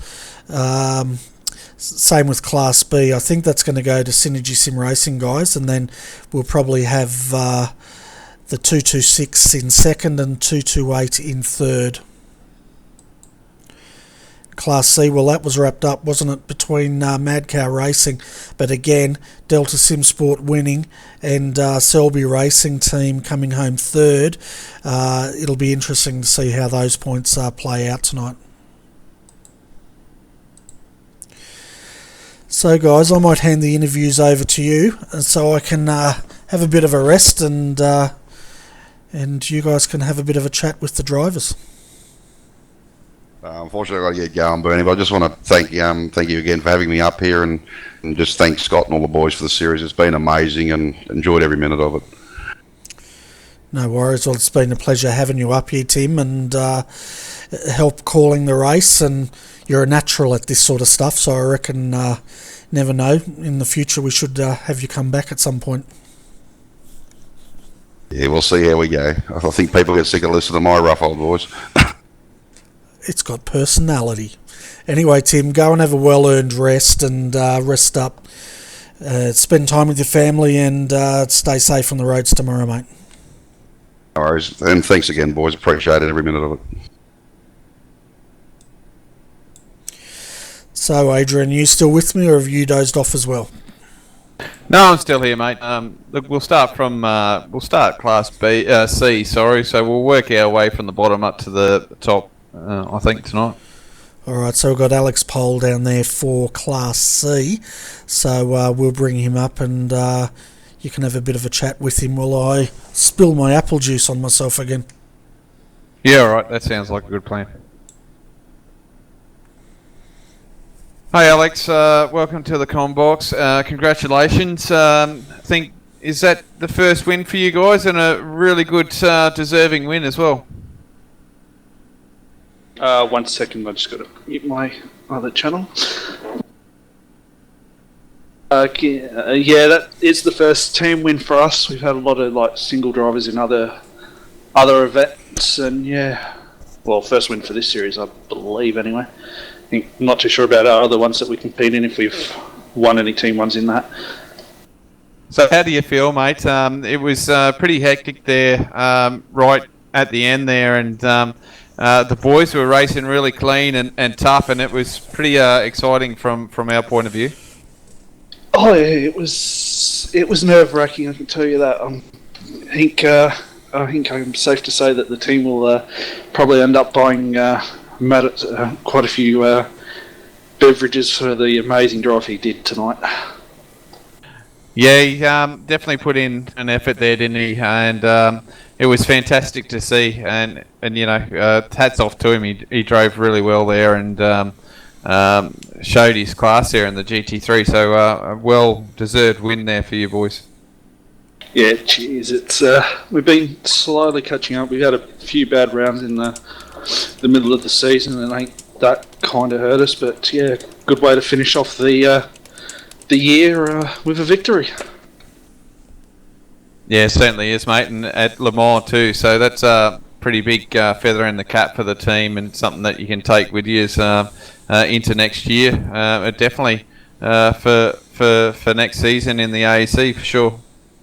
Oh yeah, that's for sure. And I think what kind of helped us was doing the iRacing one a few weeks before this one. Kind of helped us get used to racing the track for 24 hours and that sort of stuff. So yeah, we're over the moon. Yeah, fantastic, mate. Well, we'll let you go. Go and celebrate with the team. Enjoy the victory, and we'll look forward to seeing you back on track soon. Yeah, cheers, and hopefully I get to see you out on track sometime in the near future.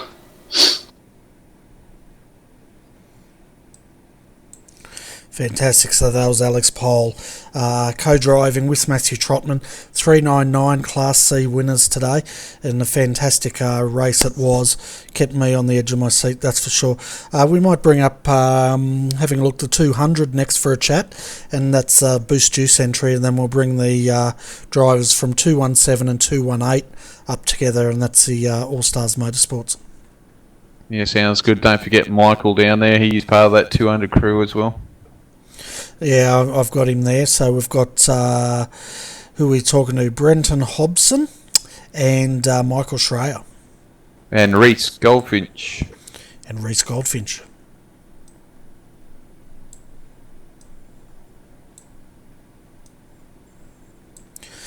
So, folks, we've got three of the drivers from the 200 entry, and that is Brenton Hobson, Michael Schreier, Reese Goldfinch. Well done, guys. It was a good campaign today, and just having a look at where you finished. I think you came, home second in class. It's going to be interesting to see how the points play out, though. Yeah, thanks, Bernie and Agent.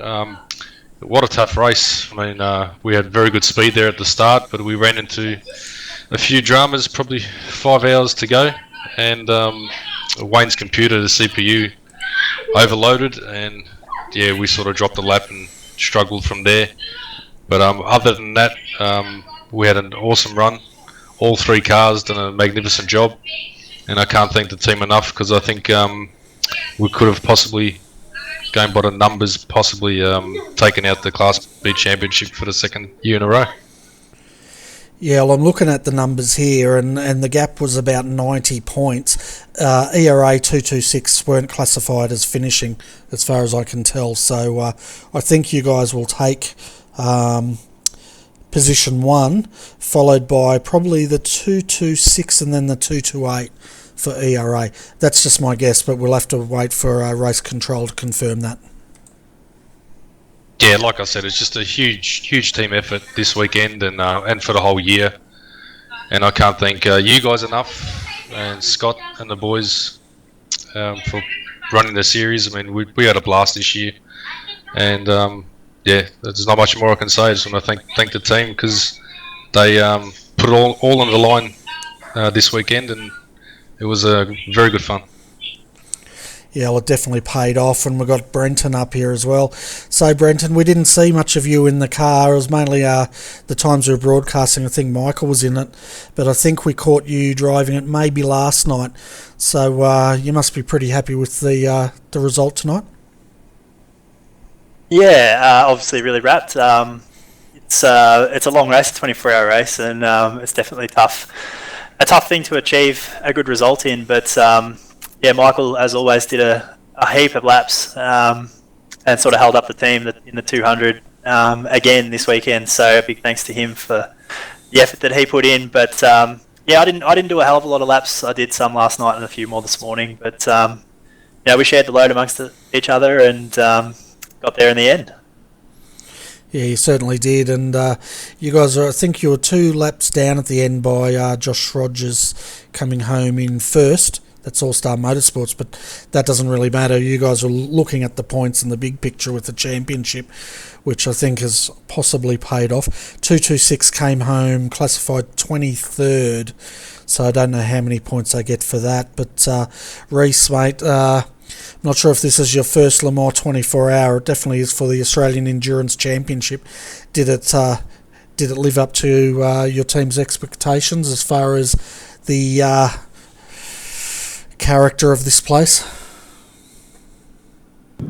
Oh yeah, I actually thought it was actually quite boring as a racetrack. you found yourself drifting off a bit, but it was pretty good. Fortunately, I didn't quite have the pace of the other guys in the team, so couldn't do as many laps as I would have liked, but that was pretty awesome. Yeah, so who got the lucky short straw to do the graveyard shift out of the 200 camp? I'll give you one guess, Bernie. Well, yeah, I always put up my hand because the whole family's asleep, and yeah, I can just run all night. It doesn't bother me at all. So yeah, I always put up my hand for that. So how many laps did you turn around here, Michael? Actually, I haven't had a look. 178 laps. 178 laps. While Adrian's having a chat with you blokes, I'm going to get out my calculator and I'll try to work out how many hours that is. Yeah, it's a fair bit. Thanks, man. Yeah, no, top effort, guys. You know, being a mainstay, obviously last year and this year, good to see, and I bet you're all keen for next year as well. Yeah,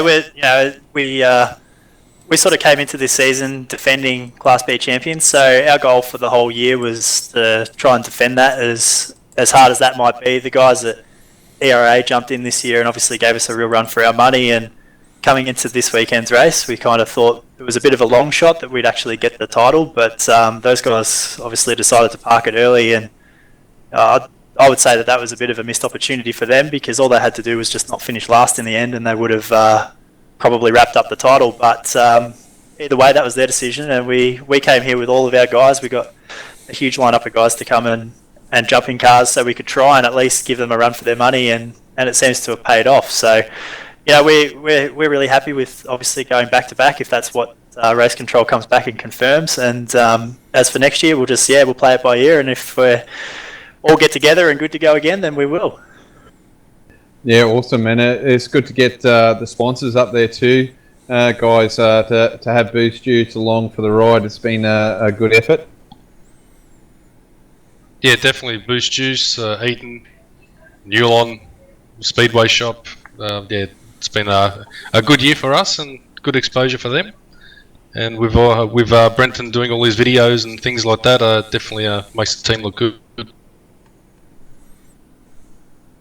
Yeah, certainly does, and I'm still waiting on Bernie to give me some numbers there. Yeah, how many laps was it again?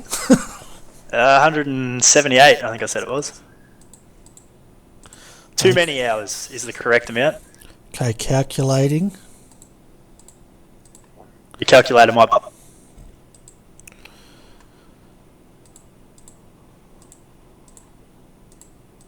More hours than we had the right to ask him to do. Absolutely. Yeah, not too bad. Close to 11 hours, so that's almost half race distance. Well, that's one for the record books, isn't it? Yeah. Well, that's why we call you the Synergy Sim Racing Stig. Oh, it's really. I reckon that one will stick. That's good. I'll We'll have to get him a white helmet. Yeah, well, some say he's a robot. Other people say. Anyway, guys, it was a pleasure having you all up here. Well done tonight in your efforts, and possibly well done in taking out Class B tonight. You can go down and ask Race Control. I'm sure Scotty's down there. He might be able to confirm the points. Yeah, no worries. It's a big shout out to Star Motorsports as well. What great competition tonight. That was great fun. And ERA for the battle all year long. We had good times and it came right down to the wire. Thanks to them. Yeah, it certainly shows how close this competition has been, racing all year, and it comes right down to the final event to decide the points. So that's really good. Yeah, it sure is. So when you go down, can you just let the guys know, whoever's had an interview, if they could just exit the room, would be great, because we can't get anyone else up here because I'm limited to 15 people. Righto. Cheers, guys. Thanks again. Thanks, mate.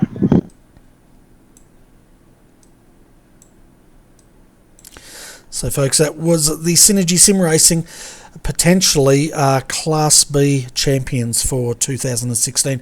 We'll bring up next all the All-Star Motorsports guys, and we'll have a chat with them. I'll let you start this one off, Adrian. Thank you.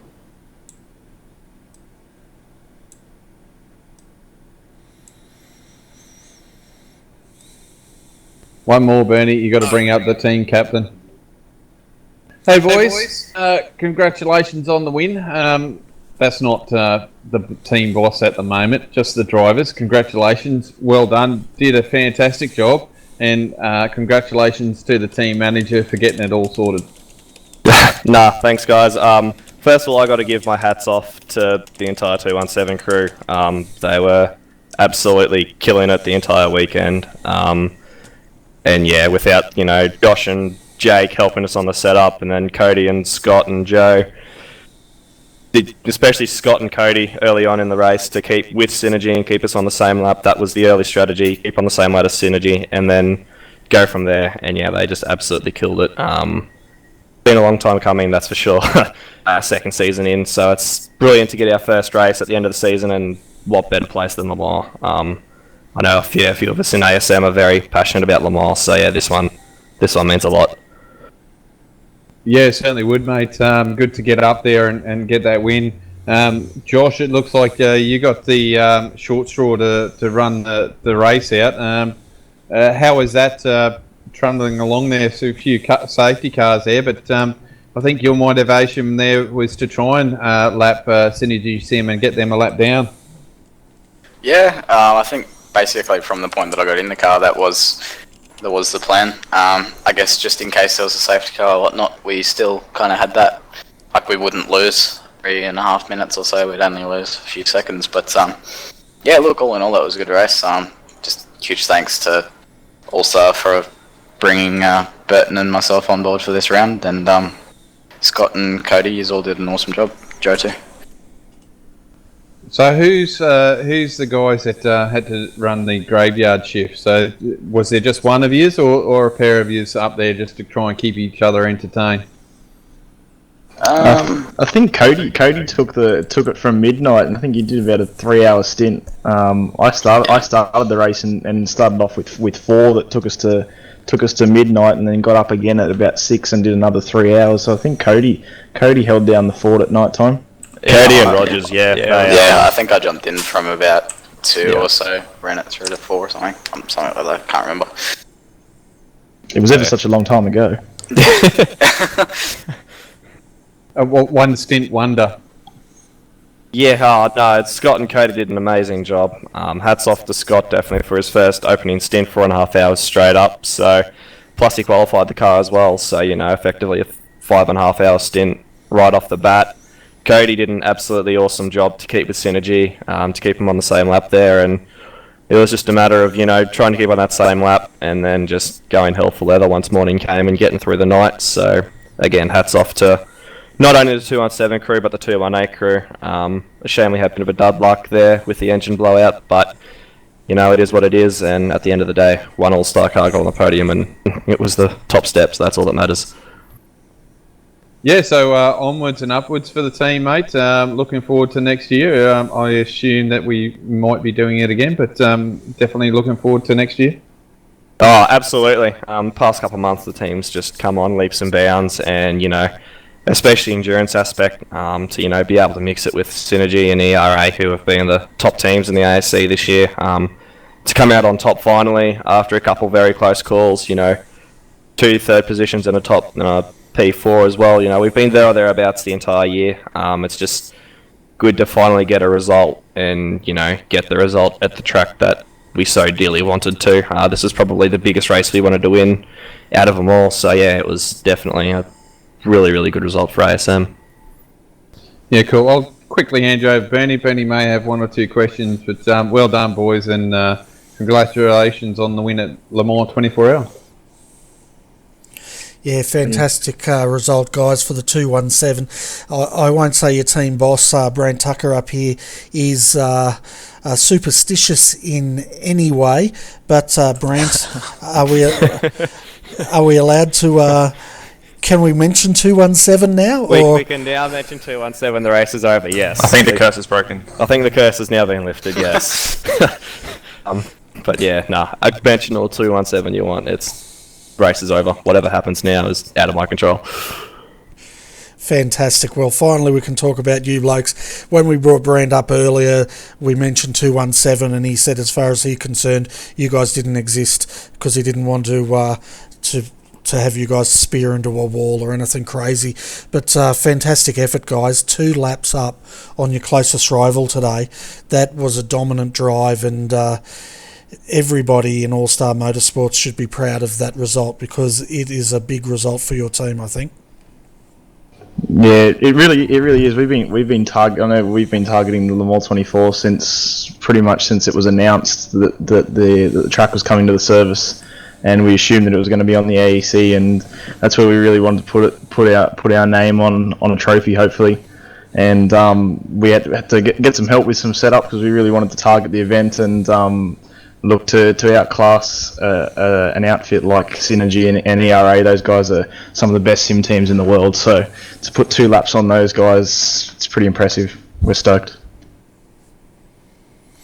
Yeah, it certainly is. It's a really good result, and we've got Cody up here. I don't think we saw you in the car, Cody. You probably took the shifts that we weren't broadcasting. Are you shy or something? No, not shy. Usually I do a bit more driving during the other rounds, but tonight just a short 3-hour stint for me around midnight, and then I handed it over to Josh. So yeah, for me personally, the goal was just to keep us close to the Synergy guys, and at that point, it would be up to Josh and Burton to take it to the end. We knew their pace was really strong, especially Josh. The guy's an absolute freak. So yeah, I ended up pitting from the lead when I handed over to Josh, and then it was on to him. And yeah, everyone on the team did a fantastic job, and to get the win was an incredible feeling. Fantastic. And Josh, how do you feel about your teammates calling you a freak? Not gonna lie, I don't know. It's not something I really worry about. I'll just get in and do my job. But yeah, it was a real pleasure to be able to come back to the team that it all began with and have a good run like this tonight. And hopefully next year can be just as successful as for these boys as it was tonight. Yeah, for sure. We're definitely looking forward to next year. Finally, Brant, I've probably spoken to you over the years as you've developed All-Star Motorsports, and saw all the growing pains this team's gone through, the highs and the lows. But I tell you what, this must be a really sweet victory for you as team owner to see such a dominant win at the Le Mans 24 Hour. Oh, absolutely. At the start of the year, I had two drivers, pretty much Josh and Joe, and then they left. So not only, get the team back to where it is today and be competitive as it is, but have such a great group of guys and get such an amazing race win over such two brilliant outfits. Yeah, it's really, a very, very sweet victory for all the hard work I've put in. Huge thanks to Rack Corp, Coast Centric, Unneeded Service, and Extreme Racing. Those guys have been utter legends sticking through us, especially Rack Corp and Unneeded Servers. Been there pretty much since the founding days of ASM, so this one's as much as for them as it is for us. It's just bloody amazing, really. Le Mans was our target, pretty much, as Scott said, the moment it was announced on the AEC calendar, so we wanted this one really, really badly, and pretty bloody happy we got it. Yeah, it's a huge effort. I'd almost go as far as saying, if we want to get emotional over it, it's almost like witnessing the coming of age of your team by taking this dominant win. You've been competitive, but today, by placing such a dominant stamp on the event, it really shows how All-Star Motorsports has developed over the year, and you sort of planted a bit of a flag in the ground at the moment. Yeah, that's it. Start of the year, pretty much brand spanking new lineup for the entire team at Daytona 24. Looking back on where we were then to where we were now, not only myself, but everyone in ASM, regardless if that be in the Formula Renault side of things, V8 side of things, GT3, or, AEC, everyone has just stepped up the past couple months, and it's just brilliant to see. I think we're starting to really pronounce ourselves as, one of the bigger names in the AusNZ community, and I couldn't be happier. Yeah, fantastic. And once again, well done to Cody, Josh and Scott for the 217 drive. And it's good to see you guys take out the win. You can all go and celebrate now, whichever you do. If you're young, drink milk. If you're old, pop the champagne. And enjoy the night, guys. Yeah, also a big shout out to Jake Burton as well. He's kind of disappeared, but he also drove a mega 5-6 hour stint. So yeah, hats off to him. He also helped with the setup too. And everyone can expect a big dirty shoey out of a firefighter boot on the ASM page pretty soon. I've been told I have to do that since it's a mandatory requirement for us winning, so expect that on the ASM Facebook page. Okay, and when you put it up on the ASM page, RRTV will share that up on our page as well. So you have to do it. Oh, I'm sworn to do it now. So no pressure. No pressure at all. No, thanks. But honestly, yeah, thank you especially to Scott and all the FSR crew for their hard work over the year to evolve the series into what it is, and especially to you guys up in the broadcasting booth. Without these broadcastings, the series wouldn't be what it is, so hats off to the admins and hats off to RRTV. You have done a fantastic job, and you all have a part to play in what the series has become. Yeah, no worries. Well, guys, we hope to catch up with you again next year, so well done. Australian Endurance Championship is wrapped up now, so you can relax for move into the Christmas season, I guess. Shenanigans, and more shenanigans is all I can say. But yeah, again, thanks guys, thanks to the entire ASM, and it's been a pleasure.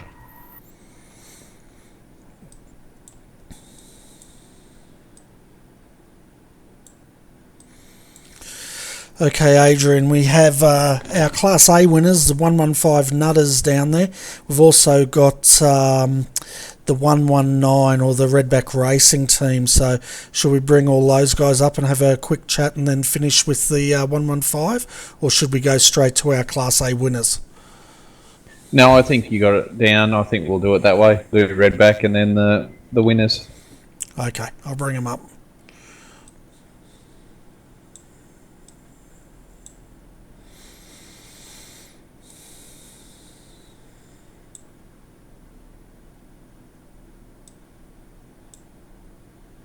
Well, guys, congratulations on second place. It was a hard race for you guys, but a big push there to try and get through. But in the end, Nutters was a little bit too strong. You first, Andy. Just the safety cars, the way they fell. I mean, it seemed like a rite of passage for each one of us 118 drivers to follow the safety car at some point into the pits after a safety car period. So, I mean, you know, coming out of a lot of safety car periods, over a minute down, having to make that time up, that was a little bit rough. But you know, we had really good pace. Yeah, we drove really fast. I mean, I don't know how many times we were the fastest car out on circuit. So, can't really complain too much. Safety cars didn't really go our way. Yeah, it just seems a little bit of the story this season for Redback, isn't it, boys? Just struggling to get that break, whether it be safety cars or whatnot. It just seems like one of those things. But you've shown the pace, and to be on the podium, I know it's not a win, but at least you're on second, and at Le Mans, not a bad finish as well, because you guys haven't had all the best luck throughout the year. So to come away second at Le Mans, it's not too bad. No, thanks, Adrian. Yeah, as Warren mentioned earlier, I think the last hour summed up our season, which is unlucky. But it's been a great season. The guys have really enjoyed themselves, and we fought hard. Both cars as well have done an outstanding job. I think preliminaries, we're second and third overall. We'd like to be a step above, but we can't complain of where we're at. And to come second in 24-hour Le Mans, fantastic result. Fantastic. And even for the 119, you know, they ended up bringing it home in fourth after all the trials and tribulations they had throughout the race. It was just really good to see. Fantastic. Yeah, Gary, I suppose as the 119, I know you didn't finish second, but you finished fourth. But the way that the 119 has gone through the year, once again, haven't had terribly good luck. But the progression as that car's gone through the year, it's been pretty good, and to be up there in fourth at Le Mans is testament that the team was moving forward with that car. Yeah, definitely. I think we've made a lot of progress, and considering we had a few new recruits joining the 119 car, and that was just meant to be our secondary car. We still wanted to be a little bit competitive, but obviously we knew we had a long road of training and hard work ahead of us. A couple of the guys starting out with us this year, both Peter Lynn and Dean Bruffer, they've both sort of shaped up into some pretty good drivers as the year's gone on. Look, we've always had our trials and tribulations, and I suppose we've ended up near the top end of the points table mainly because we've finished races, and that's a testament to the team in general, even with some of the bad luck that we've had. Yeah, for sure. It's always about trying to finish the race and get up there and be in some sort of decent points finish and being consistent. And that's how TD Racing won the championship, is just being consistent, but not getting away too far away from that. But it's good to see you guys win. And I take it, Andy, you did our late shift, so it would have been nice and early over there for you. Oh yeah. It's always nice whenever I get to drive for Redback Racing, because it's nice prime time. I got to wake up at 7 o'clock in the morning, got nice 8 hours of sleep, and got to drive for 4 hours before I got to take lunch or anything. So yeah, it works out great for me. It's always a good time whenever I get to drive for these guys. Yeah, so did they actually give you someone to talk to keep you entertained, or were they slacking all into bed? No. There's always somebody kicking around. These guys, they only sleep for a couple hours. I really don't understand how these guys function at such a high level with such little sleep. Like I said, I got 8 hours, and my lap times were comparable to them, where they were getting 3 and 4 hours worth of sleep. spare a thought for our poor old race control, our boss down there. I don't think he's had a sleep yet, so he's been up for over 24 hours. So he must be on the edge at the moment. But good to see, and I'm glad you're enjoying your time with the Redback boys. They're a good bunch of blokes there, and hopefully next year they'll bring you back and jump back in that car for them. Oh yeah. I really hope so as well. I can't emphasize enough. They're a great bunch of guys, and it's always a pleasure to drive for them. Yeah, awesome. Well, I'm going to quickly hand you over to Bernie. I'm sure he's got a lot of banter to give you guys. No bias whatsoever from Bernie either. But look, well done. Fantastic drive. Too bad about the safety cars, but unfortunately it is motor racing, and if that's where the schedule puts you in, unfortunately that's where it is. But you finished second, so that's a top effort, especially for the first Le Mans 24 hour through AEC. Yeah, fantastic effort, guys, and you'll be happy to know you also got fastest lap, the 118 did. Aaron Lee did a 3:34.061, and well, I'm assuming that was him that did that, but the 118's got the fastest lap, come home second. Very good effort. There was no monkeys on your back today by the looks of it, Brett and Andy. No, I thought we did relatively well. Well, we had our usual stuff, but yeah, we got through it pretty well. You know, I think the major thing was the few of the safety cars and the power outage for Aaron. But other than that, it was decent racing. Some close racing too. It was great. Yeah, it certainly was, and if there's any silver lining to that problem that Aaron had, at least it happened early in the race, and then he did a stellar job fighting back through the night shift with Andy and probably Aaron back in the car, and to get that car back to the pointy end. To be quite honest, when I saw the problem come up for the 118, I thought you guys were going to have a tough time of it, but I'm glad to say you guys proved me wrong and got that car back up to the pointy end of the field. Yeah, thanks, Bernie. Yeah, Andy did a stellar job. All the guys, they did fantastic today. They really did. They went above and beyond. Oh yeah, it was a really good team effort. I mean, they handed off the car to me close to the front. I was able to keep it close to the front, but you know, yeah, it took everyone. Yeah, it certainly does. And looking at the 119, I understand you blokes had a bit of an incident overnight, and someone put that car on its lid. Should I say who was the person, or are they going to own up to it? Sorry guys, yeah, I kind of screwed up halfway through my stint because I forgot to lift it. The car locked up and went straight into the wall. Yeah, I'd like to apologize to all of my team for letting them down.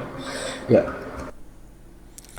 Yeah, well, I don't think it was too bad, mate. You still came home, fourth in class, so huge effort there for the 119 as well. And I tell you what, guys, I've been watching the 119, and it's been a good competitive car all season.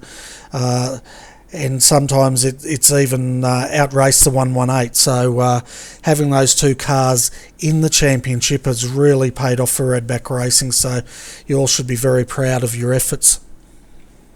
Yeah, I think we are. I mean, the whole strategy behind running two cars in Class A as opposed to last season where we ran a Class C car and a Class A, we thought obviously sharing data, sharing setups and telemetry and all that sort of thing, that sort of paid off, and Aaron's learnt a lot as the season's progressed on how to better set up the car for changing conditions, especially with all the dynamic track stuff now. I think that's paid off for both of us, and that's helped us a long way, and obviously Aaron helps the whole team with regards to driver training and stuff like that as well when we need it, which is almost always.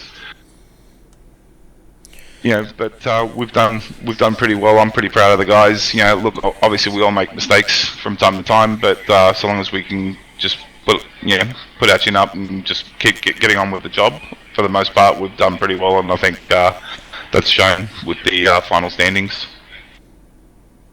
Oh yeah, it certainly has. The consistency's come up a lot this year for both cars, really, which is fantastic to see. And Brett, as co-team owner with Aaron there, you guys must be pretty proud at the efforts your team's brought to the Australian Endurance Championship.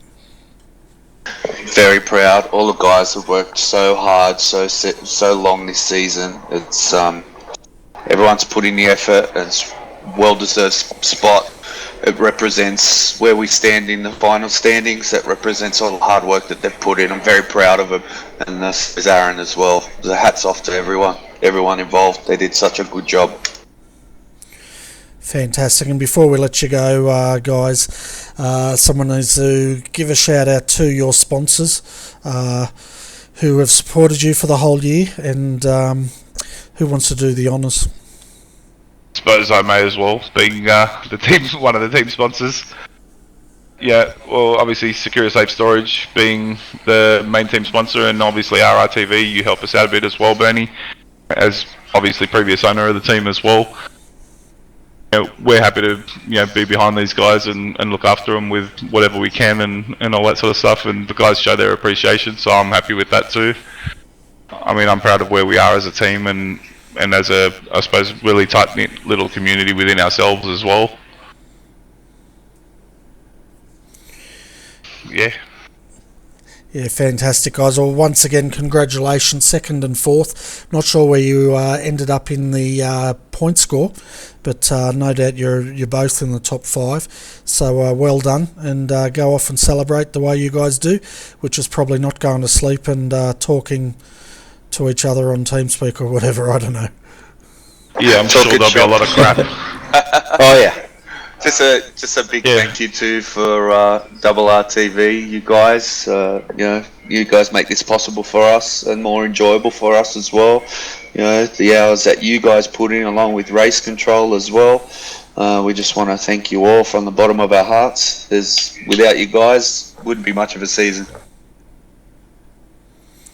Yeah, no worries. Scotty's done a good job tonight too. Poor bloke hasn't slept. So, hat off to him as well. Tremendous job. He's done great this season. Looking forward to next season. Let's hope we see it. Yeah, it's a big effort by Scotty, and we'll bring him up last to have a chat with him. But, him and his team have put on another mammoth effort. 24 hours around here can't be easy. But, guys, I'm going to kick you out of our booth now because we've got Nutters 115 to come up for a chat. No worries, guys. Have a good evening. Thanks. Thanks for having us, Bernie. Oh, thanks, Bernie.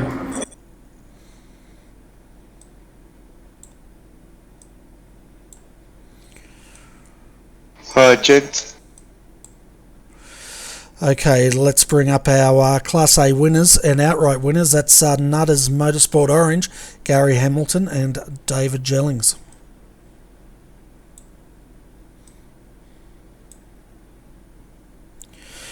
Hi David and Gary, firstly welcome to our Combox, and secondly congratulations on the outright win and the Class A win tonight. Fantastic effort, and it really showed how strong this car was, as well as the green car. So you've got a lot to celebrate tonight, guys. Yeah, cheers Bernie, we're pretty happy with the result in the end there, and big thanks to Gary for coming along and making that actually possible. It's a big effort on his behalf, and big shout out to Ben Daly at Dynamics in Racing for actually loaning him to us. Yeah, fantastic. And how did you guys enjoy the Le Mans 24 hours? It looked like you're having a lot of fun out there, but and it looked like it was fairly uneventful for you guys, but I might be wrong. Yeah, it certainly wasn't without, like for everyone, we had drummers across the 24 hours, and at the end there it basically fell in our lap, but we had to be there to collect it, so, I think Gary enjoyed it, he might have a few words to say on it. Yeah, g'day Bernie, Adrian. Hey, I mean, it was different for me. It's sort of, I haven't done much endurance racing in a little while now, and when Ben asked if I could have a steer, I said, yeah, for sure. I've never driven this car, so quickly got some sessions in during the week, and it was really good, different, interesting. I was still learning while I was out there and trying to taper back how I normally drive, which is just flat out. So had to think about it a little bit more this time and back off on occasion, but it wasn't without its mistakes either. Yeah, well, I was going to say that it's a bit of a different car than we're used to seeing you in, and it sounds like you enjoyed the experience of the HPD. Probably a little bit faster than what you're used to driving as well. Yeah, it's certainly got the speed, that's for sure. Plenty of grip, and as soon as you get used to it, of course, then it's sort of like anything. So you want to drive it on the limit or near there, and once I got to learn the car, trying to get used to how to drive it, and I know for certain we certainly didn't have a set that we all liked or that was comfortable at all. So absolutely amazing to come away with a win. I know that sure we got a little lucky there at the end, but we were talking up that exact scenario leading into that, and it just did fall our way. But like Dave said, you got to be there to take it. Exactly right, and I always have the saying is that you create your own luck in this sort of racing, and that's what you guys did. You looked at the scenarios and you benefited from it, and not only that, but both cars were really strong all weekend in this class, so it was a well-deserved win, that's for sure. I spoke to a few other drivers about what they think of this track, because it's quite an interesting track, isn't it? You've got the back end, which is very open and fast, and then from Anage up to Ford, it's all becomes a bit more technical. As far as the track goes, do you guys like it, or what's your thoughts on it? Oh yeah, well, for me personally, I do like it. It's a very interesting bit of road. There's plenty of rest spots on this track, so it's not too taxing on the mind, but it's really good, fun, fast, and I do like it. And I'm the same. It was interesting when I first started doing laps here. I kind of thought, this might stuck a bit, but it doesn't at all. It's as soon as you get to learn the track, that's probably the biggest thing, because it's a bit longer. As soon as you learnt the track, then you can really start putting laps together, and as a bit of a help, last week I ran the Formula Renault series here and ended up winning that one, which was really good, and so I did plenty of laps in that, and even the Formula Renault around here was excellent racing, so it's actually a really good circuit. Yeah, fantastic. Well, before you go, I'm going to hand you over to Adrian, because I'm sure he's got a couple more questions for you. Yeah, thanks, Bernie. Look, congratulations, guys. It's good to see a win there. Gary, good to see you in your car again. It's been a while since I've seen you race, but no, well done. And a lot of hard work. You boys have shown that persistence plays off, and a fantastic win for you boys. It's been a long time coming, I believe. Yeah, for sure. I mean, we've had a lot of bad luck in this series. It's an awesome series, and it's really good to get a win.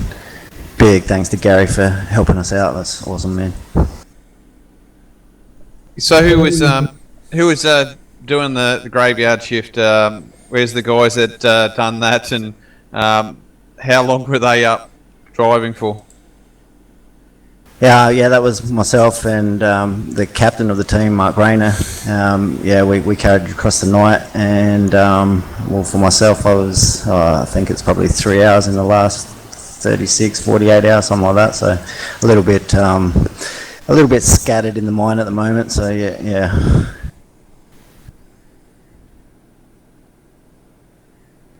Yeah, awesome. Well, guys, I'm going to think that's about as many questions I've got. I'm a bit quiet tonight. But look, well done again. Awesome effort. Great to win the last race of the year. Hopefully next year we've got something up, and we'll see you boys again next year.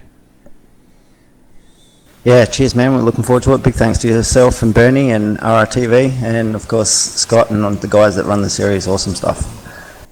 I'd just like to say a big thanks to Ben Daly as well. He couldn't make this one, but put the word out and asked if he'd like to do it. So thanks, Ben, and a big shout out to Dynamic Sim Racing for their awesome steering wheel that I was using to have fun for 8 hours and 20 odd minutes in the car.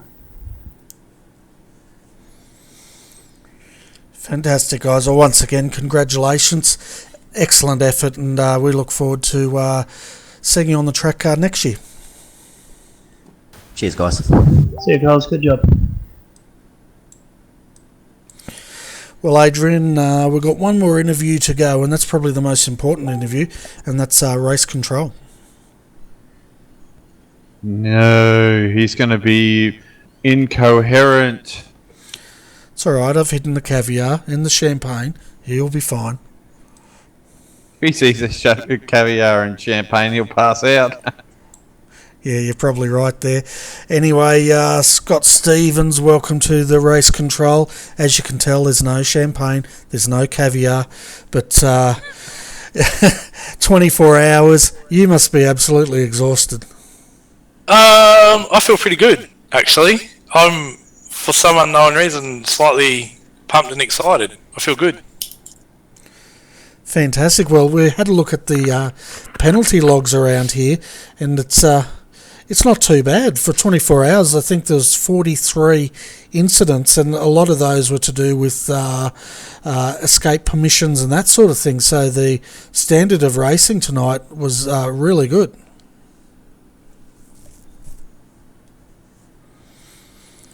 Could anyone hear me? Yeah, sorry. I think, all in all, actual drive-through penalties, I believe there's only roughly about 20-ish. So within a 24-hour period, you're talking about less than one an hour, which is pretty awesome. I don't know, last round of the season, pretty big, iconic track that we've gone to. We did have to obviously postpone it, but that was just one of the things that we had planned if it wasn't available earlier in the year. But yeah, finishing off 24-hour race at Le Mans with what I would have to probably say was one of the races of the season. Driving standards was fantastic. The battles, like, ridiculous to have. I think at one time there was in Class A 4 cars, in Class B 4 cars, and in Class C 5 cars, all vying for first position, all on completely different strategies, all literally on the track at the same point, like in each class. It was crazy. It was so good to watch though, and we were sitting back like looking at fuel numbers, and they pitted this lap and these people pitted that lap, and trying to work out, and then pretty nuts, pretty insane, awesome. Certainly was. And how was that battle between Delta and ANZ in Class C? It came right down, didn't it, to the wire? So pretty much the last half hour, we were pretty much glued to that battle. It was brilliant to watch, back and forward. A lot of respect given, but no millimetre left on the table realistically. I think that was a testament to both drivers. And then, Shane just going, I guess, that little bit deeper on the braking area at the end there, and obviously being a shallower entry probably compromised his, it was probably travelling a lot quicker than what he could have been to pull it up. So, Matthew, I guess, outfoxed him, and 4 corners from the end on the last lap, first man to the checkered flag, and I think that's a massive congratulations to those guys. Little small team, the 399 guys. So they've done a fantastic job all year, and it'll be actually interesting to see where they finish up.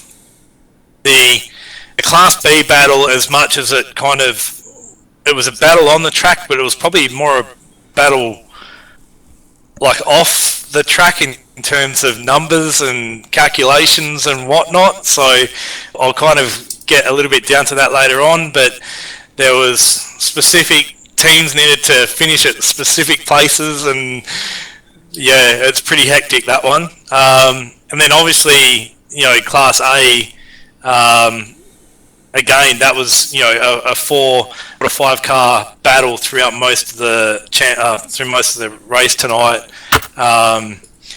and then it swung one way, and then it swung another way, and then out of nowhere it swung a completely different way. And then you've got Blake Neck from ABR who's got his lap back, and if a safety car had come out, he was back in it fully. It was intense, man. It was brilliant, though. It was great. I loved it. Yeah, it was definitely full on, and the thing is, which was great, some of the top spots were taken, like claimed by outright winners, but in every single class, the podium, second and third especially, was still being fought out to coming into this, and then you have your twists and turns of cars dropping out or whatsoever, and it's still, I'm still sitting here trying to work out who finished where in the point score. Well, I can let you know, I can fill you in on provisional. It is provisional first places for each class, and we will write a post up on the forum to confirm once we've collected all the correct information and whatnot. But for class A is the 137, and they wrapped that up at the previous round. They came into this round basically unbeatable. Excuse me. Class C was again the same kind of circumstance. That was won by the Mad Cows, which unfortunately had some quite hardware issues going on that I've not really seen, and I've got one of their guys with a bit of leg bruising and damage, and one of his direct drive wheels actually torn the rig apart and then smashed up against his leg and stuff. So not sure who it actually was, but I hope that everything's okay for those guys. But for class A, there was mathematically second down to, I believe, sixth place could have taken out second. So with that one, we need to go back and have a really good look at the calculations and make sure that there's no penalties and all that kind of stuff before we can confirm who's finished second, third, fourth, fifth and sixth. And kind of same scenario with class C in terms of the second, third and fourth. I think that was pretty much up for grabs. The biggest one, this is crazy. So we've literally been through 11 months of racing. We've come down to a 24-hour race.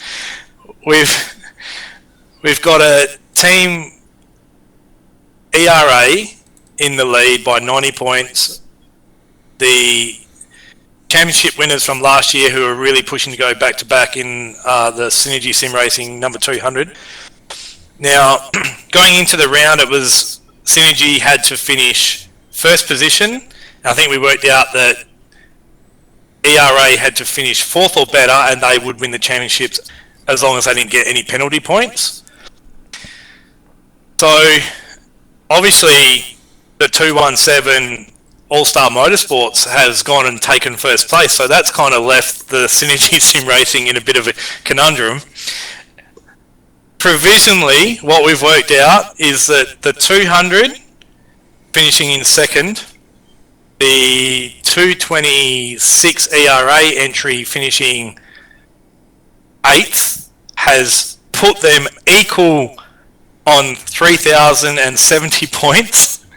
So now it goes to a count back, and from what we've worked out, Synergy Sim Racing will come out on top by having 4 round wins to ERA's 3 round wins. So, yeah, get your head around that one.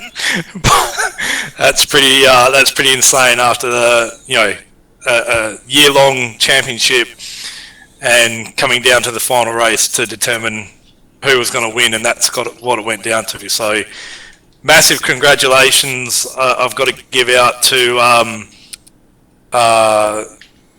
well, I can't think of their name now. The 137, help me out, guys. TD Racing?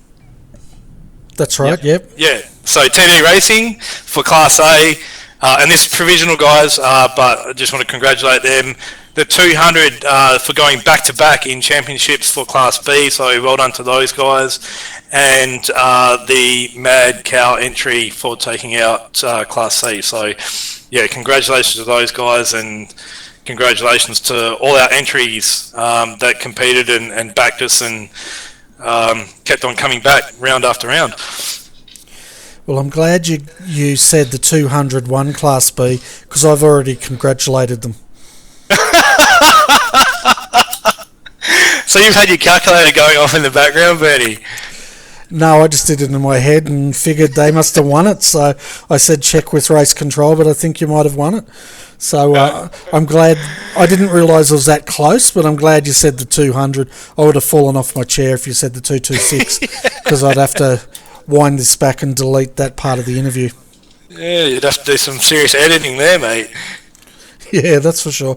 But I tell you what, 11 months of racing, a huge season for you guys, and it really went off on the last round.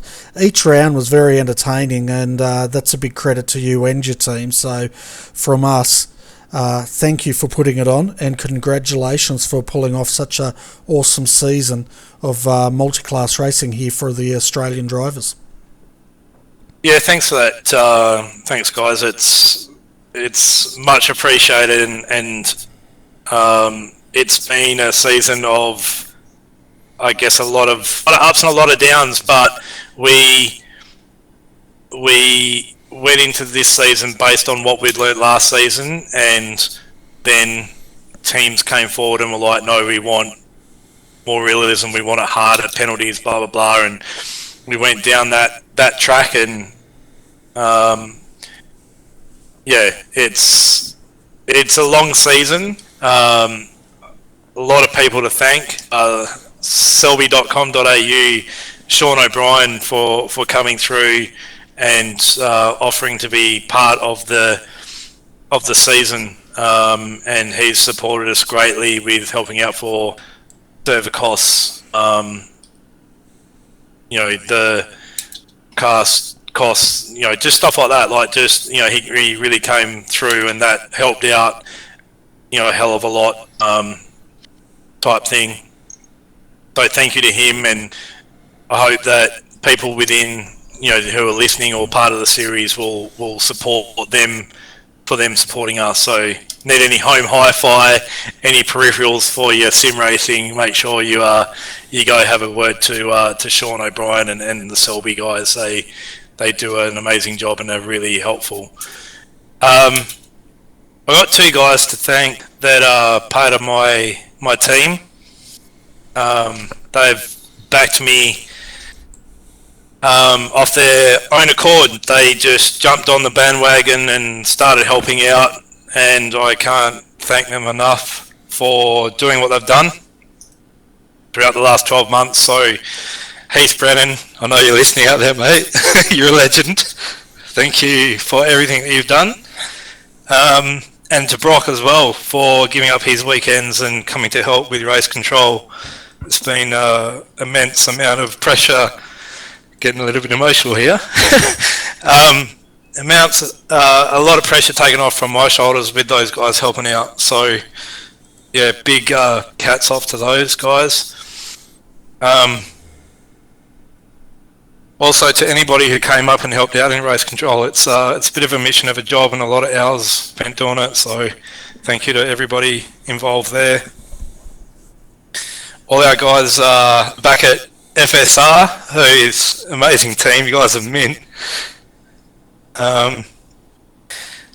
Asked these two blokes in this broadcast room.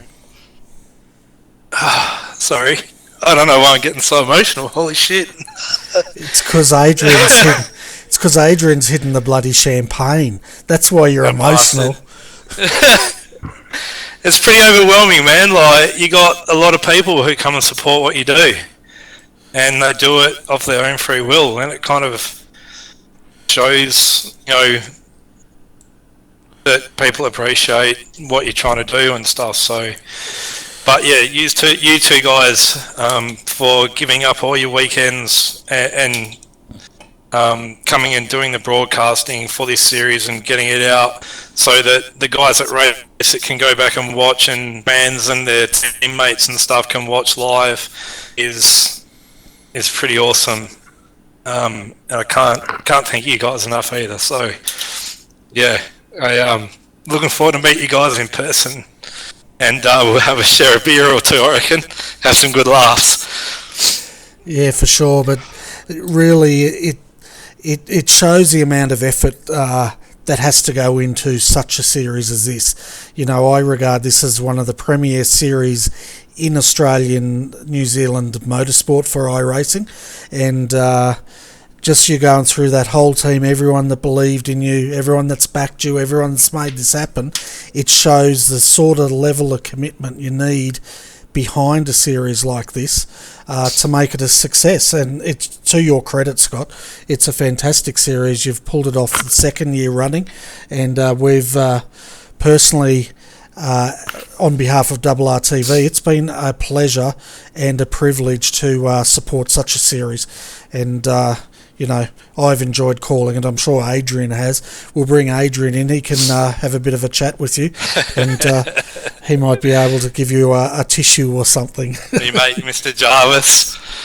I won't give him a tissue. I'll just give him a spoon of concrete, I think. Oh, thanks, mate. I'll just say it how it is, just as per normal. But no, man, it has been a pleasure running this series with Bernie. It's definitely a card, and coming up, being in part of your chat channel as well earlier on the year. That was a card as well. So I definitely need to catch up at some time, and hopefully it's soon. So yeah, be awesome. I think you're just a little bit tired, mate, and you need a few Zeds and get your composure back, I think. Probably need a Jax, mate. That's what I need.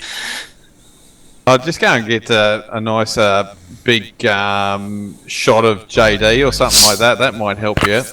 Oh, it might do. I don't know. Like, you know, you got a bunch of guys that support you a lot, and even the teams. You know, I know that there's stuff in forums and whatnot, but it's I don't know. A lot of guys have got interest and good intentions and whatnot, but it's just it's hard to do without manpower, and I think that's the biggest killer. Yeah, I've had, I guess, friends kind of say to me that, do I get paid to do what I do? No, and there's like they kind of tell me that it's like a full-time job type thing. So, you know, and I guess it kind of is a little bit like something's always on your mind with it and whatnot, but it's been an awesome year, kind of testing a little bit. I look back at all the awesome races and awesome battles and the people that have been involved in the championship and yeah, stuff like that, and I guess what we've had to go through with the limitations of iRacing and what they allow us to do and stuff like that, and yeah, pretty sick championship, I reckon. Oh, I think you got a lot of votes there, mate. Definitely one of the best championships in Australia. First one of its type too. As soon as it came out, you're on board. The bonus is to lay down the foundations, which you have done, and just trying to get the support to keep it standing upright. That's your next task, and it's not going to be an easy road. You already know that, but look, I'm sure you're going to get full support out of the guys that are already there. You know, you had our support, and obviously we're there for the future as well. So, you know, all the best for where you want to go with it from here, I suppose. Yeah, we'll probably sit down and evaluate where it's at and what we really need to do, and then, like I said, I guess once we've done that, then we can figure out, you know, where it heads. So we'll sit down during the week and make sure, obviously go back to the points there and just make sure that everything's correct and honky-dory and all the I's and T's you know, cross your T's and dot your I's type thing, and get a release out hopefully before the end of the week is I have to confirm that with Heath, but I guess, yeah, the sooner the better we can get it out. It's better for everybody, the results, that is. And yeah, so we'll evaluate and probably get something up in the forums as soon as we can regarding, AEC. Fantastic, and you've got about 36 days until it's Christmas. I just thought I'd throw that in. Don't know if you enjoy Christmas. I don't particularly. But, I'll just be totally random here. Righto. Mate, do you know how many days until the Bathurst 12 hour? Probably about 60. What are you at now? It's the 20th, is it not? Yeah, it is the So 20th. there's basically, I think it's 2 months and 9 days or something like that left. Okay, excellent. Well, I look forward to catching up with you at Bathurst, and I'm going to bring my tissues because I know at the end of that race you may. I'm just sleep deprived. That's all it was. It's just sleep deprived. But you're going to be sleep deprived in a 12-hour, and we will look after you, mate. We'll make sure you look after. That's a whole new year. Like, this year would have finished then, so it's like, yeah, no worries, whatever, move on.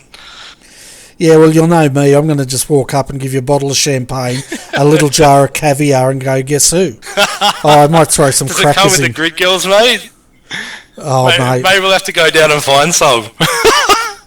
Well, I've already been told that I've got to wait in line, and there's going to be a very long queue to meet any grid girls. But Did Mr. Jarvis tell you that? No, someone else did.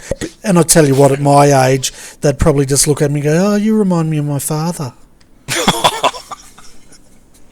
Anyway, we could talk all night about this, folks, but looking at the week forward for RRTV, well, of course, the Australian Endurance Championships wrapped up. We're winding down for Christmas, but tomorrow night, Monday Night Lights, a Skip Barber series. It's if you like your open wheeler racing, folks, join in. As I said earlier in the broadcast, this series has had the World Strength of Field now twice in this season. We're getting international drivers down, and it's fantastic to see that series grow. That kicks off 9:15 tomorrow night.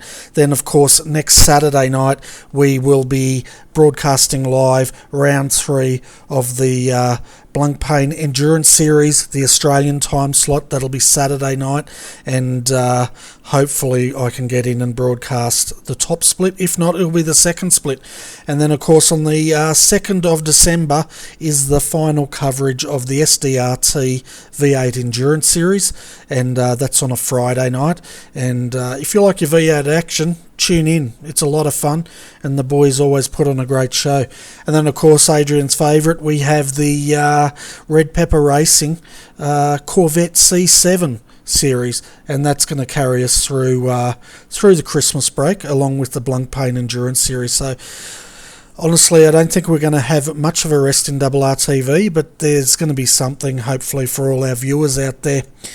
But anyway, Adrian, it's that time, mate. Not when we sing a song to Scott so he can go to sleep, but get your final thoughts on tonight's race, mate. Oh, awesome race. I think with all the trials and tribulations to start with for everyone throughout, I think the guys did a fantastic job. Didn't seem like there was a lot of action, but I'll tell you what, the standards of driving were definitely up, and the boys just did a great job. I enjoyed that. Looking forward to another one, that's for sure. Yeah, definitely. And a big shout out to our winners tonight. Class A winners, 115, Nutters Motorsport Orange. Class B winners, that went to All-Star Motorsports. And Josh Rogers was driving that car. Fantastic effort by that team.